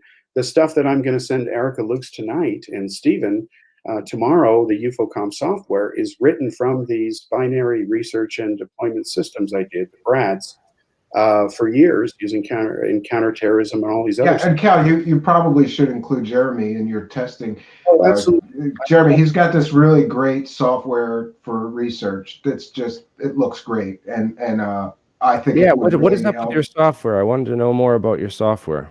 Yeah, real quickly, because I just want to tell people the deliverables are moving this week, like I promised on Stephen's show. Stephen, is it possible to show a slide here? Yeah, you can share your screen, and then I just have to approve it once you share it. So share whatever you want to share. You go down to the middle there and click share, and then choose what you want to share, and then it'll pop up on my screen, and I can share it for our audience here. Okay. And don't forget to smash that like and subscribe button. Okay. Okay, so I'm sharing it. Okay.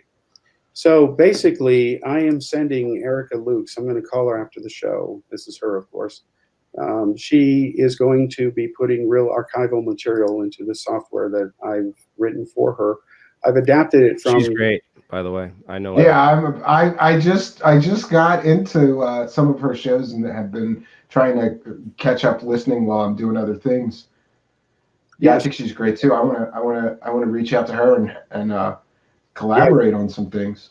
Definitely. And so basically these cover many different areas. You can see down here I'm into a lot of different things. So she's not going to get all those because I don't think she's into that stuff. But she's going to get the UFO software, UFOComp, which is up here. And it has 4 basic areas. This has some 5 records in it. This is from the upcoming Heflin Expose book project. These are original photos that never been published before. And you can see here on them, the computer analysis that was done back in the 80s, way before Photoshop and the internet existed. And this is all coming out. These are from the archives that have been locked up. And so I'll be talking to her about what she wants. And what I'll be doing is making workflows to help her do her thing. I also want to say that we're starting to ship these here. You may remember these, Stevens. These are fiction. This is great. When you put what is it? When you put hot coffee in it, the spaceships appear or disappear, right? Actually, we haven't released the magic mugs yet. Okay, the magic mugs is what I want. I want a awesome. magic mug. These are conversation mugs. They're going to be on different subjects like Roswell and all. This is Billy Meyer. So you can see the Meyer photo here. Then you see a guy running by the recreation of it that was done. So we tell you exactly how to make your own fake ships. Here is Meyer's thing going around a tree. Here's locations I took undercover secretly, proving that the tree was never there. You can't argue with that stuff. Here's, products coming out that show people the truth. Don't be a foologist, So all this is coming out. And again, this stuff is being up. These are shipping. And Billy Meyer must love you putting his photos on products. You know, Well, I can legally do like, it. how dare someone else make money off of my bullshit pictures? Town Core, fuck you. Yeah. So real You quick, just broke it. That was the first swear of the stream right there. Now you can't monetize this. Really? Yeah, you didn't know about that? No. Yeah, when I'm in guess, you're not supposed to swear, so otherwise they can demonetize the. Well, I've been waiting Let you 3 know. weeks now for them to monetize me. So Oh we'll yeah, see. well that's probably why, man. You gotta knock I can that take off. this down and edit it. Yeah, I gotta stop cursing so much. real quickly, I'm adding, these will ship in March, the updated versions. They have multimedia elements added to them. You point your smartphone to the QR codes and magic things happen. And then these are coming out, the revised star map that shows modern astronomical data. And this shows the stuff about Roswell I've been talking about because it's an update. Because all that original material has been found, it was in storage for over 20 years while I went around the world and did other things. So, you know, I did not even know these original debris photos survived. I thought they were lost, but they're here and there's no question they're real. So that was just something I wanted to do. And then again, I had tables of some of the, you know, witnesses and so on and all that. But we discussed all these, you know, or at least some of them. So this would be a great tool for working out this whole mess with Roswell because it's just a tangled friggin' web of like It is, what yeah. he said, she said, and yeah, I will tell you that's already been done. We used AI and machine learning to nail the frauds. And there's a I'm sorry, a scandals of Kevin Randall. I want to see how close my intelligence was to your AI. So because I have a good idea who's a fraud. I'm a computer guy and I don't trust AI. That's just my. I just don't trust the government. Period. Oh man, definitely not. This is different. This is a forensic AI, meaning I'm actually writing a paper because it's a good paper for the computing field, and that is that you can use forensic AI to determine whether somebody faked several different documents or whatever. And it turns out that some of the Roswell authors have created witnesses that don't exist. There's no question that's true. So they're busted, and the science paper on this is going into the IEEE, I believe, for submission because it has implications for law enforcement and so on, independent of Roswell. Roswell was a good test case. But there's certain patterns here. When you start to see the same words come up over and over and over, there are reasons those same words are being used. And so I'm excited by this new level stuff because I've been playing with it for years and doing what I do in other areas and, you know, reapplying this stuff back to UFO research and coming back to fight the fights that were fought and won, or at least were winning at that time before the millennium, and then being gone for about 20 years. And now this stuff is suddenly in vogue again. It needs to be taken to a new level and to the point where people can say, okay, this is the truth. I can verify it. I can test it myself. This is not true. And he is a denier, or she is, or he's not telling the truth, but at least you'll know. And you get it to that binary level and then it works, you know. And that's what we're trying to do. We focus on binaries or we don't bother. And UFO Comp, I first designed that in high school, but it started off with index cards. And it was only until HyperCard, that's why the press wrote about it. And I used HyperCard and all that stuff secretly for classified stuff as well as public stuff, you know. And that's why I was in and out of Apple for 7.5 years and Lawrence Livermore Lab for years. Did you, when you were at Lawrence Livermore Labs, did you see any unimpentium? No unobtainium, but I'll tell you, the UFO thing was a hot potato. And because of that article, I got in trouble. And I'm going to publish that full article in the new book because this backstory needs to be in there so people understand. Because they're like, where the hell did this come from? And basically, they said that we can't have a UFO researcher working on the project you do because it'll make people think we're, you know, doing Roswell or whatever, and that you need to clear everything with us first, especially since I was getting clearance. So I agreed that I would stay out of the media for years. It's a hot button. I know somebody who was a UFO researcher, and then his day job said, like, you can't be doing interviews on TV and stuff and working here. So you gotta, you know, choose whether you want your job or you want to keep doing this. And then he kind of just took a step back and kept his job. You're talking about Strat, because I'm pretty sure like they paid cut that guy up. Yeah, it could be. We'll give you we'll cut his 50 grand, you know, 70 a year sound plus benefits and retirement plan. Just don't talk about You may UFOs have been anymore? getting too close too close to the truth about some of those black projects and the black hole of trillions of dollars that go into it. Sure. Well, here's an example of some disinfo that I think needs to be settled. And if everything works, it's going to be on schedule to be settled by the summer. And I'm excited about this. You know about this effort, I think, Stephen. It's been delayed a year because of the pandemic. But around summer, the UFO Task Force is supposed to release their report. Around Roswell month, of course. That's going to be good PR. Whatever it says, I have no idea. But I do have a promise from the IG's office now that everything's theoretically getting back in order under this administration, to look at the two issues of the ATEP Harry Reid stuff. I sent you, Stephen, slides from that presentation prepared for the government. Secondly, I am claiming it's a fraud, because that's my hypothesis, this patent that they got, the 3 patents. I'm trying to have it independently looked at because I don't believe it's credible. I think they did it only because I picked up some intelligence in Asia that they were doing it hoping to head off any potential Chinese advancements because we're behind them in some areas, including the ability to make a miniature sun. China has beat us to that. So, and now they've got 2 probes around Mars. So I don't think the patent is valid. If it is valid, it will be great to be wrong and lose, because they'll say, yeah, we really do have this space-time warper engine and we're just making jets for the hell of it, wasting flying saucers. Or they'll say, you're right, it's not valid, it's struck down, and reality comes back. Either way, we learn the truth, hopefully, unless the answer is the third way, which is it's classified, we can't talk about it, then you've got to write it out and do other things. But that's on schedule. It's been picked back up.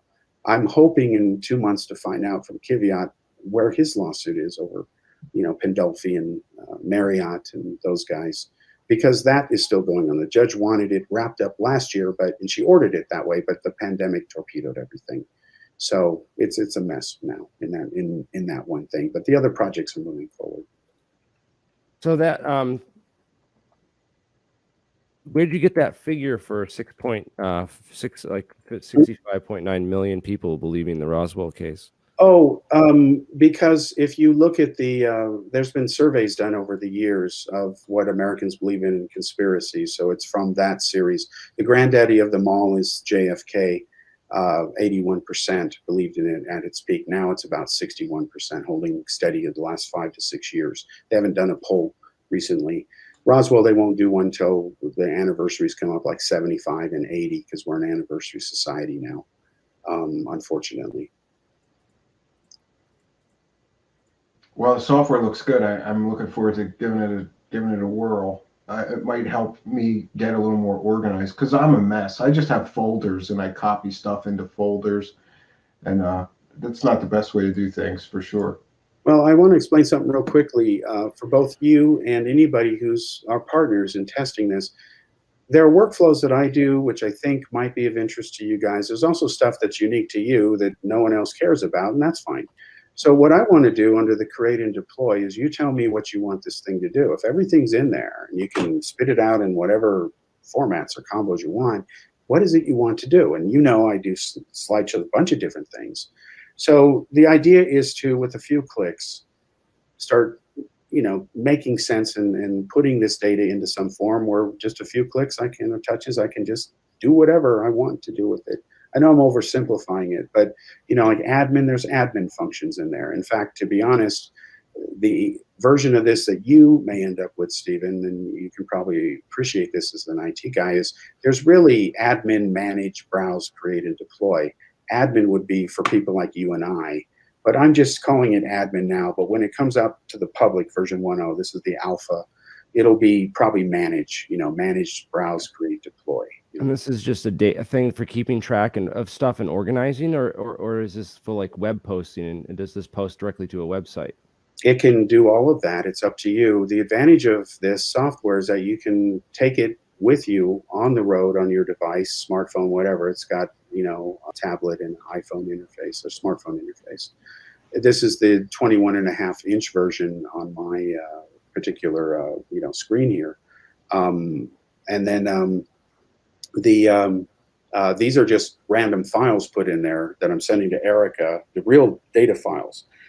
this Polaroid you see here is an original from the original first computer analysis ever done years ago in the 80s. This was part of the work I was doing with Friedman when I was trying to tell him the bad news about the Heflin case. So I'm sending some samples with real data in there to Erica and others, and then they will do what they want with it. Erica, I assume, will populate it with her stuff, and she can keep whatever. It's her business. How did you build this program? And where's like, can you kind of show us like the back end? I want to see under the hood a little bit. I don't know. Well, I can't. This is a screenshot. I can't. This is a screenshot from of the final thing I'm shipping, so I can't boot it and stay connected. Stay with us. Yeah. Well, I can put you guys in touch with each other. And I'd like to check that out, questions. Cal. That's super interesting what you're doing. And just to give you a little introduction to me and what I'm kind of working on, I put together a team of scientists to vet guys like Bob Lazar or Mark McCandlish or, any number of these people who've, claimed to worked on, projects doing anti-gravity for the government. We found a lot of research and also reports on real research, anti-gravity kind of research that's been done by the government and Boeing and aerospace companies and stuff. Yeah. And we're kind of reaching out to like all these guys and getting them to we're putting together a conference to talk about anti-gravity and to share ideas on, how we build the spaceships of the future, because, that is important about getting off this planet and the future of humanity is really what my goal is, to kind of merge our technology with that of an alien species and kind of think about these kinds of things in new ways. And maybe Roswell isn't the smoking gun we hope for, but it certainly gets my gears turning about these kinds of things with that von Neumann stuff and von Neumann probes. But we certainly I want you to check out what we're doing this weekend. We have APEC conference coming up. It's the Alternative Propulsion Engineering Conference, and we actually have a guy from Boeing and a guy from Airbus who are going to be presenting this weekend on some of their research that has been done by those companies into anti-gravity. So cool physics. And are you doing? You're doing a lot of your own experiments. Yeah, we have a lab too. He's actually building stuff, Cal. We're building and testing claims of stuff. So like we're like calling bullshit on all these people that create this. Here I got my flying thing, and this is how you build it. Okay, well we're gonna build one and test all your theory and break it all down and throw it on a whiteboard and build the thing and then show everyone that it doesn't work, so they don't waste their time. And I always wondered that about Mark McCandlish ARV. He claims that his drawing is like 100% accurate. Well, then why don't you build a scale model of it and show us this thing floating around? I'm building one right now. And are you really? Awesome. Yeah, get those capacitors. I was just finding the coils for it last night. Get those capacitors and copper coils going there, alien scientist. I want to see if it works. You got to show me if it works. I'm betting it doesn't, but okay. Hey, if it does, you'll be the first to know. We'll see, So I want to take a ride in your spaceship when you get it working there, Jeremy, definitely, for sure. By the way, just so you know, this really is real. This was the first version 1.0 of the conversation mug here. And you can see here, we changed the design because the print had to be bigger. You can see Meyer's photo. And then you can see on the back here, the recreation that was done. Exactly. And then we found the string, of course, many, many years ago. He's the one that made the cakes and stuff out of like silver things. Yeah. Yeah, we show you how to do that. So that's why we call them fake ships, because they are fake. To call them spaceships is to insult real spaceships. We don't want to do that. Right. In fact, if they can do interstellar warp drive, then they probably have invisibility cloaks. So. No, it's more warped drive, warped mind of Billy Meyer. The guys. Oh yeah. This is here's an excellent question for both of you guys. I don't know if either of you saw the Walter Bosley episode, but every time I try to explain his theory on Roswell, I just mangle it. But he believes that what happened at Roswell may have been Project Paperclip scientists and early rocket spacecraft tests that came down, and that was the reason for the cover up and the secrecy and things like that. What do you guys think of that potential theory? I don't believe it's true, and I'll tell you why. Do you remember the ghost rockets and the Scandinavian UFO mysteries of 1946 and 47? Do you remember those reports in that area of the world? Yeah, I remember hearing about it. Okay, there were a lot of them. We now know, only because the Soviet Union imploded in 1991, that those were all Russian tests. They had a bunch of stuff they captured up there, and were flying all kinds of stuff and kept it secret. Again, I can only tell you what I looked at when I was given the honor of writing the classified Viewgraph tracking system. I had a real index of real stuff, because I had to test the real thing. We couldn't use simulated data beyond a certain point. And as far as I know, all of the secret stuff that was done with Paperclip had two main levels of compartmentalization. At the high level, there was the public way to handle and spin Paperclip, because it was politically wrong. For one, we're supposed to be the moral superpower, right? But yet we are letting Nazis and former members of the SS help us because we want to beat the Russians. Forget who they killed or what they did, or they were part of a genocidal regime. And then there were the scientists in Paperclip who were very, very useful. Ironically, one is up the hill here at the university. He submitted a paper at Eric Davis's request for the ATIP project. It's a complete crank thing, but he did, and I just had to shake my head at that, because it turns out that the former chief scientist for Area 51 is neighbors with Harry Reid. Wow, what a small world in Nevada. Yeah. Can I stop this share now then? Do you want to? Oh yeah, I'm sorry. Yeah, okay, I'll take that down so we get. Yeah, so I don't even know where to go from here. I guess like I said, the biggest problem that I have with all this. I'm going to read Cal's book. He's going to send it to me, and we'll pick it up after that when I have some notes for him. So. Yeah. And and listen, I'm glad maybe that we can have people that can just civilly disagree, and it doesn't turn into like some kind of shouting match, because we're all interested and we want to all get to the truth. Cal has his own perspective, and I know that Jeremy's been really digging into the material side of things. That's what his interest is. Jeremy wants to get his hands on that stuff and test it himself. I want it in my lab, and I don't think Clifford Mahooty or who's the other guy that goes out into the desert and collects the Roswell. He does the archaeological digs out there. You know what I'm talking about, Cal. Good luck with any. Yeah, good luck with that. They have a bunch of tinfoil from what they showed me when I met the guy in 2009 in Albuquerque. There are cans from 1932 that got buried in the desert. Yeah, but unfortunately, it is all stories, and I don't see any actionable intelligence or anything scientific that I could really move forward on as of yet, unless they audit Battelle and really like do a whole overview of that organization and stuff. But again, that's not likely to happen, and it's just the way it is, man.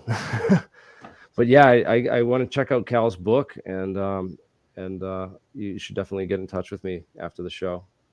Yeah, I'm willing to work with anybody who is the logical person to work with. I've worked with people who are, I was friends with Wendell Stephen, but to be honest with everyone, what came between us was I was the journalist who broke the story about his child molestation problems, and he went to prison for it. So, yeah, kind of blew a hole in his credibility there, Mr. Korf. Well, it just I'm not going to be friends with a child molester. I'm sorry. I draw a line, at least one line somewhere, and that's kind of obvious. And a lot of people don't talk about that part of him because it's an inconvenient truth, to quote Al Gore, I guess.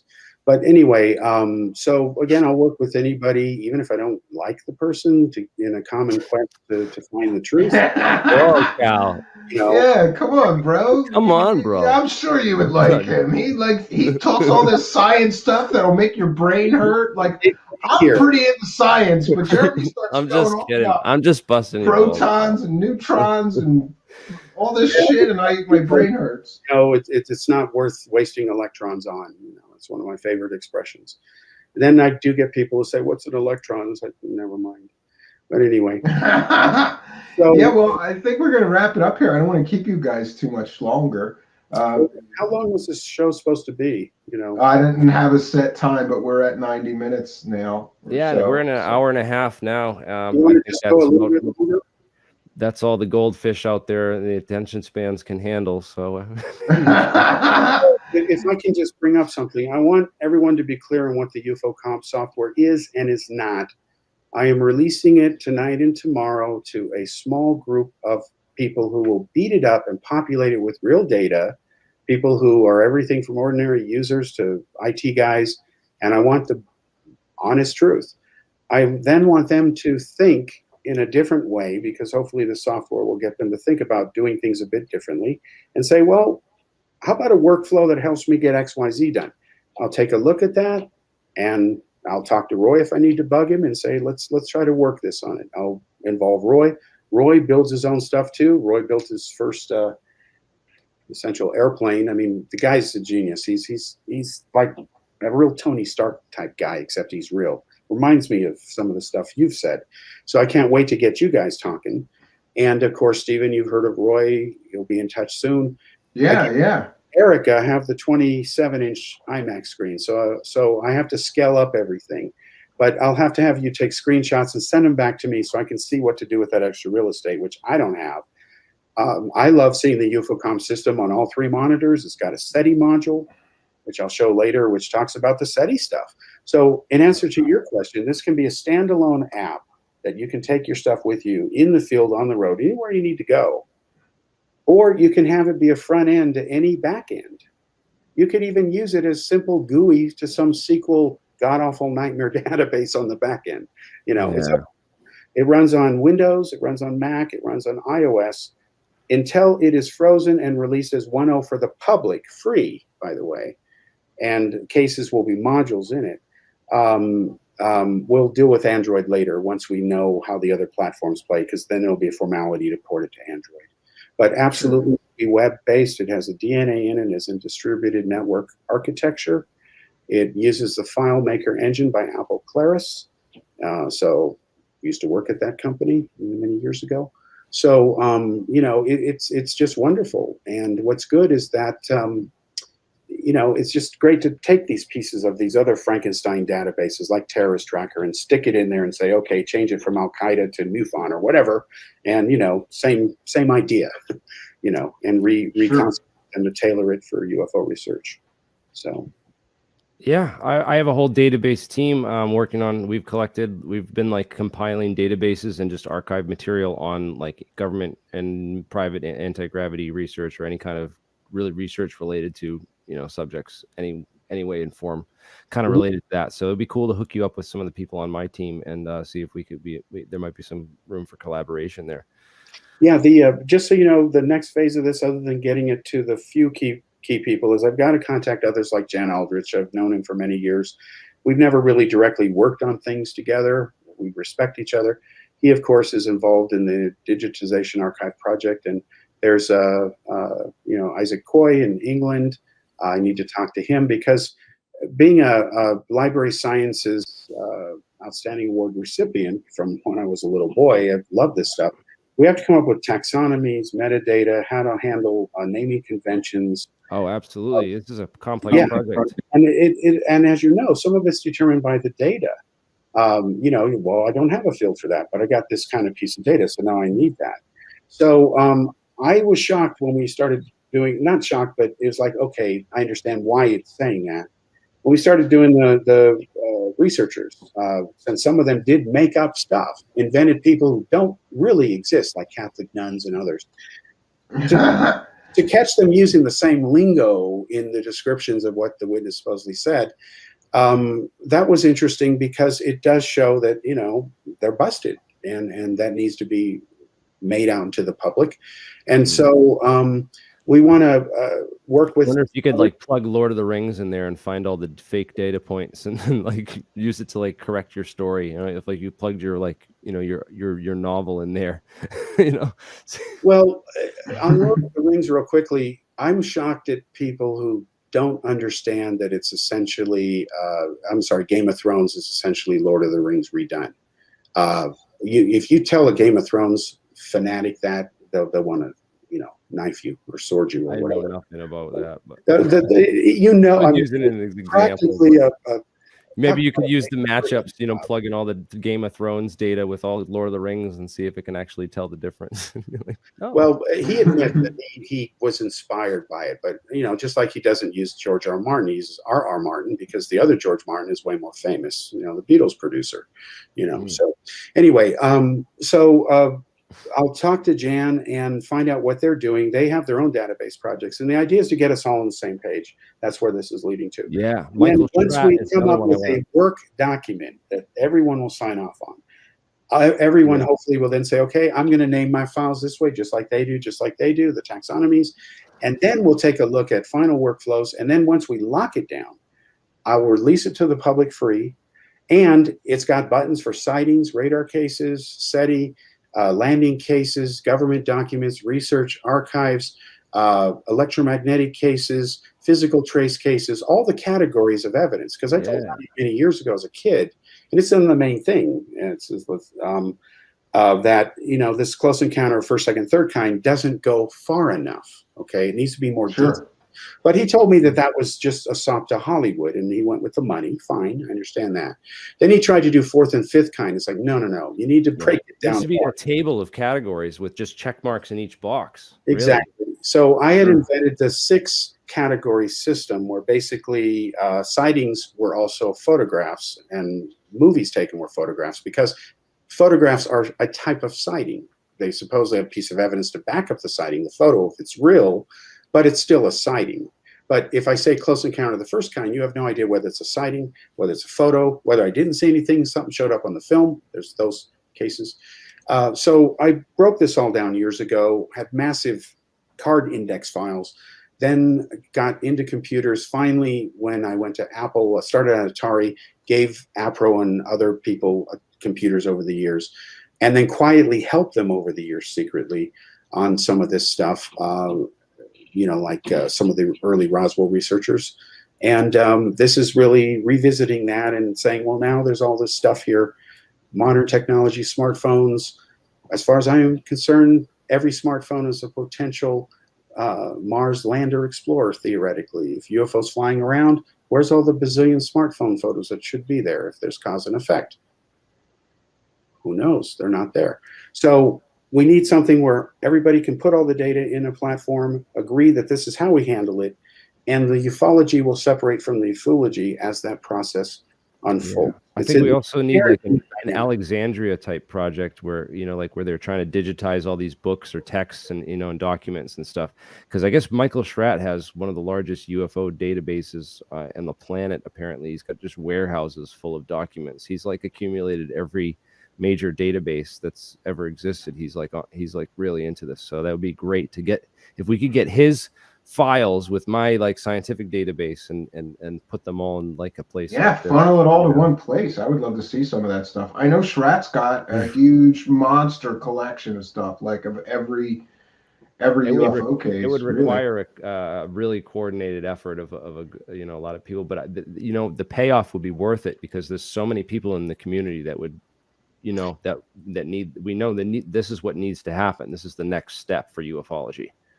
Right. And also, you've got to not only put the data under one virtual house, so to speak, but then you've got to mine it, and you've got to mine it properly. And that's where the fun begins, because one thing I'm not going to do is open this up to everybody right out the gate, because what's going to happen is there's going to be people like Mikey Horn type who will sit there and say, oh, I can use the same function to go lie to people and rip them off. You know, no. So what I'm going to do is, again, is work. Poor Mikey, you're not welcome in our alpha test, Mikey Horn. He watches every show, by the way. He watches every show here. So hi, Mikey Horn. Well, there is a Billy Meyer module coming out. You know, is it going to have the laser gun? I love the laser gun. They lent him a laser gun. You know that the laser gun was found. You know that, right? Yeah, I know. Yeah. The toy from the 70s. Sure. Yeah, but I as I recall, that was a mannequin holding it. Phil Langdon noticed the hand issue wasn't quite right, but who knows what median hands. This has been fun, guys, and I want to thank you both for doing this. And you know, maybe we have both. I think I learned a lot tonight, and I'm glad to know both of you guys. It's good to get to talk to you. And Stephen, if you're open to this, why don't we do this?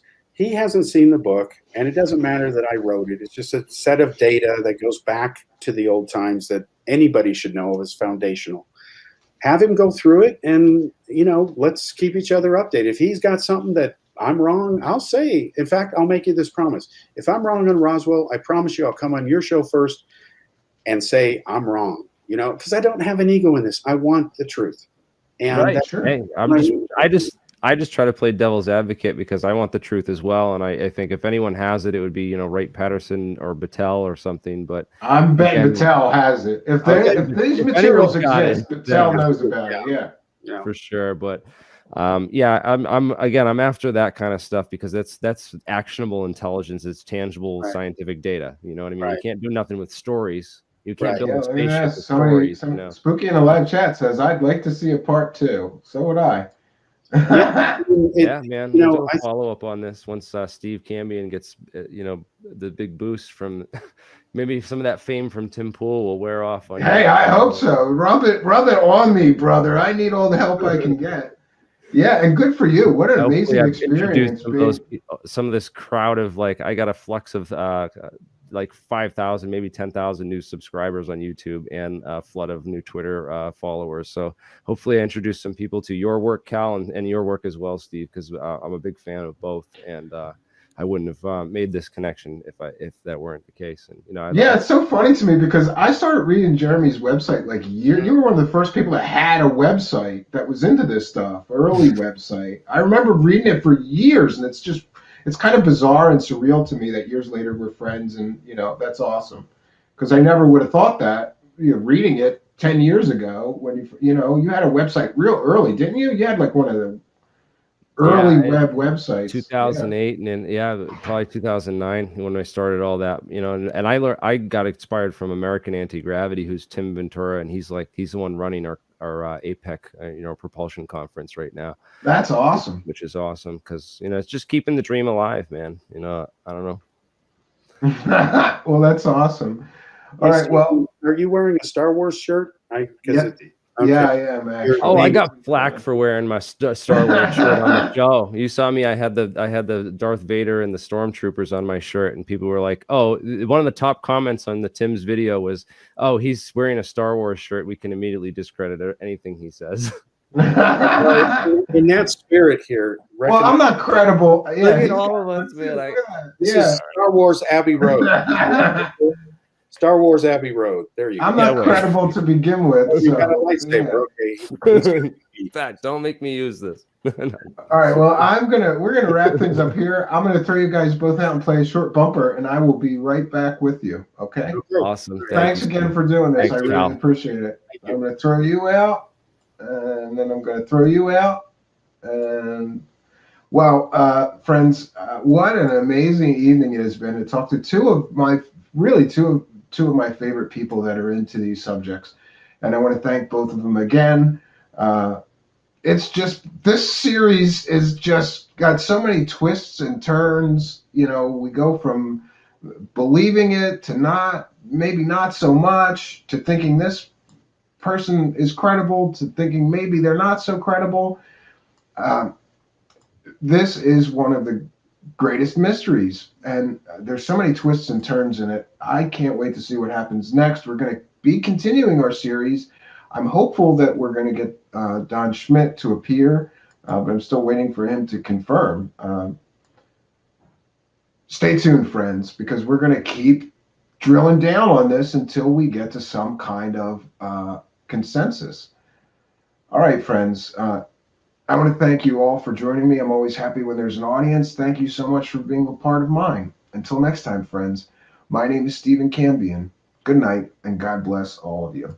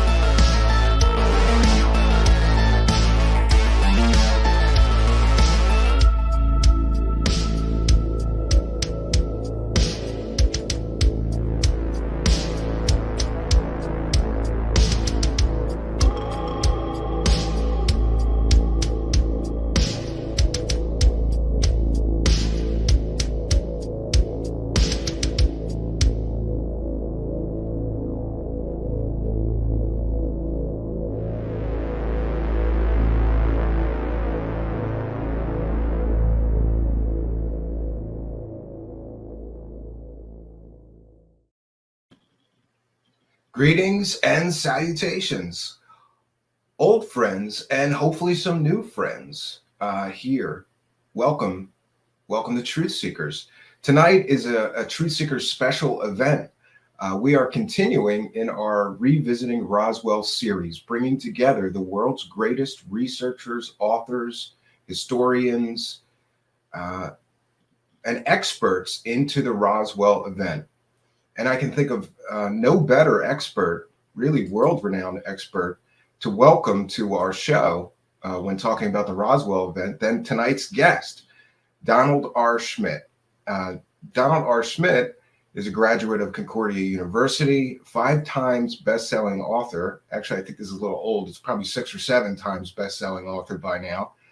He's also the former co-director of the J. Allen Hynek Center for UFO Studies of Chicago. There, he served as the director of special investigations for 10 years. And he's also one of the founders and board advisor to International UFO Museum and Research Center in Roswell, New Mexico.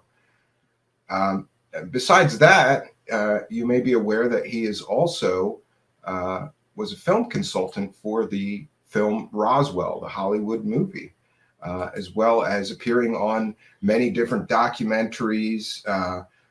He's been on tons of radio shows, podcasts, television, all usually discussing the Roswell or other UFO events. So pleased to have him.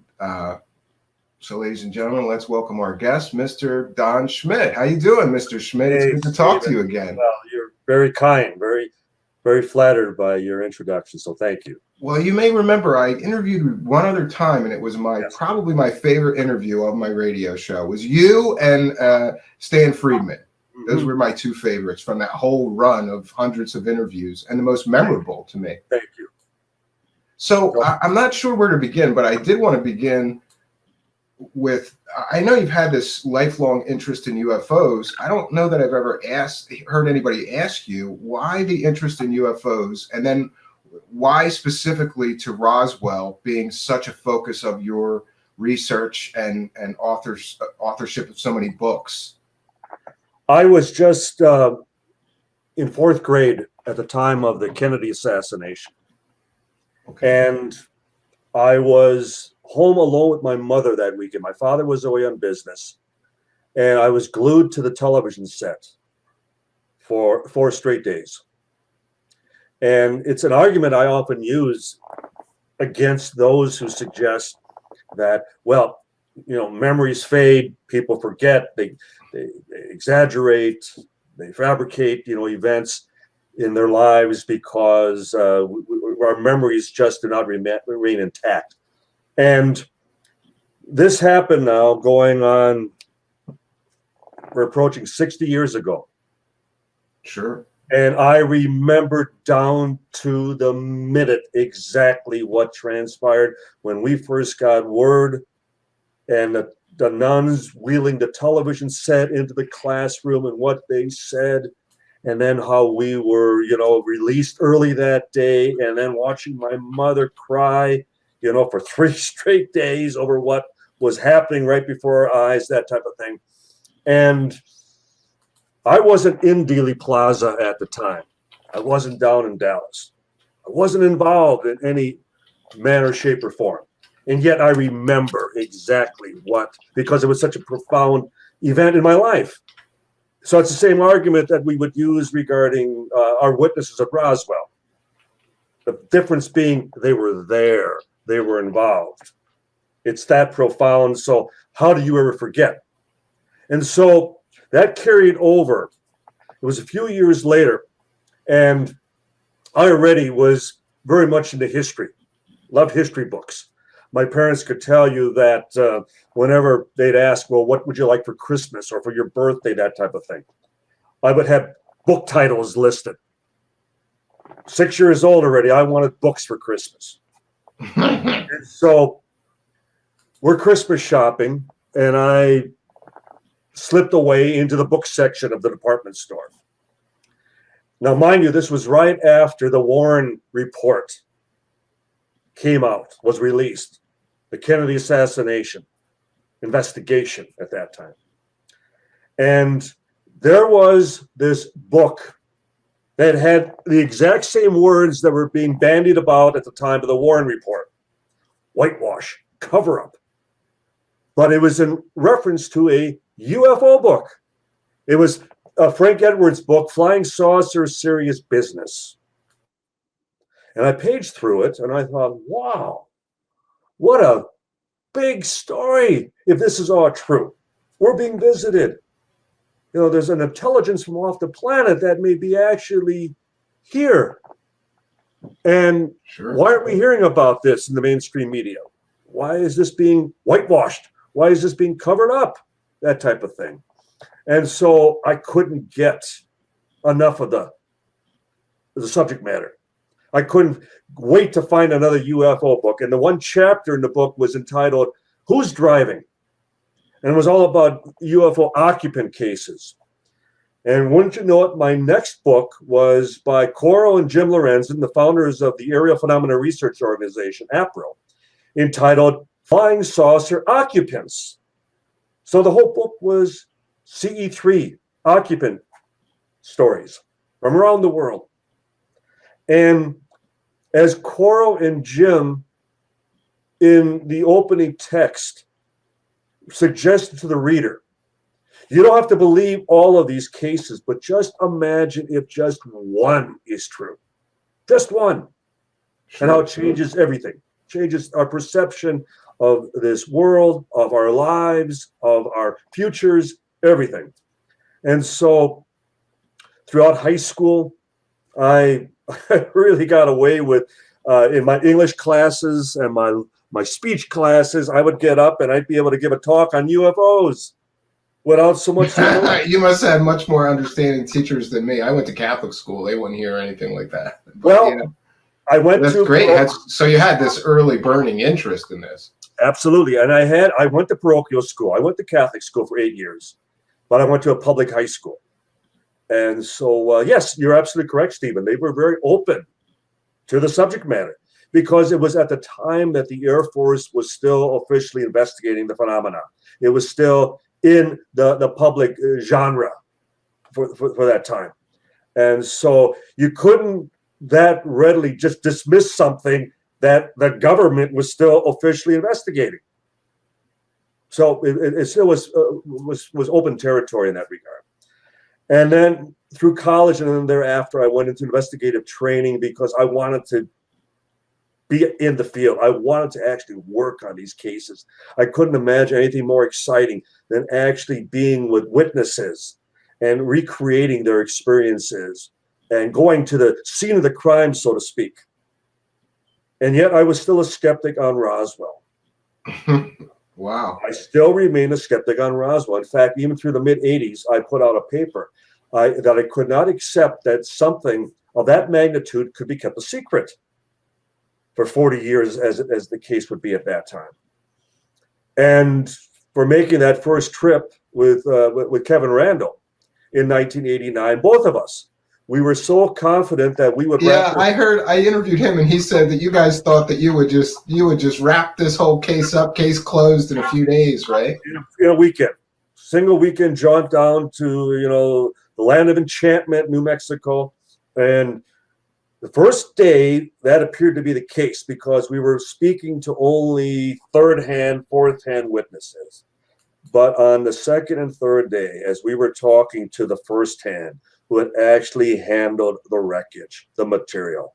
And one by one, they're describing the same characteristics, the same properties of this unusual, this bizarre material that even 40 years in the future, they still had never seen anything like it. They still could not comprehend what they had held in their very hands.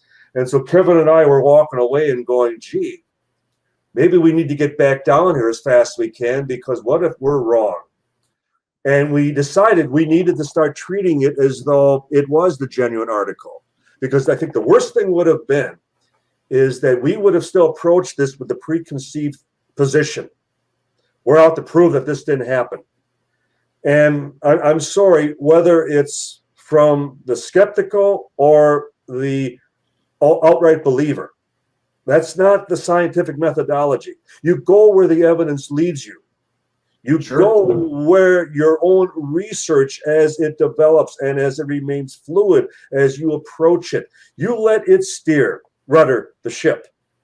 Anytime any scientist, so-called scientist, has a preconceived theory and they set out to prove it, there's nothing scientific about that, because you're going to cherry pick information. Yeah, I think in this field there's a lot of that. There's believers, and they believe that this was alien, so they find the evidence that would indicate it's alien, and they only talk about that.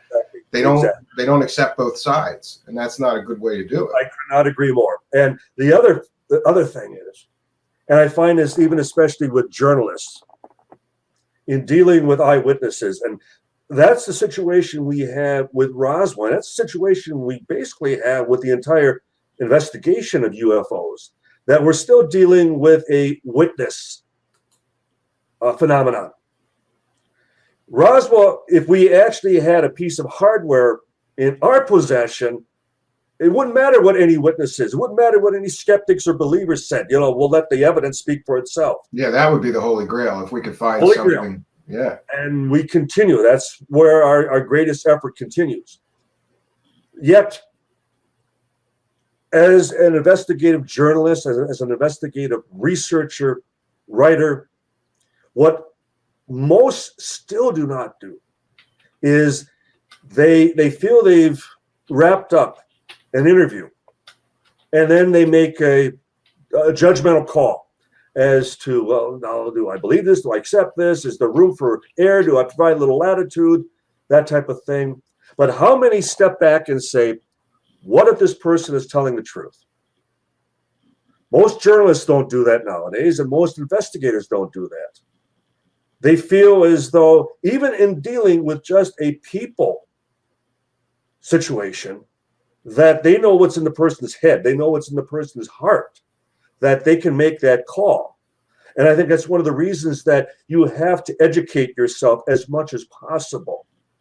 That you don't become the end all as much as you at least have so much information to rely on in making such a call, that, well, if they describe, for example, Stephen, if I have 10 witnesses tell me that the ship at Roswell was shaped one way, and then I have a lone individual who comes forward and says, well, it was shaped like this, and it was as big as a house, and it wasn't located there, it was located here, and, well, I think we have the makings of disqualifying that individual.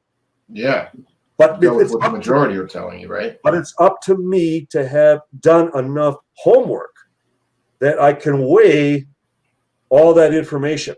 Because you're hitting on something, Stephen, that I see more and more, where a lone researcher, a lone investigator will speak to one individual and they'll go, I have the star witness. I can wrap this up. I have one individual. I've never talked to anyone else, but I have a witness that you guys haven't talked to, and they say this, and take it or leave it. Again, that's problematic. That's problematic. That's faulty reasoning. It's a fault. You're starting on a faulty as far as premise, and you're demonstrating that you're really not an investigator as much as you are an exploiter. What you're seeking to do is, checkmate by just making one move and coming into the game, hours late, that type of thing. We have many colleagues in the field like that, and God bless them. At least they're supporting the case in that regard. But they'll pull this as far as like Area 51, that particular book with Annie Jacobson, where you come up with a... Yeah, I have had so many people bring that up to me. And the reason that that's problematic is because the witness that she used that told her all this stuff, he later said, I was just trying to help her sell books. Precisely. Number one. And number two, he told George Knapp an entirely different story about what happened at Roswell. So to me, if I were to write a book and that guy was my source... And yet we have challenged her. We have publicly, a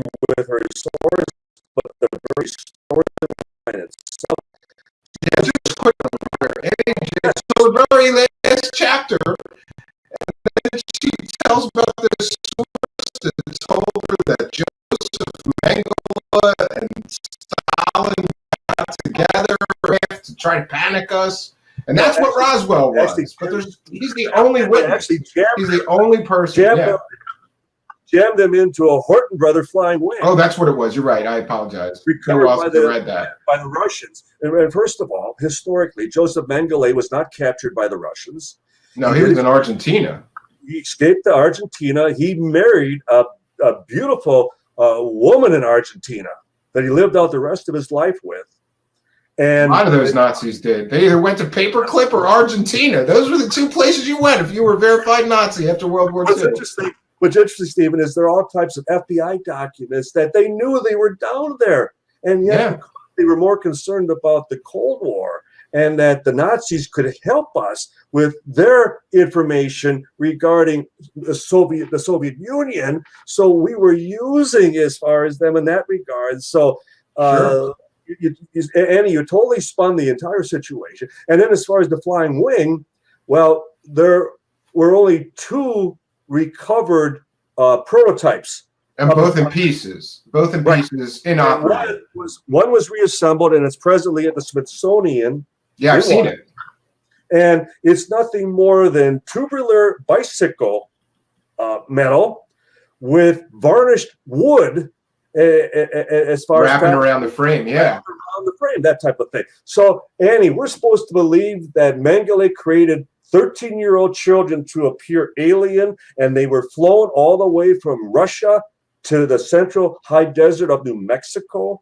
Yeah, the gas tank wouldn't even go that far. Like, just logically, it's so implausible, and yet let alone improbable. Yeah. Yet to this day, even though, as you mentioned as well, that her source has reneged, has backed down. He did even as far as an ABC Nightline where he recanted, and he made that comment, I was just trying to help her sell books.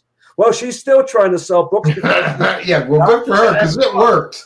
She sold an awful lot of that book. Yes. Yeah. Which otherwise was a decent book. I'll give her that. Like, I like Area 51. I like history. It was a decent book until she crapped the bed at the end. It wasn't good. Yeah. But one thing she did demonstrate is that what is the one chapter, the one piece of information that the press, as far as they seized on that. Yeah, was Roswell. So this was post-Project Mogul. This was beyond any other alternative explanation. It was another theory of the month, as we would call them, the flavor of the day, that type of thing. And it was, again, what the press, as far as focused on. So thank you, Annie, for that much. Yeah, and I guess listen, next, it's important to me that I get something, it's kind of the elephant in the room for me out of the way. And that is, people are very critical of some people who may have believed a witness at one point and later said that witness is not credible. And it has gone to extreme lengths to the point where another show host wound up one of his friendly listeners, I don't know.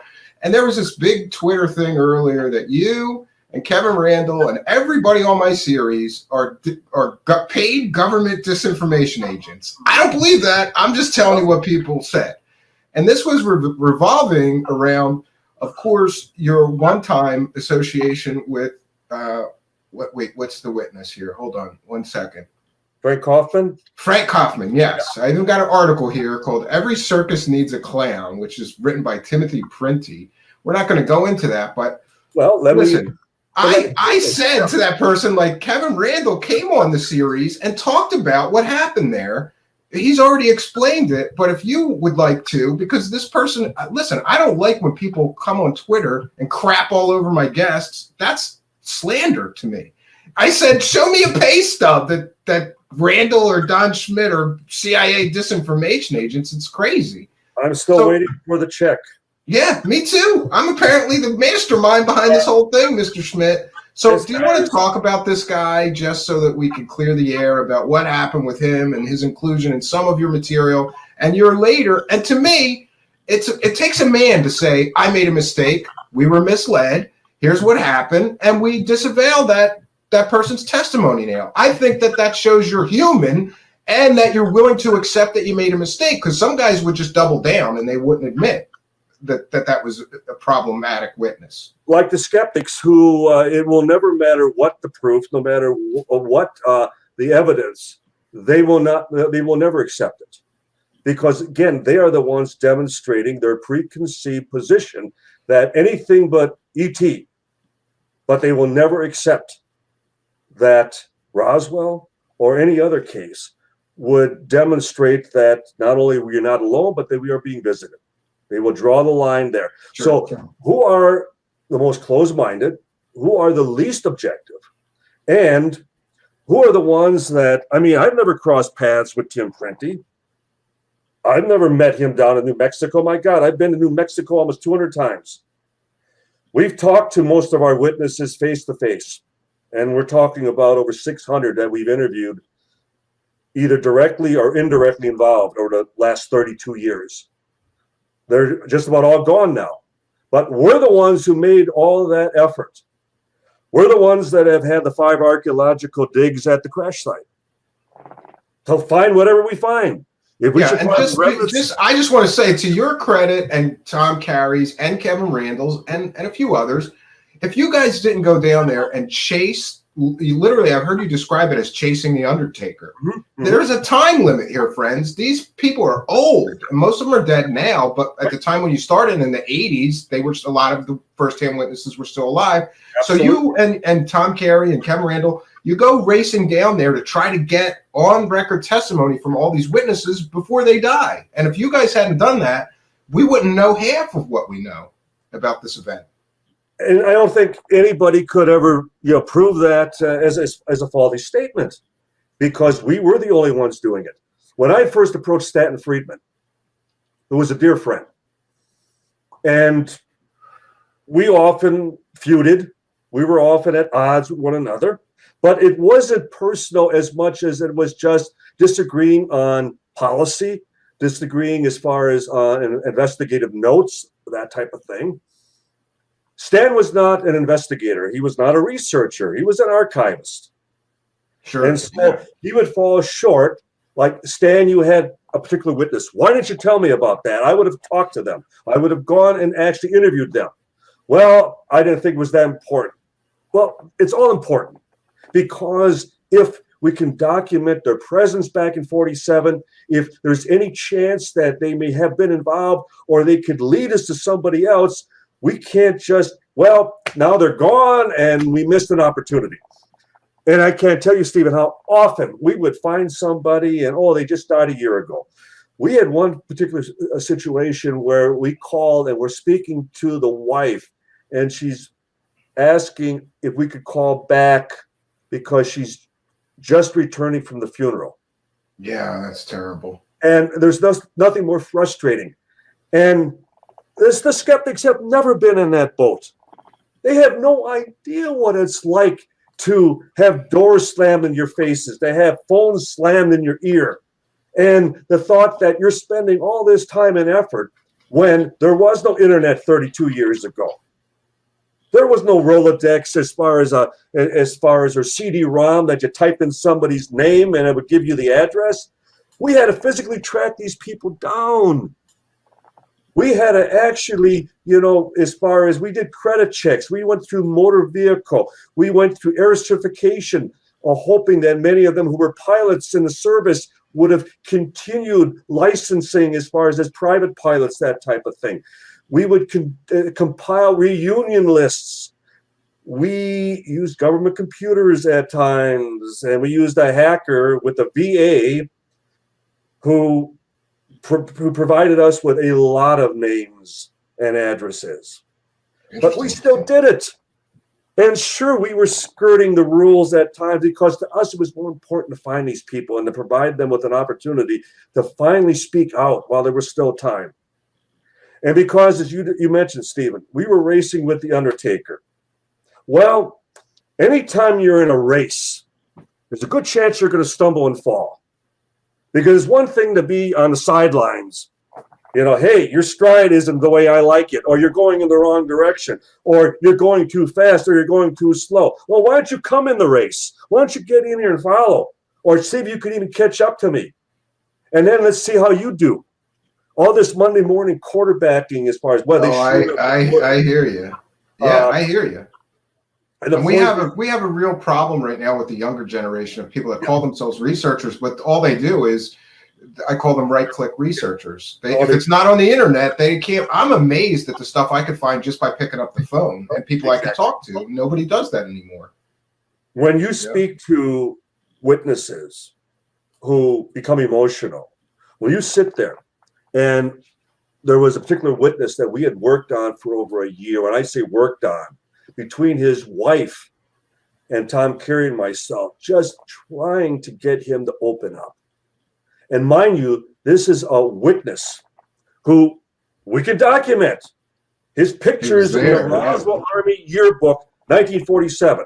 So what's the skeptic going to say? Well, that doesn't prove they were there. Well, see, again, what are your standards? They're at the base. And still, well, you got to pull them out of the scenario because they can't be there because maybe they're legit. So they're there. We can document that.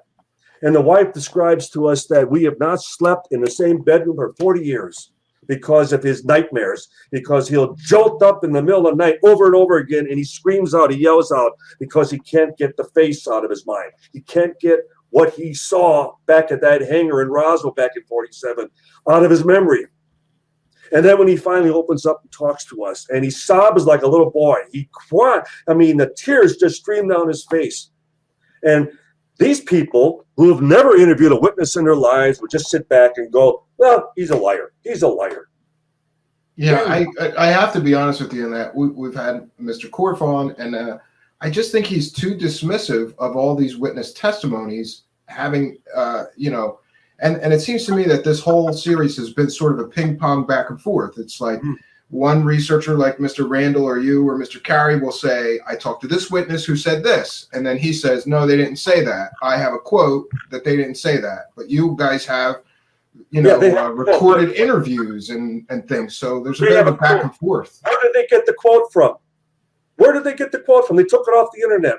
And I'll guarantee you it was taken. Well, I haven't announced this yet, but what I'm going to do, Mr. Schmidt, after this series is over, is I'm going to go through your books, Mr. Randall's books, and your books with Tom Carey and Cal Korf's books, and for each person, I'm going to create a spreadsheet, and we're going to try to get to the bottom of each of the witnesses. So it'll be a little harder for him to just be dismissive and say they didn't say that, they said this, or to be so dismissive. One of your books that I really found fascinating was Children of Roswell, because I have a hard time believing that towards the end of their lives, a bunch of people just started making up stories about aliens or seeing aliens out in the desert and told their kids this.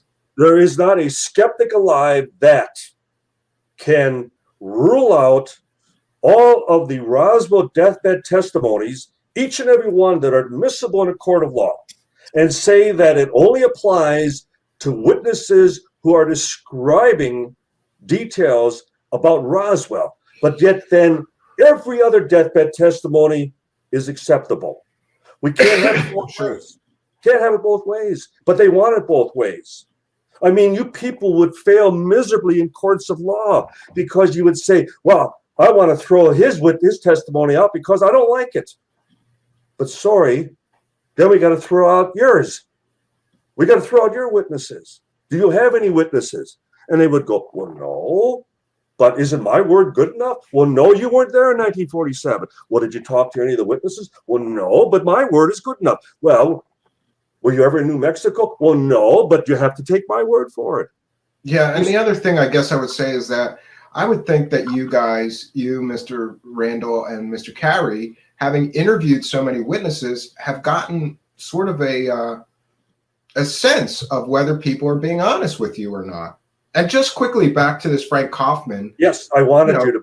Yeah, so he sort of came out with basically telling you and every other person interested in Roswell exactly a great story that you would want to hear. But later it turns out that he's not so credible. Can you talk a little bit about that? When we first talked to Frank Kaufman in 1990, he presented himself as just a secondhand witness, that he was at the base, and he is in the base yearbook. Sure. He was there. We can establish his bona fides. And He stayed in Roswell. He would become the president of the Chamber of Commerce in Roswell for 30 years. And so he was a respected business person as well. And so we are referred to him, and he's talking secondhand, which evolves into, well, I saw this. I was involved with this aspect of the case. Eventually, where he becomes part of the recovery team, one of the 9, as he called it. And not only at firsthand to the remains of the craft, but also the bodies. And so anytime you have a potential firsthand witness to what is the meat of the case, the one thing that binds this, all together, you work even more diligently in establishing whether they're being truthful or not.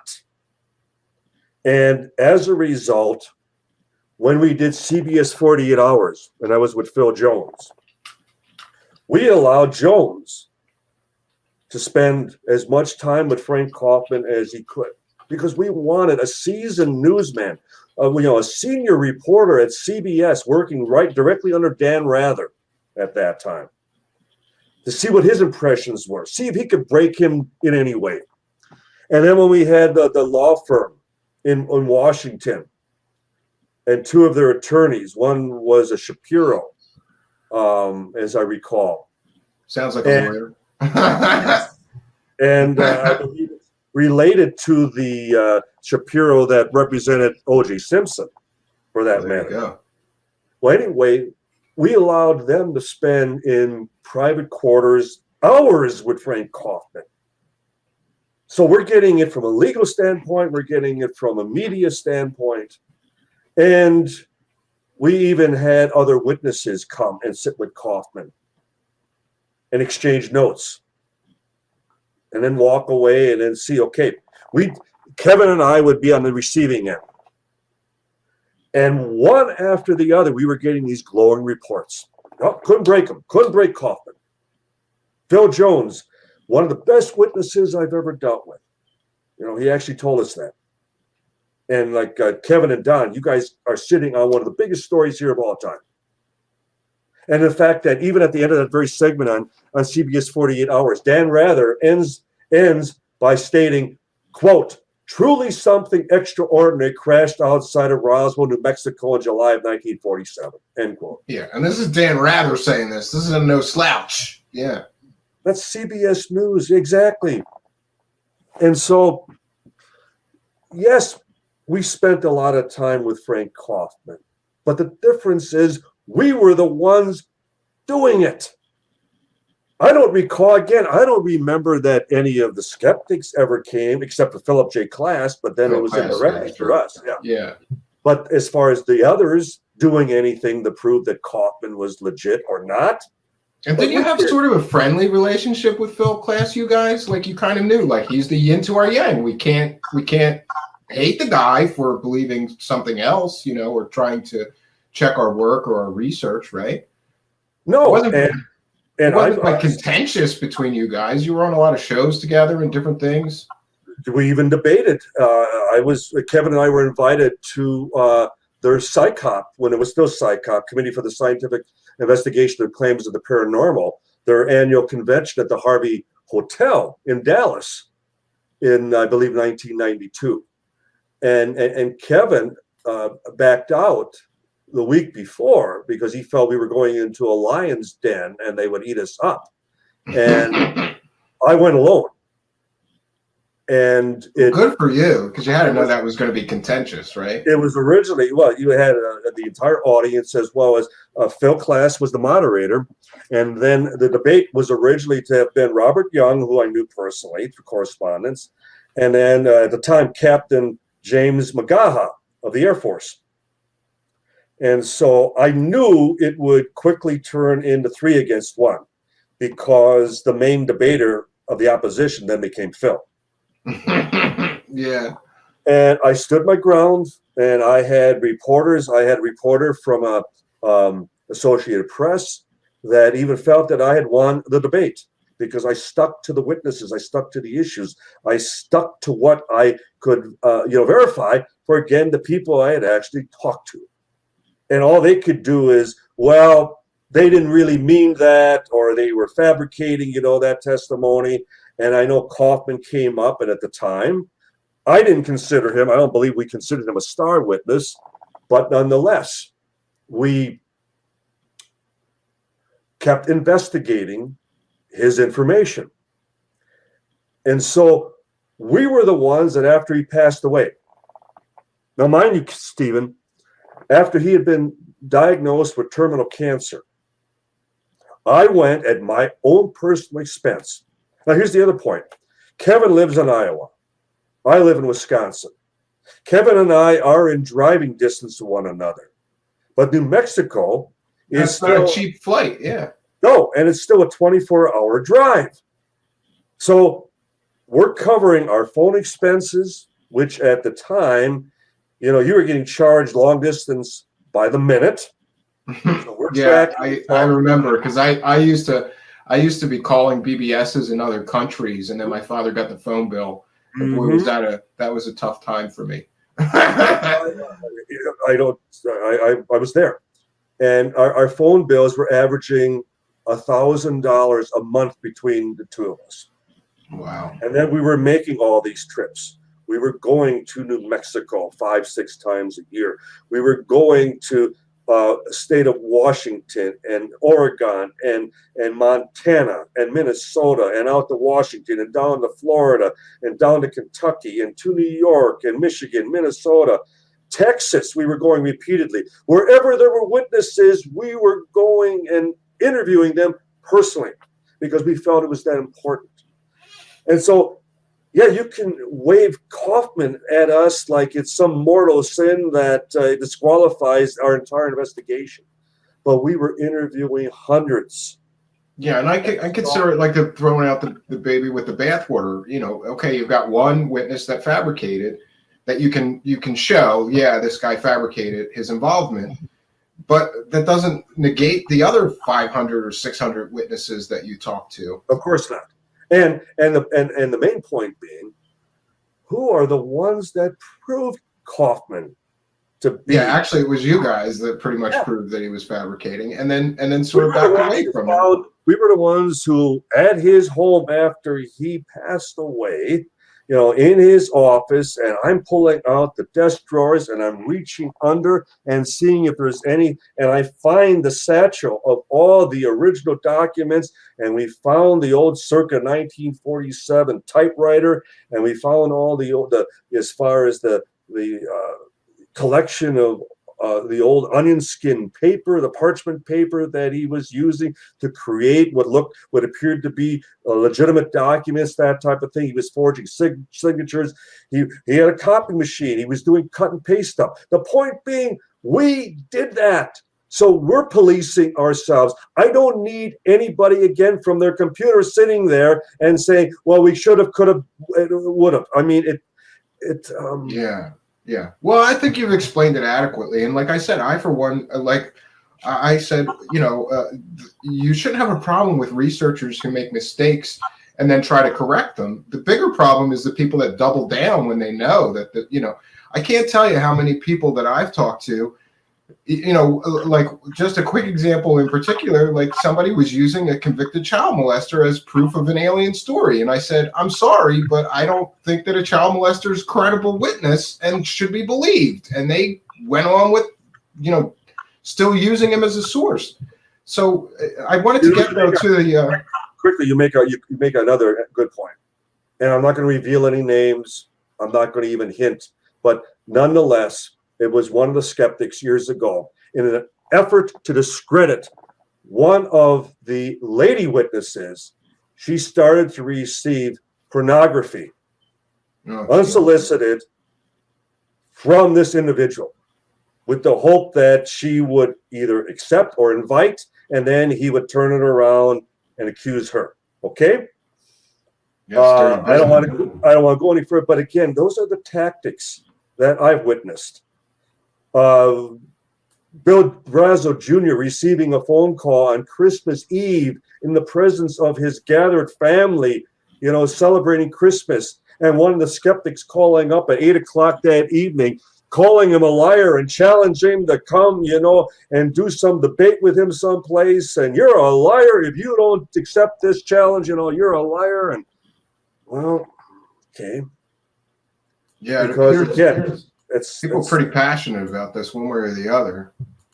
It's the tactics that they often have relied on. And if you or I would ever resort to such, an effort, tactics as far as to discredit a witness, I guess it says more about us.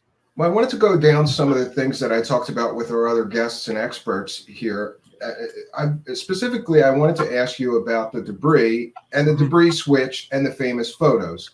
Mm-hmm. Because I believe from your books and Kevin Randall's books and Stanton Friedman that there's a claim that this debris in the famous photos is not what the actual wreckage was, that there was a cover-up. They brought in this weather balloon debris to show the press. And we have both Marcel and later Dubose, right, who claimed that there was actually a debris switch and that wasn't the actual Roswell debris that was shown in these famous photos. And again, we've had this ping pong thing going back and forth with our different experts. What's your take on the debris that's shown in these famous photos and the claims of a debris switch by both Marcel and Dubose? Well, again, we were the ones. Ramey had long passed away. There, you're picturing Brigadier General Roger Ramey, who was head of the 8th Air Force. He was the very boss of the base commander at Roswell at that time, Colonel William Blanchard. So you're going up the chain of command. The skeptics paint this, and some of my colleagues even described that this was a press conference. This was not a press conference. There was only one reporter that was even allowed in the room. The rest were kept out in the hallway outside of Ramey's office. And the only reporter allowed in was James B. Johnson of the Fort Worth Star-Telegram. He took the 4 pictures, 2 of Ramey and then 2 more of Ramey and his chief of staff, Colonel Thomas DuBose. Now, DuBose, and he's pictured to Ramey's right there. Sure. DuBose, who we interviewed and went down to Orlando, Florida, and met with him on a number of occasions, spoke to him numerous times over the phone. I have correspondence with him. I have a letter from him saying, I never saw the real material because we switched it. He stated in his own affidavit, now mind you, he's a 1-star general at this time. He's a brigadier general. So we have a brigadier general who says in a sworn affidavit, the balloon was a hoax. We were the ones who switched it. Shouldn't that be enough? Shouldn't that be the end of the story right there? Because there are no witnesses who claim that that was the genuine article who are still alive at that time. And so Irving Newton, who was the weather officer, he was in the last picture taken, and that was by the public information officer, Charles A. Cashin, who took that particular picture. He was just ordered over by Ramey to come identify the weather balloon. Is this a weather balloon? Well, of course it was. It's a weather device. So Newton made a positive identification of that wreckage. And it was flimsy foil. You see the black clump at the Ramey's foot.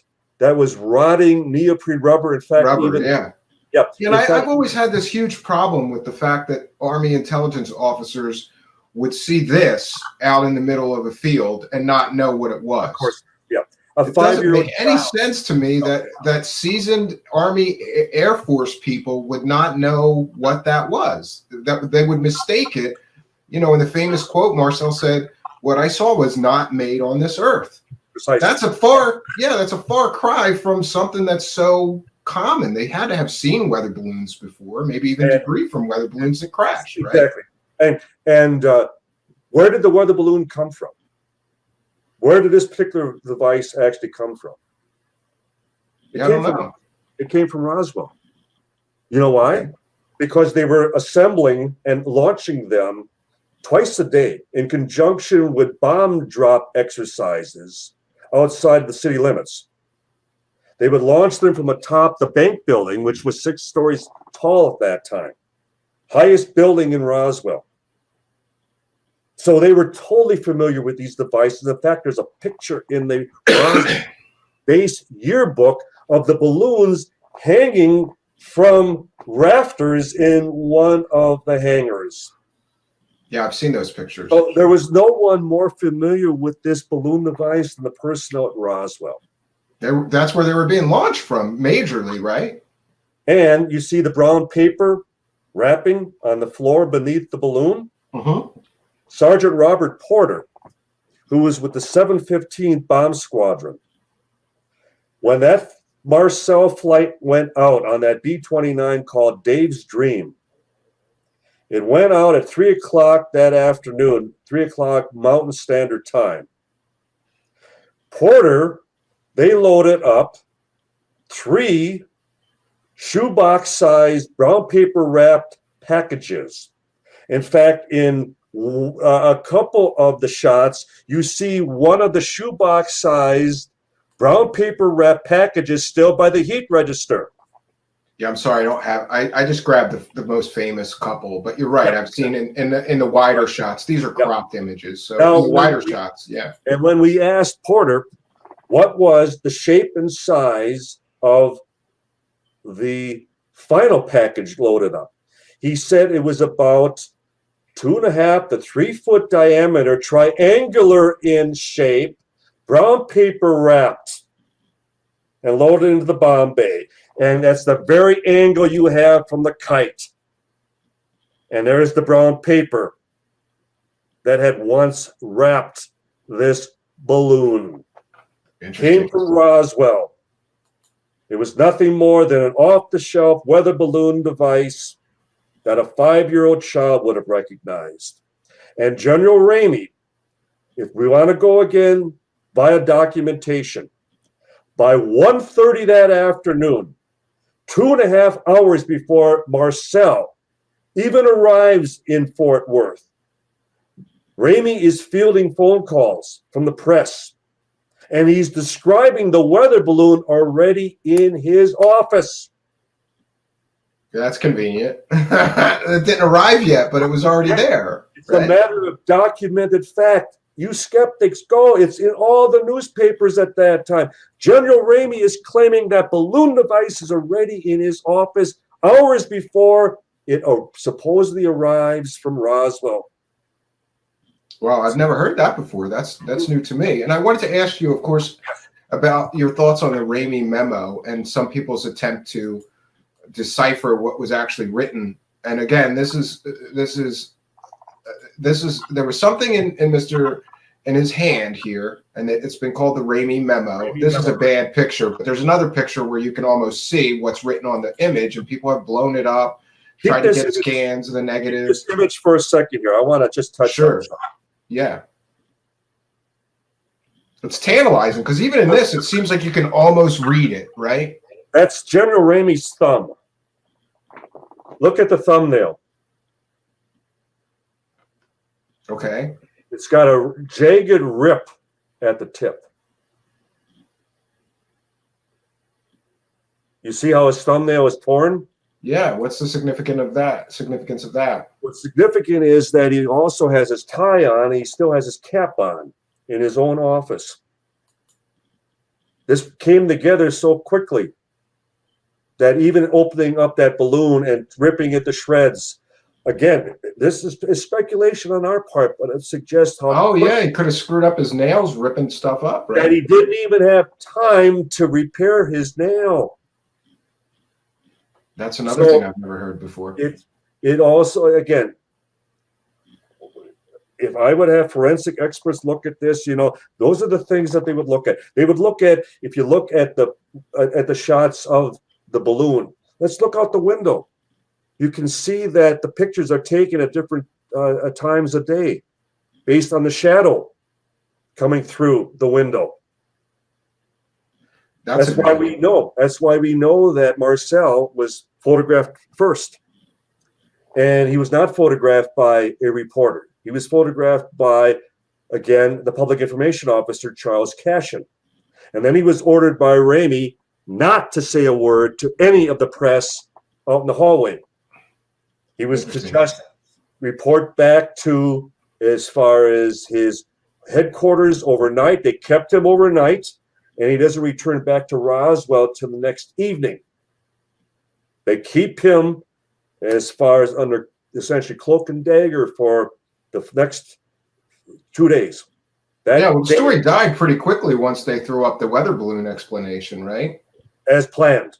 Yeah, and what do you think of the validity of some people's deciphering of what's on this memo? Do you think that's really valid, or do you think that it's a case of people seeing what they want to see in some cases?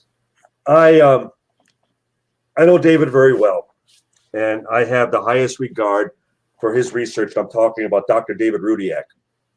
And mainly for the fact that nobody has spent more time working on the Ramey memo than Rudiak has. Yeah. I mean, we're not just talking about an afternoon of analysis. We're not just talking about doing a certain magnification and some new as far as electronic enhancement of the image. And let me tell you what I believe it says after looking at it for all of a couple hours. Rudiak has spent years. And for that reason, I place not my hope as much as my greatest faith in his analysis and his discernment of what it says. But today, because we still have this dispute, this argument, and whenever I hear someone say, well, we have done all we can with the original negative. Well, there's one analysis that we've yet to do. And you learn this for those of us who've relied on flight control that handle respective airspace between commercial airports. In the Midwest, for example, here, where I reside in Wisconsin, our flight control center is in Aurora, Illinois, which handles 7 states throughout the Midwest. And it's not human interpretation of a radar signal, it's computer interpretation. It separates weather anomaly to actually transponder aircraft and then private aircraft as either a solid green blip or as a plus or as a minus or red, green or red, that type of thing. But nonetheless, it's 90 screens, radar screens, all computer analyzed, all computer interpreted. What I have been recommending for years is that we need to create a program that will read the document. There are only 26 possibilities as far as letters go. And then if we apply the question as to what type of military jargon would have been used in a telex at that time, and that they have to be, as far as grammatically correct sentences, that type of thing. Let's let a computer analyze the memo and accept it as the final word. No more human interpretation. In other words, let's let AI see what it can do with the document as best as possible, as best as it can, and then with a joint acceptance that this will be the final say. It's as far as we can go. Yeah, I agree. Now, that thing has always been tantalizing to me, because I've always thought, like, I heard Mr. Randall say if that photographer was standing 3 feet closer, we'd know exactly what that memo said. But I think that image analysis software, and you're right, AI brought to bear against a problem like that may be the best solution, because then we take the human equation out of it, and we're not, a machine's not going to be biased. It's going to pick it apart, and this is what it says or doesn't say, and that's it. And it's not faces in the clouds, because letter-wise, there are only 26 possibilities. And then they have to become, as far as complete words, and then they have to be as far as make complete sentences. It has to all make sense. Yeah. So Yeah, it absolutely. narrows the scope. It narrows the scope to the point that I still believe that there's this final effort that needs to be done. And I pretty much got the idea from Studio Macbeth with Ray Downing in New York when they were doing the 3D imagery of the Shroud of Turin. And Yeah, I follow that. they were running into the exact same problem that we run into with the Ramey memo. That as we enhance the image, you also enhance the noise. In the Shroud's case, they were exaggerating the fabric, the weave of the fabric. And in the photograph, we're enhancing the grain. So they developed a computer program that would shave layer by layer away that fabric. I remember, yeah, it was a special algorithm that they designed just to clean out the noise, Right. separate the noise from what the data they wanted. To do that, right? And we've yet to do that with the Ramey memo. We need to do that. Yeah, that's interesting because I have a background in computer science, but even I wouldn't know where to begin with that. But I have some friends that might. So yeah, I can ask around and see what people think. Right. I happen to have a DVD or a CD-ROM somewhere of that high quality scan of this thing, and I've never done anything with it. Next, I wanted to talk to you a bit about what I believe is probably my favorite book you've written, because to me, it's just so convincing, and that is this Children of Roswell book.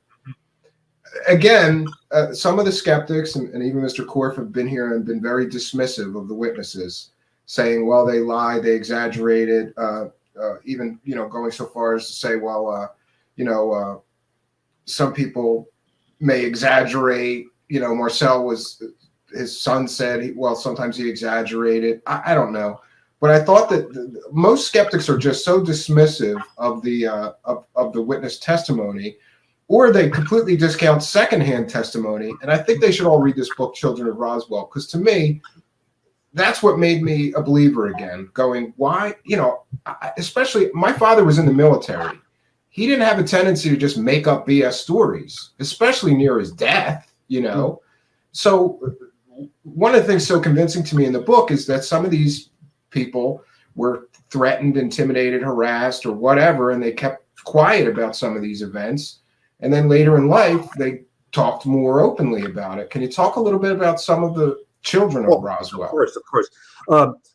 Just imagine either one of us being in this situation where our father is lying on a gurney as they are making final preparations to take him in to the OR for open heart surgery. And he's very frail, and there's a very good chance that he's not going to survive. And he waves us over before they put him to sleep. And he says, I need to tell you something that happened while I was still in the service. And it relates to when I was stationed at Roswell in 1947. And then they go on to describe that I was part of the recovery team. I not only saw the remains of this ship that was not a plane, it was not a rocket, it didn't have wings or a tail section, and the material defied anything I've ever seen since. And then to see the bodies that we first thought were children, and as we got closer, my God, they're not from here. And then there was a survivor. One was still living. Now, that happened between Sergeant Homer Rowlett, who was with the 683rd Squadron, and his daughter, Carleen Green. Now, what are we going to say? It was a deathbed statement, as it turned out. Well, sweetheart, dear, come over. Let me tell you one last big whopper yet before I die. Yeah, that's why I don't find this dismissive attitude of skeptics towards these people to be plausible or probable. Because again, if we throw out Roswell deathbeds, we have to throw out all of them. And Yeah, but and also you only gave one example from your book. Yeah. Your book is filled with these sorts of secondhand accounts from children of people that were directly involved with the Roswell event. And in your book, you didn't just accept their word. You went and checked that their father or the person that told them this actually was there, stationed there. You checked their military records. Exactly, and was witnessed by others who were also involved. And yes, Rowlett was there in the field with us. He was there. He was involved. And then Rowlett had actually told his son the identical story before he went into the hospital. So he made sure that his son also knew, unbeknownst to his sister. Edwin Easley was the provost marshal. When Kevin and I tracked him down, Kevin spoke to him the first time over the phone.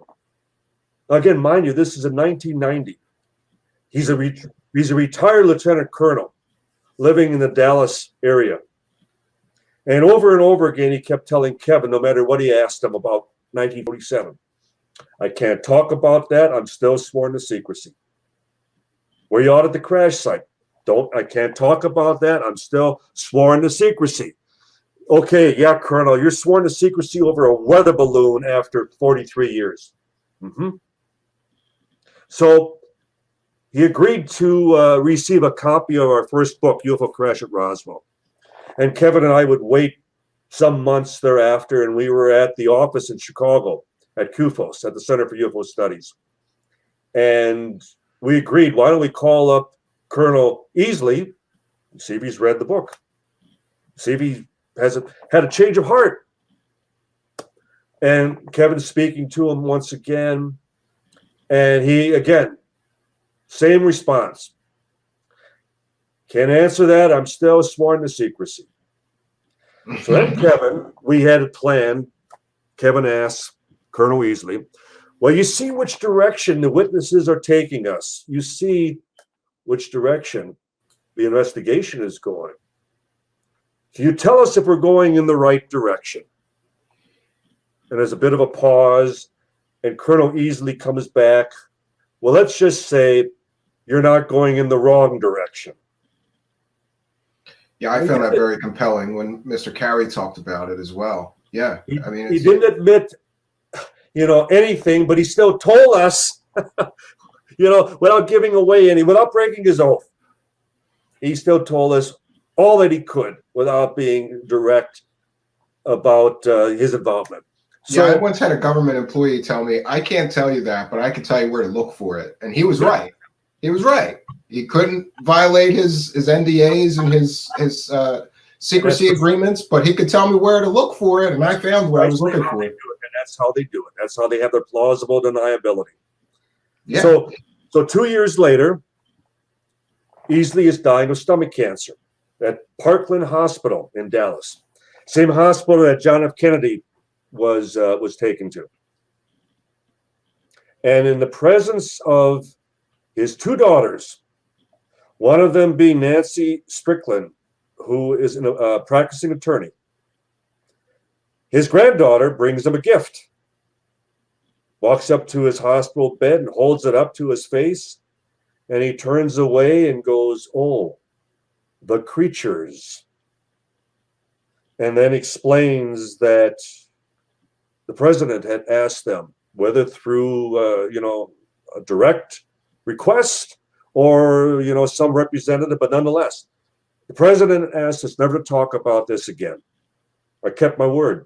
I can't tell you how I regret that I was never able to tell you what happened back in Roswell in 1947. But it was all true. It did happen. The granddaughter had held up a copy of our book, UFO Crash at Roswell, to his face. So there's another deathbed confirmation that the alien hypothesis just may be correct. The creatures. And that from the very provost marshal who was in charge of all military security on the base at that time. You have the base adjutant, another retired lieutenant colonel, Patrick Saunders, who, when I spoke to him the first time, he just laughed. Oh, the little green men from Mars, no truth to it at all. And then before he dies, he had fallen off of a roof. And that was in 1995. And He knew he only had so much time to live. And he had purchased as many paperback copies of our second book, Truth About UFO Crash at Roswell, that he could. And he gave them out to his best friends and to his family. And I don't know if I have the quote exact, but it was basically on the inner leaflet of the book. He wrote, "Here's the truth. I never told anybody before. I kept my word. Pat." Wow, that's interesting. Again, if I'm a detective, an intelligence investigator, if I'm any legitimate investigator who is just allowing the evidence take me to whatever the final resolution is, how could I just dismiss that and say, well, he was just lying? He was just, again, pulling all their legs. One last joke while he was still, here. Easily, all the creatures, he was just having a quick laugh at the expense of his two daughters and his granddaughter. Yeah, it doesn't make sense to me. And the volume of the witnesses and even though they're secondhand witnesses, I still found that book to be really compelling. It was one of those that I couldn't put it down until I finished the whole book, and then I was sad that it was over when I was done reading it. So, and some of them, like Frankie Dwyer, who was the daughter to the fire crew chief, Dan Dwyer, stationed at Roswell, and her having actually held in her hands a piece of the memory material. And the fact that we can document the fact that she had her tonsils taken out days before. She had a dental appointment that very afternoon. She stopped at the firehouse to visit with her dad. Her dad wasn't there because he and another fireman by the name of Ed Reeves were north of town at the crash site.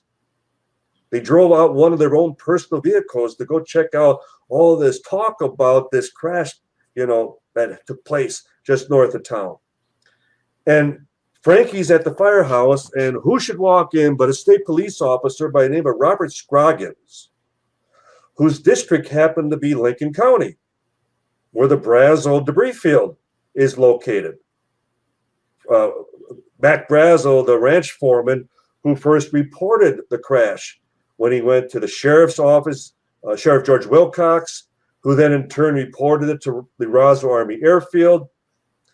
Now, this is something else I would challenge the skeptics with. It's a 4th of July weekend.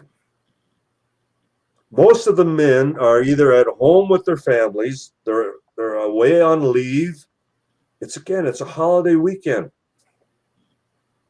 The rancher comes into town on Sunday, July 6th.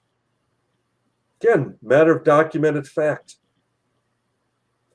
It's important enough that when the lead intelligence officer, Major Jesse Marcel, and because he's with the 509th Bomb Group, it's the first atomic bomb squadron in the world, the elite within the military at that time, the best officers, the best pilots, the best crewmen, the best doctors, the best nurses. It was a composite unit. They selected the best from whatever particular branch you happened to be in at that time. And they were going to be part of the first atomic bomb squadron. If you swept a broom on that base back in 1947, it was because you were the best broom sweeper. Yeah, I was going to say they probably had the best janitors too. Yeah. Because you all had top security clearances. Everyone on that base had a top security clearance.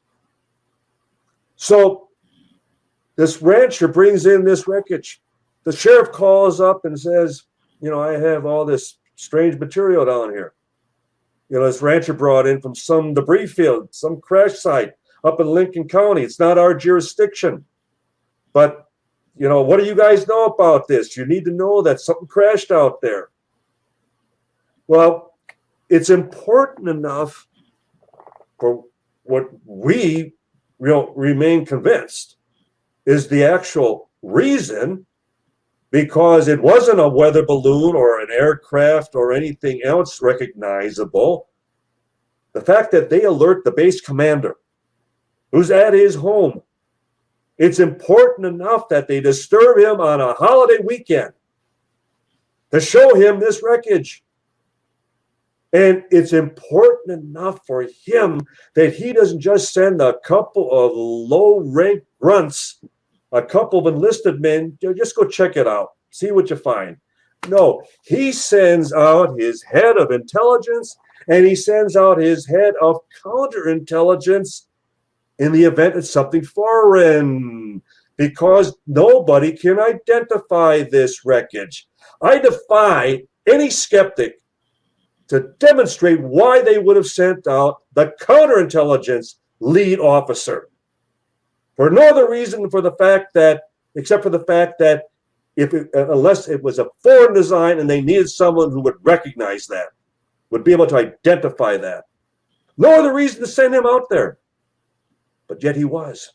Yeah, he may be familiar with Russian or German or foreign aircraft, right? And the More point so is, than a regular intelligence officer. exactly. And the head of counterintelligence, Captain Sheridan Cabot, he even admitted to the Air Force Colonel Richard Weaver that he was sent out there. He was out there. Marcel identified him for being out there. Master Sergeant Louis Rickett, who was Cabot's subordinate, said that Cabot was out there. The point being, you sent out some of your highest ranking officers because, again, you're demonstrating how important this potentially was in their eyes at that time. And it wasn't just driving out of town a few miles and checking it out. It was at that time a 4-hour drive one way. And by the time they got out there, it was dusk. They had to spend the night in that old Heinz house in that one-room shack, and it wasn't until the next morning. And then they spend the better part of a day filling up the 2 vehicles. And it's important enough that Marcel, on his way back to the base, his home outside of, within the Roswell city proper limits at that time, is 10 miles away from the base. He wakes up his wife, Riyadh, and his son, Jesse Jr., at 2 o'clock in the morning, takes them to the kitchen, and he's got all this wreckage scattered on the floor because he wanted to show them what he knew. And I doubt he would have showed them a weather balloon or even bothered to stop if it was simply a weather balloon. That's another point of the story that's always bothered me. Now, let's even quickly go back to even the ranch itself. When Kevin and I were out there the first time, and we went to the actual ranch headquarters, the main ranch house, and there was a water tank just full of water, but you could look over the side and there were just big chunks of rubber and foil and other debris floating throughout this water tank. The tank probably was about 15 feet in diameter, as I recall. It's no longer there. And when we asked the ranch foreman, his name was Jeff Wells at that time, what is all this? And he goes, oh, it's all the balloons that have been recovered here for decades. Throw them in a water tank? Water tank. That's interesting.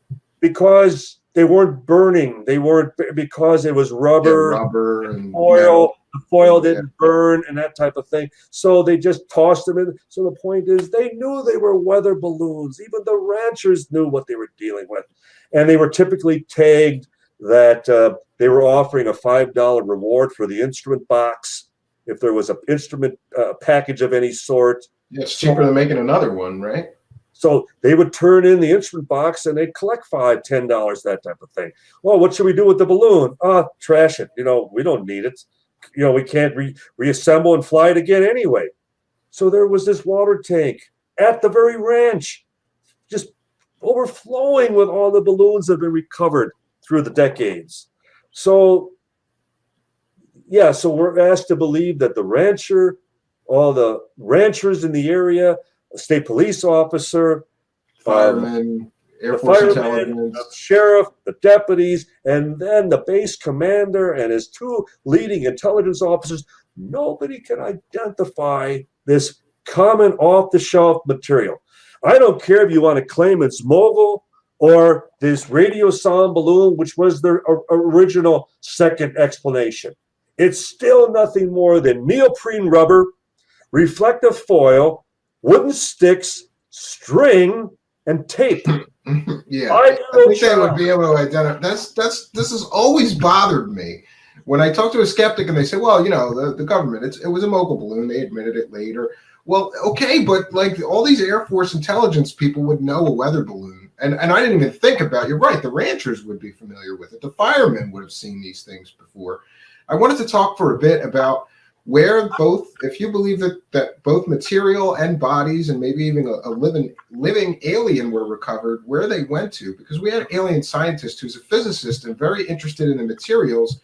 And he did a lot of, he showed me a lot of research and things that I've never seen about where the material may have went in the form of Battelle Institute and some other places, because that's beyond FOIA. Where do you believe the material went and ultimately ended up, and the bodies or aliens? Well, we always need to keep in mind that the military/government doesn't manufacture anything. Everything is contracted out into the private sector. Every ship, every plane, every tank, every rifle, you name it. That's why it's called the military-industrial complex, because it's complicated. Which I very aptly warned us about, because when I'm asked today, Don, where do you believe the material is? I say the military no longer has it. The government no longer has it. It is all in private possession today. Which happens to be beyond FOIA requests, so that's convenient. Exactly. And so you're talking about, you mentioned Battelle Institute. You're talking about Rand Corporation. You're talking about General Electric. You're talking about Hughes Aircraft. You're talking about Boeing. You're talking about Bureau Standards. We've had first-hand witnesses at all of these locations. And so isn't it interesting that even today when we hear about the government being in possession of physical material, but where is it? And they point like the Bigelow Aerospace in Las Vegas, that type of thing. Mm-hmm. They still point to the private sector. Well, we know of it, but we gave it to them for testing. And it was a case of, well, give us another 6 months and we'll give you some answers. Oh, we need another year.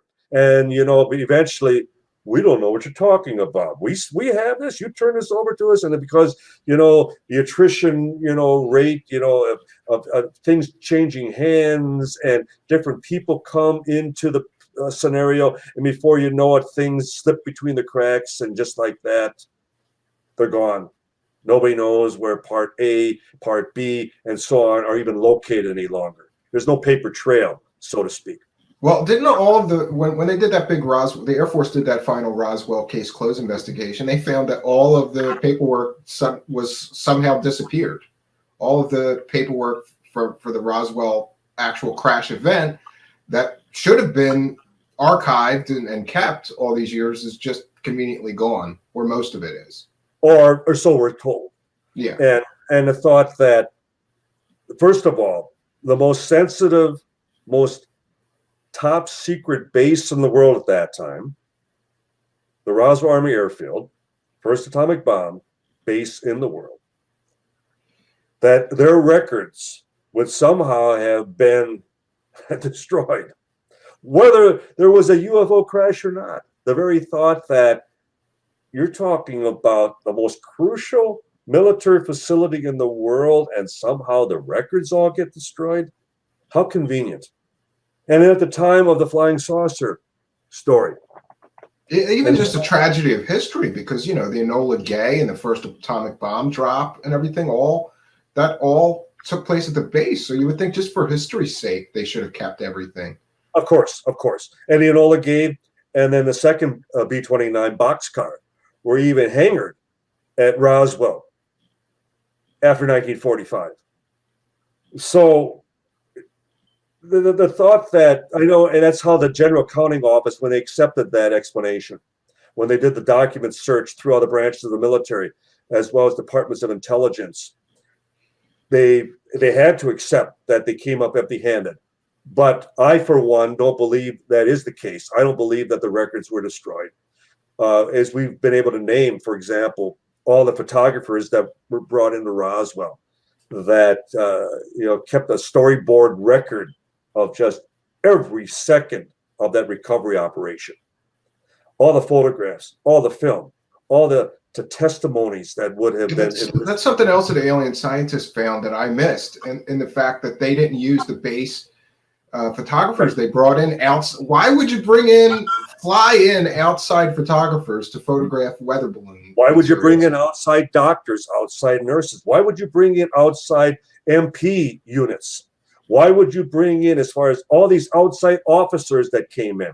And Stephen, when we were doing our initial searches for crucial witnesses, and we focused like on the 1395th, which was the MP squadron at the base in 47, thinking that, well, certainly all the base security would have been involved, whether they were cordoning off as far as the outside roads or the perimeter of the site itself, and the transportation, the vehicles coming in and out, and the security on the base. Well, and then when we were finding these people and learning that most of them were never involved, and finding that there were units that came in from other bases. Yeah, that makes no sense. Well, but then it did make sense for this reason, because it was something that, again, is standard procedure within the military. Yeah, I was going to ask, do you think this was done for compartmentalization purposes? Exactly. So that, yeah. Exactly, because when the dust clears, you have 95% of the personnel at Roswell who have been shut out. They have been banned from any involvement. They've been told to stay out of it. They've been told, don't report to the base hospital. Don't report to your normal sentry duty at building P3, building 84, which all the wreckage and the bodies transited through, that type of thing. They were not ordered shoot to kill. So in case somebody actually was fatally wounded, that they'd have to live with that. They'd have to fraternize and still coexist with the same personnel on the base. When you have outside people that come in and take charge, and after everything is quiet, there is nobody to talk to, nobody to exchange notes with, because they've all gone home. They've all split up, and they don't have anyone to talk to once they return back to their normal assignments. So it's really, when you think about, quite ingenious, because it's the compartmentalization, it's the way of shutting down all the buzz, all the rumors. It's the way of preventing this minutia of talk,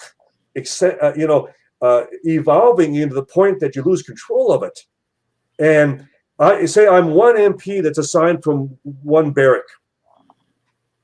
And I go back, I report, I finish my line of duty for the day, and I go back. I have nobody to talk to. Who's going to corroborate what I just experienced? But if the whole unit was sent in, just imagine. You got 50 men all describing the same thing, talking, sharing, their perspectives, their comprehension of what they had just experienced, that type of thing. So it is the total compartmentalization of the military. And that's why secrets are able to be kept, because it's the same reason they don't tell the president anything more than they have to. Sure. Because he's part of that. He's also part of that compartmentalization. The less the president knows, the safer he is. Yeah, plausible deniability sometimes. Look at Iran-Contra. Yeah, he just said, well, my advisors didn't tell me they were doing that, so I'm not responsible. Then when you get to the alien bodies, which is always the big crazy part of the story, is this other crash site and recovered bodies and maybe even a live alien. Where do you believe they would have taken both the live alien and the cadavers? We've had first-hand witnesses, not only photographers like Frederick Benthal that was brought in to take pictures of the bodies out at the actual crash site. We've had firsthand witnesses at hangar P3 within that B-29 hangar, and we've had firsthand witnesses at the base hospital. And also firsthand as well as secondhand family members again describing the survivor.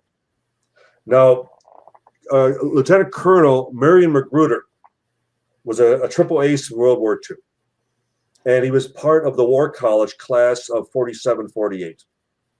And he would tell his 5 sons independently, before he died in 1995, that they were assigned to Wright-Patterson at a certain point. And they were shown wreckage. The War College, his particular class, they were shown some of the wreckage from Roswell.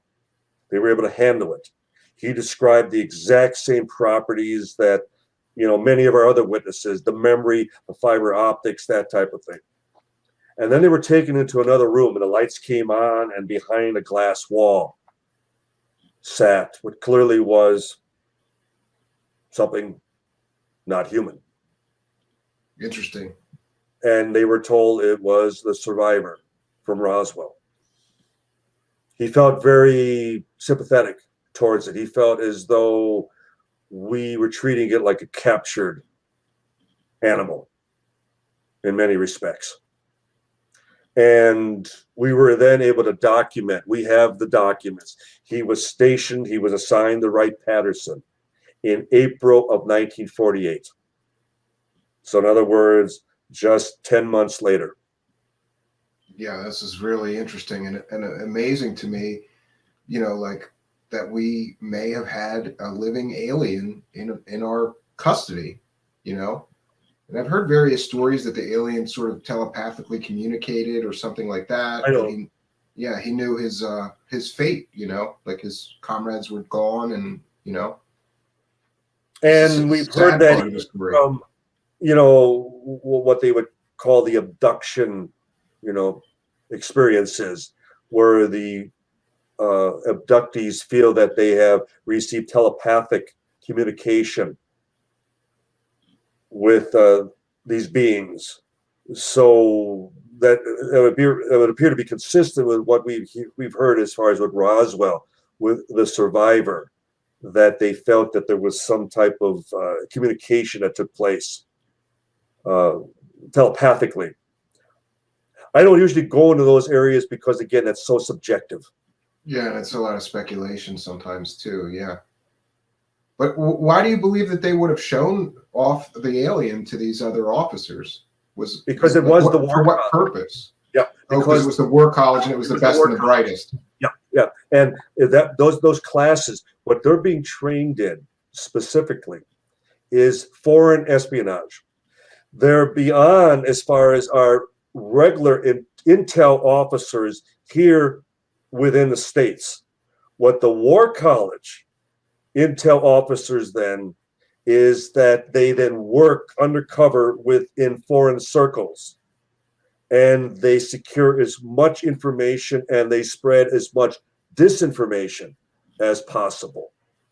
In other words, they keep things very fluid as to hardcore information.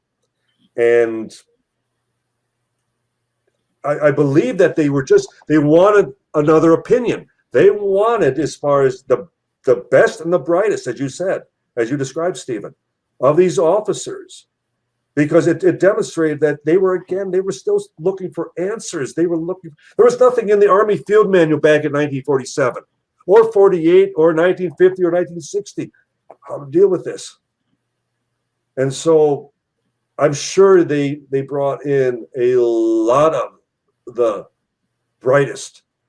I could imagine that they would be concerned that this was some kind of a recon force ahead of an invasion, with the paranoia of the time.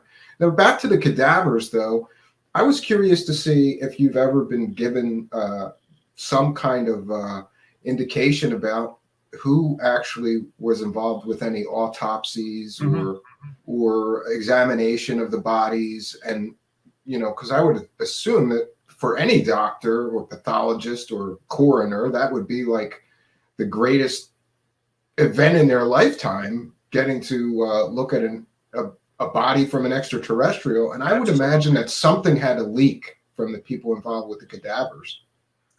And the late Leonard Stringfield, who was a collector in living in Cincinnati, Ohio. He's on the opposite end of the state, but nonetheless, Dayton, Ohio, Wright-Patterson Air Force Base, he was right there. And so he was listening. He had, that I'm aware of, at least 2 firsthand doctors who described to him autopsies at Wright Field in 1947. We would only hear of certain attempts, and the thing is, at Roswell, at the Roswell Base Hospital, they didn't have the equipment. They didn't perform autopsies there at the base. They didn't have a coroner in Roswell. They relied. So they would have to fly them somewhere else, and what better place than the Foreign Technology Division at Wright-Patterson, right? Exactly. Doesn't get more foreign than extraterrestrial bodies, I would assume. Exactly. I couldn't agree more. And so, and that too, the fact that we have firsthand witnesses such as General Arthur Exon, even Colonel Robert Friend. Robert Friend was the second last director of the Air Force's Project Blue Book. And I was having dinner with him one time in Los Angeles, and he goes, Don, I don't think many of you even know that I was at Wright Field in 1947 when that wreckage from Roswell came in. And I went, oh, the mogul balloon that they had to test to make sure that it was really a balloon? And he laughed and he says, you and I both know that wasn't any type of balloon. And I go, oh, Colonel, then what was it? And he goes, well, I believe it was a broken arrow, an errant atomic bomb. And I let him, talk out as far as why he believed that. What the colonel wasn't aware of was the fact that there were no broken arrows at that time. In fact, we didn't have any bombs in our arsenal at that time. Yeah, I guess we blew our load in World War II and we were still building up new ones, right? That's right. We were still conducting as far as atomic research at Los Alamos in New Mexico. The bomb racks were kept not in Roswell. They were kept at Wright Field in Dayton, Ohio. And even when they were conducting the bomb drop exercises with their B-29s in Roswell, they were using sand barrels. They didn't even have the bomb casings. And as far as the 2 bomb pits, which were at the base in 1947, neither one of them had a bomb hidden as far as down within that silo. Yeah, and our adversaries wouldn't know this. It was just a huge deterrent. They knew that we had done Hiroshima and Nagasaki, and they would have assumed that we had more. So I guess absolutely, and that's why they kept it so secret. Well, but I don't really want to keep you too much longer, but if you don't mind, we have a great audience watching. If you don't mind, we can take some questions for you from our live chat. It's not often that we get some experts. Absolutely. So any questions for Mr. Schmidt or myself, just put them in all caps so that we know that they are intended for him. You can ask anything. And again, I want to thank you for doing this. It's been my pleasure to have all of you guys here because and no matter what side people are on, we've had Cal Korff, who's very skeptical and dismissive. We've had you and Mr. Randall and even Walter Bosley with the Zone thoughts on what may have crashed at Roswell. It's great to get you guys all in one place. Okay, here we go. This is a great question. Any speculation about why it crashed? Mm-hmm. We have confirmed that the very night, July 2nd, through the Stallion Weather Lookout Center that evening, that there was a severe lightning storm that came off of the southern tip of the Capitan Mountains. And so even the ranchers described to us that between the thunderclaps, now this is high desert, been out there many times, you don't want to get caught out there in a storm because the lightning strikes the ground. If you're out there in a car, you're the highest as far as a point. You're a lightning rod standing out there, and it's high desert. And so one of the obviously theories is that it was struck by lightning. Again, we have no way. All we can do is confirm there was a severe lightning storm, but we still don't know if it was an internal malfunction, something caused it to explode. I guess we'll never know. We'll never know. But that much I can at least document, that the night in question, there was a severe lightning storm. Yeah, could be it. And again, from Greg Chase, we have a question. What is your opinion of gravity-controlled vehicle tech, or I suppose he means anti-gravity technology, as being man-made? Interesting that even in General Nathan Twining's letter to General George Shogren, asking about their assessment of the situation. Now, this is 2 months after Roswell. They were already speculating that the aircraft that Twining states in this letter is real, that the phenomenon is real and not visionary or fictitious. Yeah, I love that memo. I love that memo. Well, here's something, Stephen, that most ufologists don't even grasp. If you actually have a chance to ever see the originals, Twining did not write that letter. He signed off. He agreed with the context of the letter. But you know who prepared the letter? No, All of his nuts and bolts engineers at Wright Field at that time. At wow, Air so Material that makes it even more believable that that's accurate. Engine experts, propeller experts, as far as materials experts. So nuts and bolts guys. So why are you calling in nuts and bolts guys if you're only dealing with sighting reports, if you're only dealing with a couple photographs? Why is it possible you're dealing with nuts and bolts people because they're actually dealing with the nuts and bolts of the recovered saucer that was just brought to your attention right there at Wright Field? So, but the point being, Twining, they were already speculating that the propulsion may be electromagnetic, that it would draw power right out of the very atmosphere. And doing that, and I use the example, if you take something as simple as a balloon and you create static, rub it against your arm, and then hold it up against the wall, and the balloon will defy gravity. It'll hang as far as up against that wall or against the ceiling from the static electricity. Well, it's anti-gravity, electromagnetic. You're creating electromagnetic field of sorts. So I believe that was the birth of some of that research, the idea that these craft are able to push off of gravity, repel gravity. They hover, and then they push off of it and are able to accelerate at a tremendous speed. And in using, even as far as the orbital rotation, the gravity of the planet itself, that they use it as their very propulsion. And therein would lie that and we've been working on this, and I believe we're getting closer and closer. And I belong to the EAA as far as the Experimental Aircraft Association in Oshkosh, Wisconsin. And when they unveiled the Raptor, the F-35s, and you see that jet hover, you see it come up and it turn its nose up, and all at once it's just bouncing, it's resting on its thrusters. Yeah, I've seen a video of that. It's pretty impressive. And then all at once it kicks in the afterburners and like a rocket shoots straight up. Just amazing. Now that's not anti-gravity, but we're getting there. We are getting to the point that we understand. And who is to say that the main inspiration may indeed have been the very phenomena that they're still saying doesn't exist? Yeah, I always found it interesting that in the early 1950s, almost all of the major aircraft manufacturers were really big. There's articles and things on electrogravitic research. And then shortly after that, it just all vanished. And nobody talked about it again. All goes underground. Now it's become too top secret, too sensitive. And I suppose in many respects it becomes covert because you don't want to play your hand.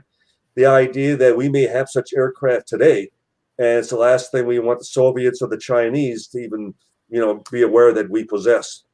Yeah. Another question: can Mr. Schmidt review if any findings at the sites? I think maybe they're talking about these archaeological digs, and you have a whole book on that. Can you talk about what exactly was found? Was there any promising evidence found during all those archaeological digs? Because I thought for a while when I heard that they were doing that, I remember when I first heard about that, it was a long time ago, but I thought maybe there was something left there and they're going to find it, and maybe we'll get a smoking gun piece of it. Now, just imagine, as you yourself acknowledged, that Kevin Randall and I were skeptics our first trip to New Mexico in February of '89.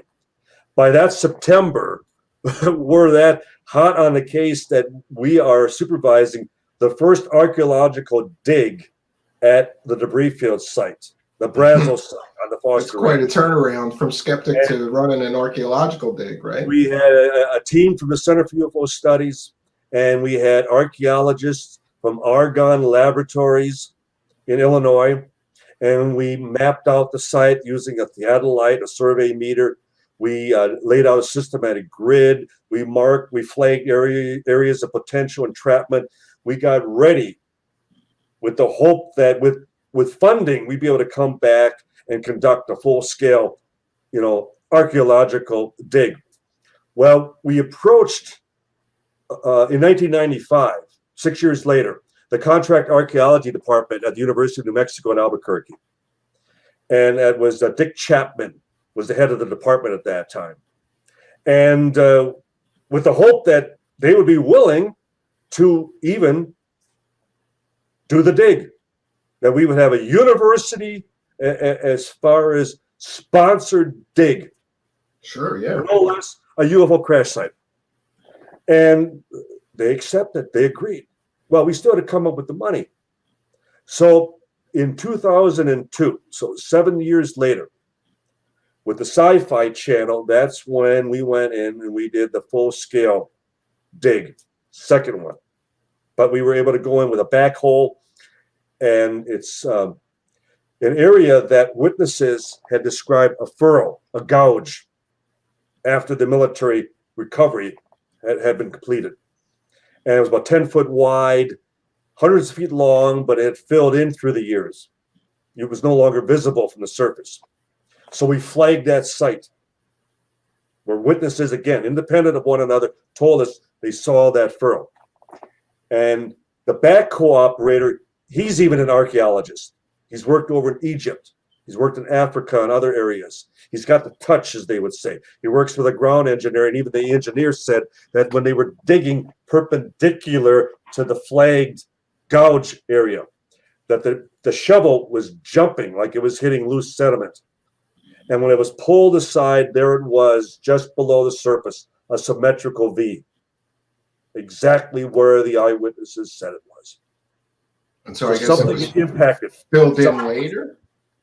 So something had actually skipped across the ground, and that the wind and rain erosion had filled it all in through the decades. With new sediment, There it was, below the surface. Now, since that time, we had another dig in 2006. We had another one in 2013, and another one in 2015.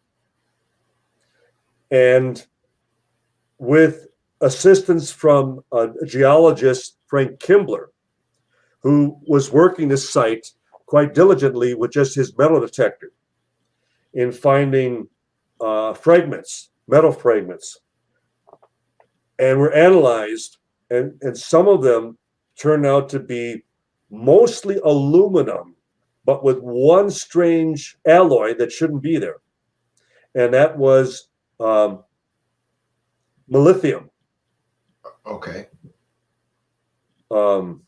And that's not a very common thing to mix with aluminum, right? No, because it's mixed strictly with steel. It's a hardening agent for steel. And as a result, there's not a registered combination of the two that we know of, that we could find anywhere here on planet Earth. Now, again, it doesn't prove it's extraterrestrial. No, we agree. But it's interesting. It's Did they do any tests on the isotopic ratio of the aluminum? Oh, yes. Because we should be able to. But so it came back earthly. Well, except for the molybdenum. the molybdenum. I pronounced it wrong the first time, molybdenum. And it was 3%. Doesn't sound like a lot, but that is a lot in conjunction with the aluminum, because it should make it as brittle as glass, as a hardening agent for steel. And yet, there it is. Well, that's Now, interesting. we didn't claim it was there, but 3 separate labs have, doing the radioisotope testing, have confirmed its presence. Interesting. So we, I know on the History Channel. Yeah, I remember seeing that, and I was on the edge of my seat, like, what are they going to find? You know. And then they claim that they're picking up something buried beneath the surface that is sending back, it's creating a magnetic signal. It's repelling as far as that subterranean radar. And then the Ben Smith, the CIA operative, former CIA operative, suggests, you mean like a balloon? Okay. Well, I wish they would have talked to us, because if we go back to the Ramey photographs in General Ramey's office, and that rotted clump of rubber at his feet on his office floor, if you were to know anything about weather balloons, especially those particular balloons, the rubber, especially when exposed to the elements, starts to break down within days. Yeah, it wouldn't be there 40 years, 50 years later. Within weeks, it becomes like powder. And the reflective foil, unless it's one large intact sheet, how did it bury itself, and who buried it, and how did it remain intact after all these years? So it was wishful thinking. It was kind of because they build it up and they tear it down, and unfortunately that's how a lot of these shows are. They raise the suspense level and then they burst your bubble, so to speak. Yeah, that's a pretty common theme. And another great question, because I was going to ask you this too, because there's been various descriptions of what the craft looked like. Some say that it was a sort of flying wing, not a saucer-shaped craft, and other people said that the craft was, you know, a typical aluminum, you know, metal flying saucer, round. And what is your take on that? Which is, and Frank Kaufman, you know, getting back to, he was claiming that it was more of a bat wing. Okay. And he had, you know, those of us who were, you know, trying to establish, you know, his credibility. We were trying to pin it, tie it in with what Kenneth Arnold had described on June 24th, that they weren't saucer shaped, they were more crescent shaped, but that they maneuvered through the air like saucers skipping across the water. And that's where, famously. It was Bill Bichette, who was a reporter with the Oregonian newspaper, Bill Bichette, who then coined the very phrase flying saucer. So wasn't it flying disc was used before that? Flying disc. Yeah, flying disc, exactly, Stephen. And even the William Rhodes photographs from July 7th show that heel-shaped object, 2 pictures over Phoenix, Arizona at that time. But the witnesses at the impact site, the debris field is debris, whether it was the outer. It's all pieces, so you're not going to see what it. Yeah. But the impact site where you had what appeared to be an escape pod, a capsule, egg-shaped, about the size of a Volkswagen Beetle. So it was hardly, you know, an intact ship. But just as we have had escape modules, and as far as cabin ejection devices that would propel, you know, pilot and crew, you know, away from a disaster, that type of thing.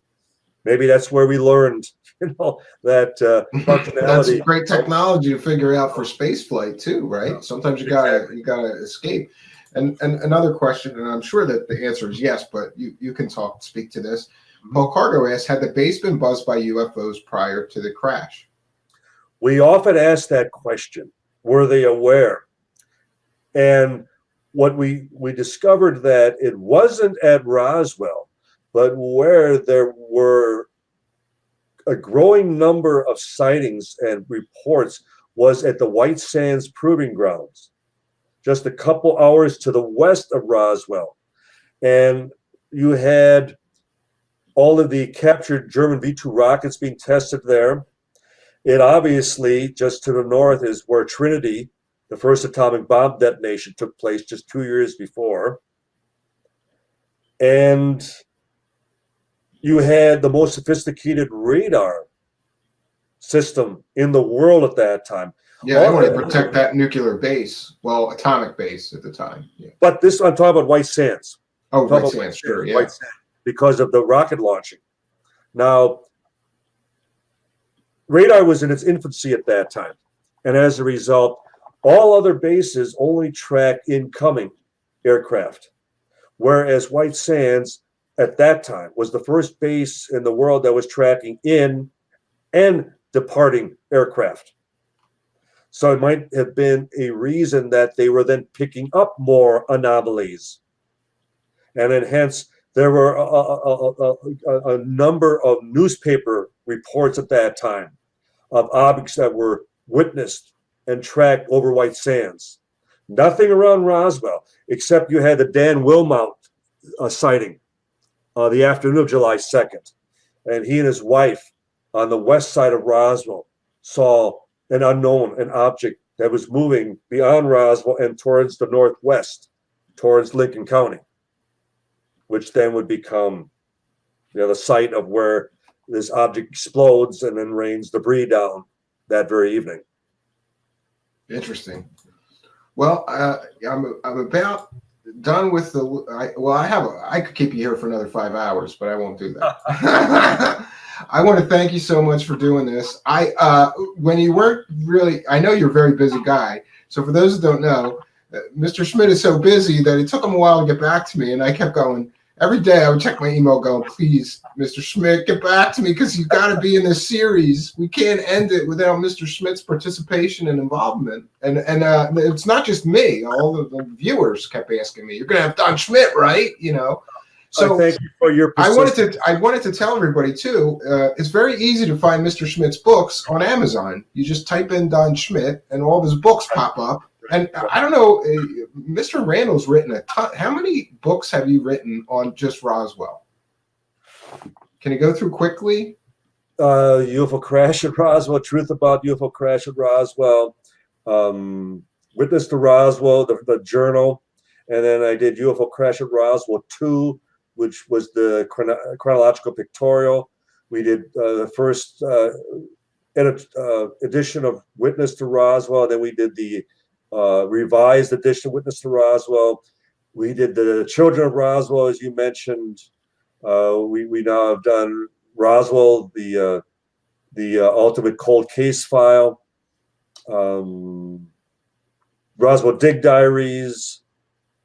So when you type in Don Schmidt into Amazon, you get just a treasure trove of, and I have been, there's just a few left that I haven't read of yours, so I'm gonna work on those because. And I think you could verify, Stephen, that in each book we cover a whole new aspect. Yeah. Every time I think like, well, you got another book, and then you get the book, and it's like a different sort of approach. Like Witness to Roswell is firsthand witnesses. Children of Roswell is secondhand, or children of people, families, people that were involved.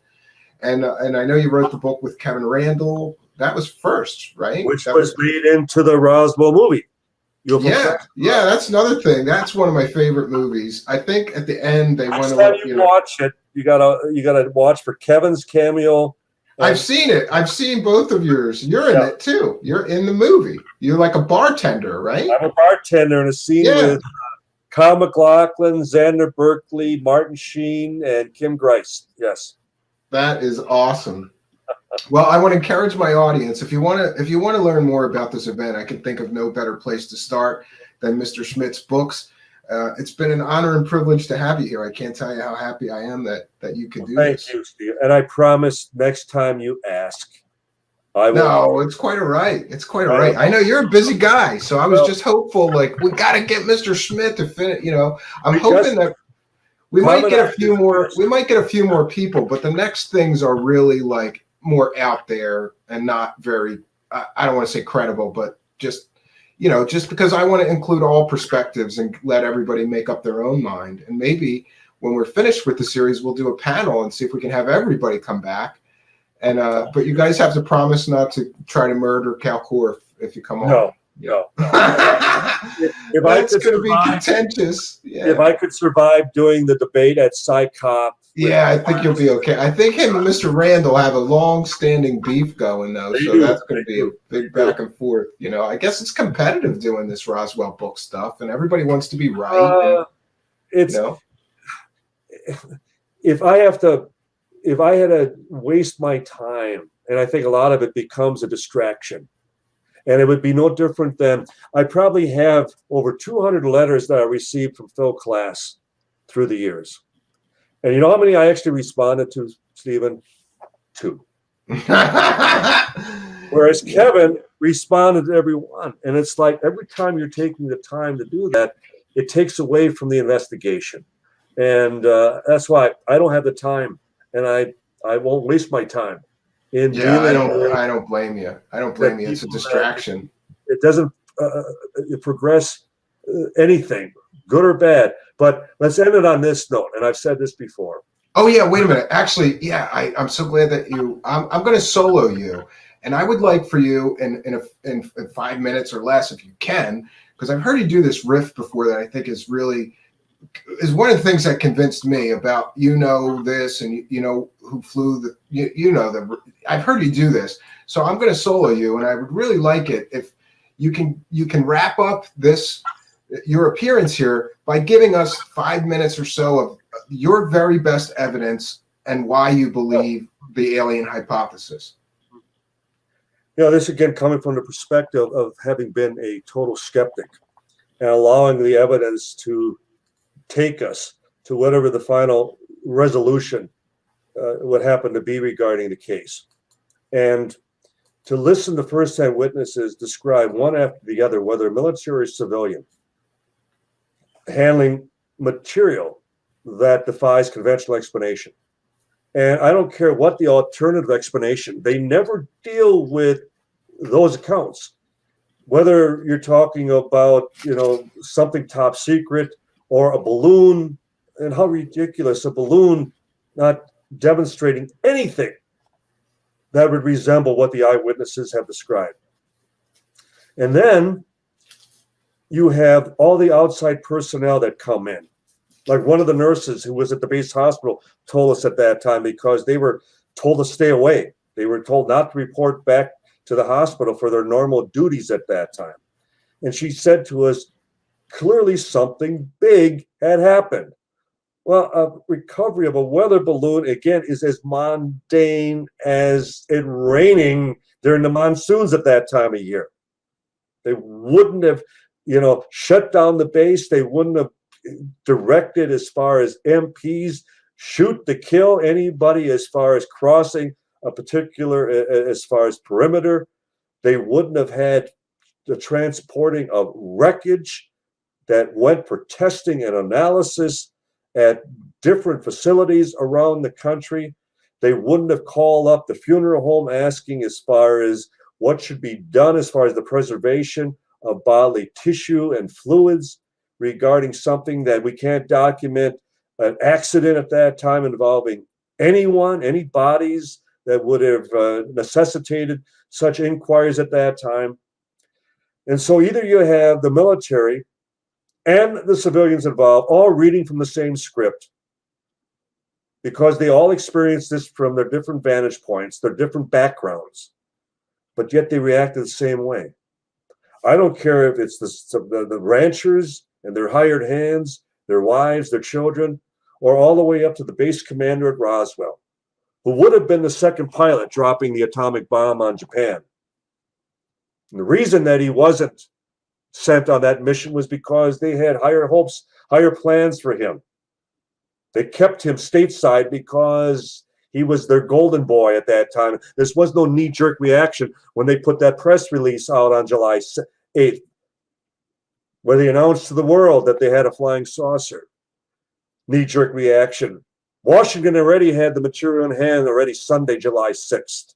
They had all day on Monday the 7th and till that next morning to put together this whole, as far as cover-up scheme, and it worked. They got away with it. And then they shut down Roswell. All the violations of the First Amendment rights. They threatened them with the loss of the licenses that they should never talk about this again. And then they start abducting civilians.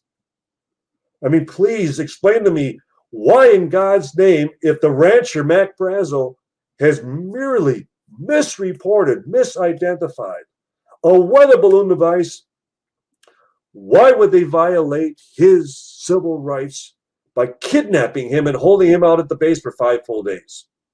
And then until he recants his story, until he is then ushered to the newspapers, to the radio stations, to retract the original flying saucer story. And then and only then, after they have his assurance that he'll never say a word about the truth of the matter, they release him. And he's a broken man. He's never the same.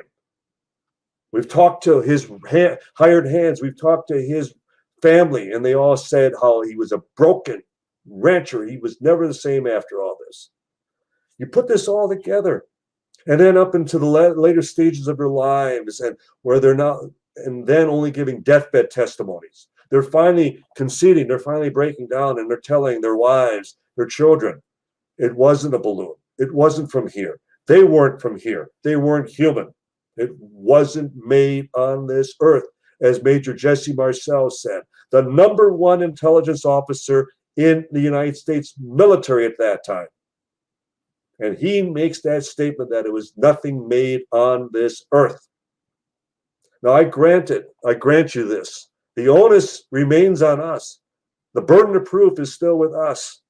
But at least our investigation has remained fluid after all this time. We are still racing with the undertaker, now with the families. We are still searching the sites. We are still looking for the physical evidence. We're still hoping that there's a footlocker or something hidden as far as in a basement or in a crawl space yet to be discovered and presented to finally prove this. But we're still the ones who are proactive. We're the ones that are still not so rigid in our position as putting out a final statement and this is the end of it and take it or leave it because I say so. Well, in our cases, it's because all of our witnesses say so, because you have 0 witnesses. Please, you have none, and you know it. You have absolutely 0 witnesses. And so how do you think that would decide in a court of law?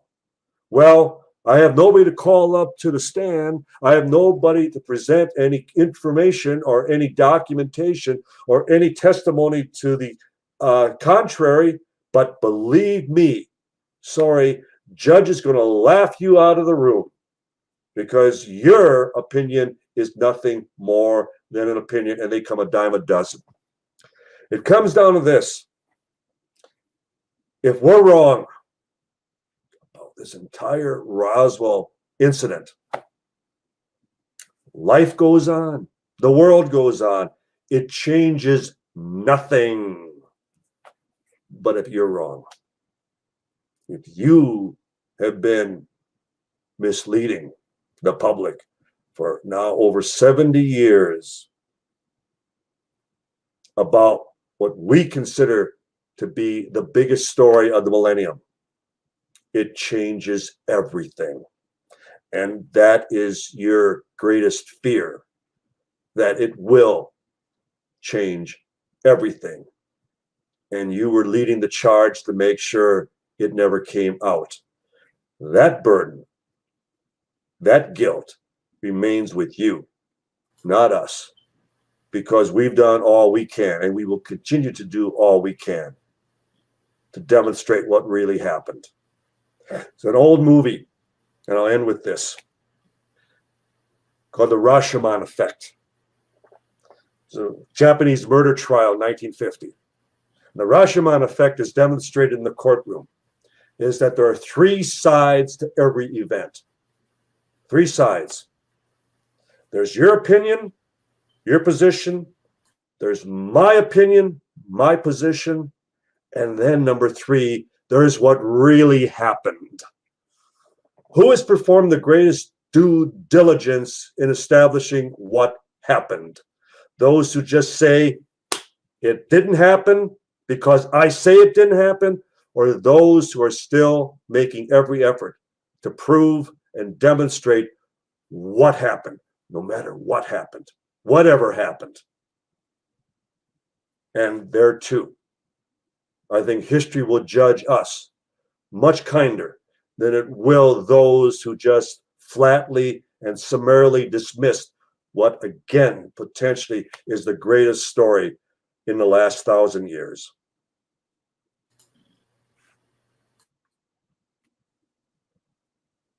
Okay, well spoken. I like that. Longer than 5 minutes, but no, that's quite all right. I wanted to give each. I missed in my notes to do this for each guest, and I'm gonna see if I can't get them to do the. I missed it with Mr. Randall and Mr. Korf as well, probably. But we'll probably. I'm hopeful that we could do some sort of panel show because I think that would be amazing and be well attended, and I hope that you will participate in that if we can get everybody's schedules to jive. Count me in. Absolutely, and I want to thank you once again. It's rare that we get a guest of your caliber and status, and it's been a pleasure. So I'm going to throw you out of here. There's nothing you need to do except close out your browser, and you'll be good to go. Otherwise, you'll stay in my backstage. We're going to do an intermission, and then I'm going to have like a discussion with the audience for the next hour or so. Well, have fun with that. But okay, I need to. All right, my wife for the evening. So it is all right. Thanks, Mr. Schmidt. You have a good Steve. evening. All right, bye. My pleasure. Wow, what a great evening this has been, friends. So this is what I'm saying. It's just been like ping pong back and forth. And, we hear from the skeptical side, and then we hear from more of the believer side. And I can't say I disagree with Mr. Schmidt, when he talks about the volume of work that he has done. I mean, the guy has flown all over the country at his own expense, driven all over the country at his own expense, just trying to get to the witnesses, trying to get to what it is that actually happened here, what it is that actually happened, not here, but in Roswell in 1947. It's been an enduring mystery for years, and it's just one of those great mysteries.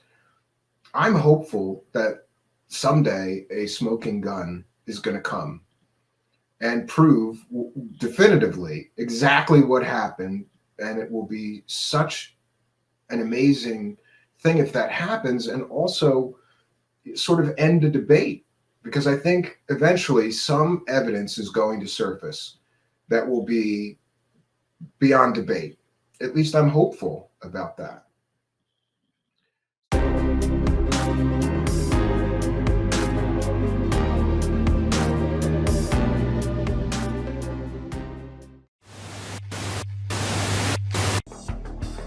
Greetings and salutations, and thank you for being here for the 75th Roswell Anniversary Truthseekers Special Deep Dive. If you're new to the channel, please be sure to subscribe and hit that notification bell so you too will know about future special events you can attend here.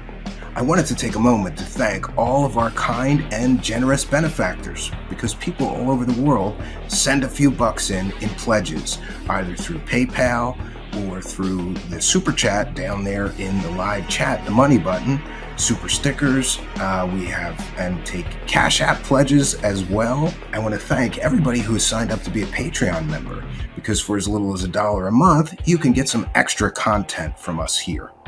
Additionally, I'd like to thank the channel members who get a bunch of YouTube benefits as well as all the Patreon benefits for as little as $5 a month. I also wanted to mention that I have something strange for my friends. These are Roswell wreckage replicas, which I have been making here. I also wanted to mention that for today's special event, we have prizes for those of you pledging $30 or more, either through Cash App, PayPal, or Super Chat. And this is a gift that we will be sending everybody who pledges $30 or more. This is a Roswell debris replica, and it's designed to look exactly as Jesse Marcel and his son had described. This is the so-called I-beam wreckage. This is a replica, of course, and I'm happy that I'll be able to offer these to anybody pledging $30 or more to our show today. This is just a special free gift that we're going to be giving you kind and generous people for supporting our show. Well, friends, let's get back into it.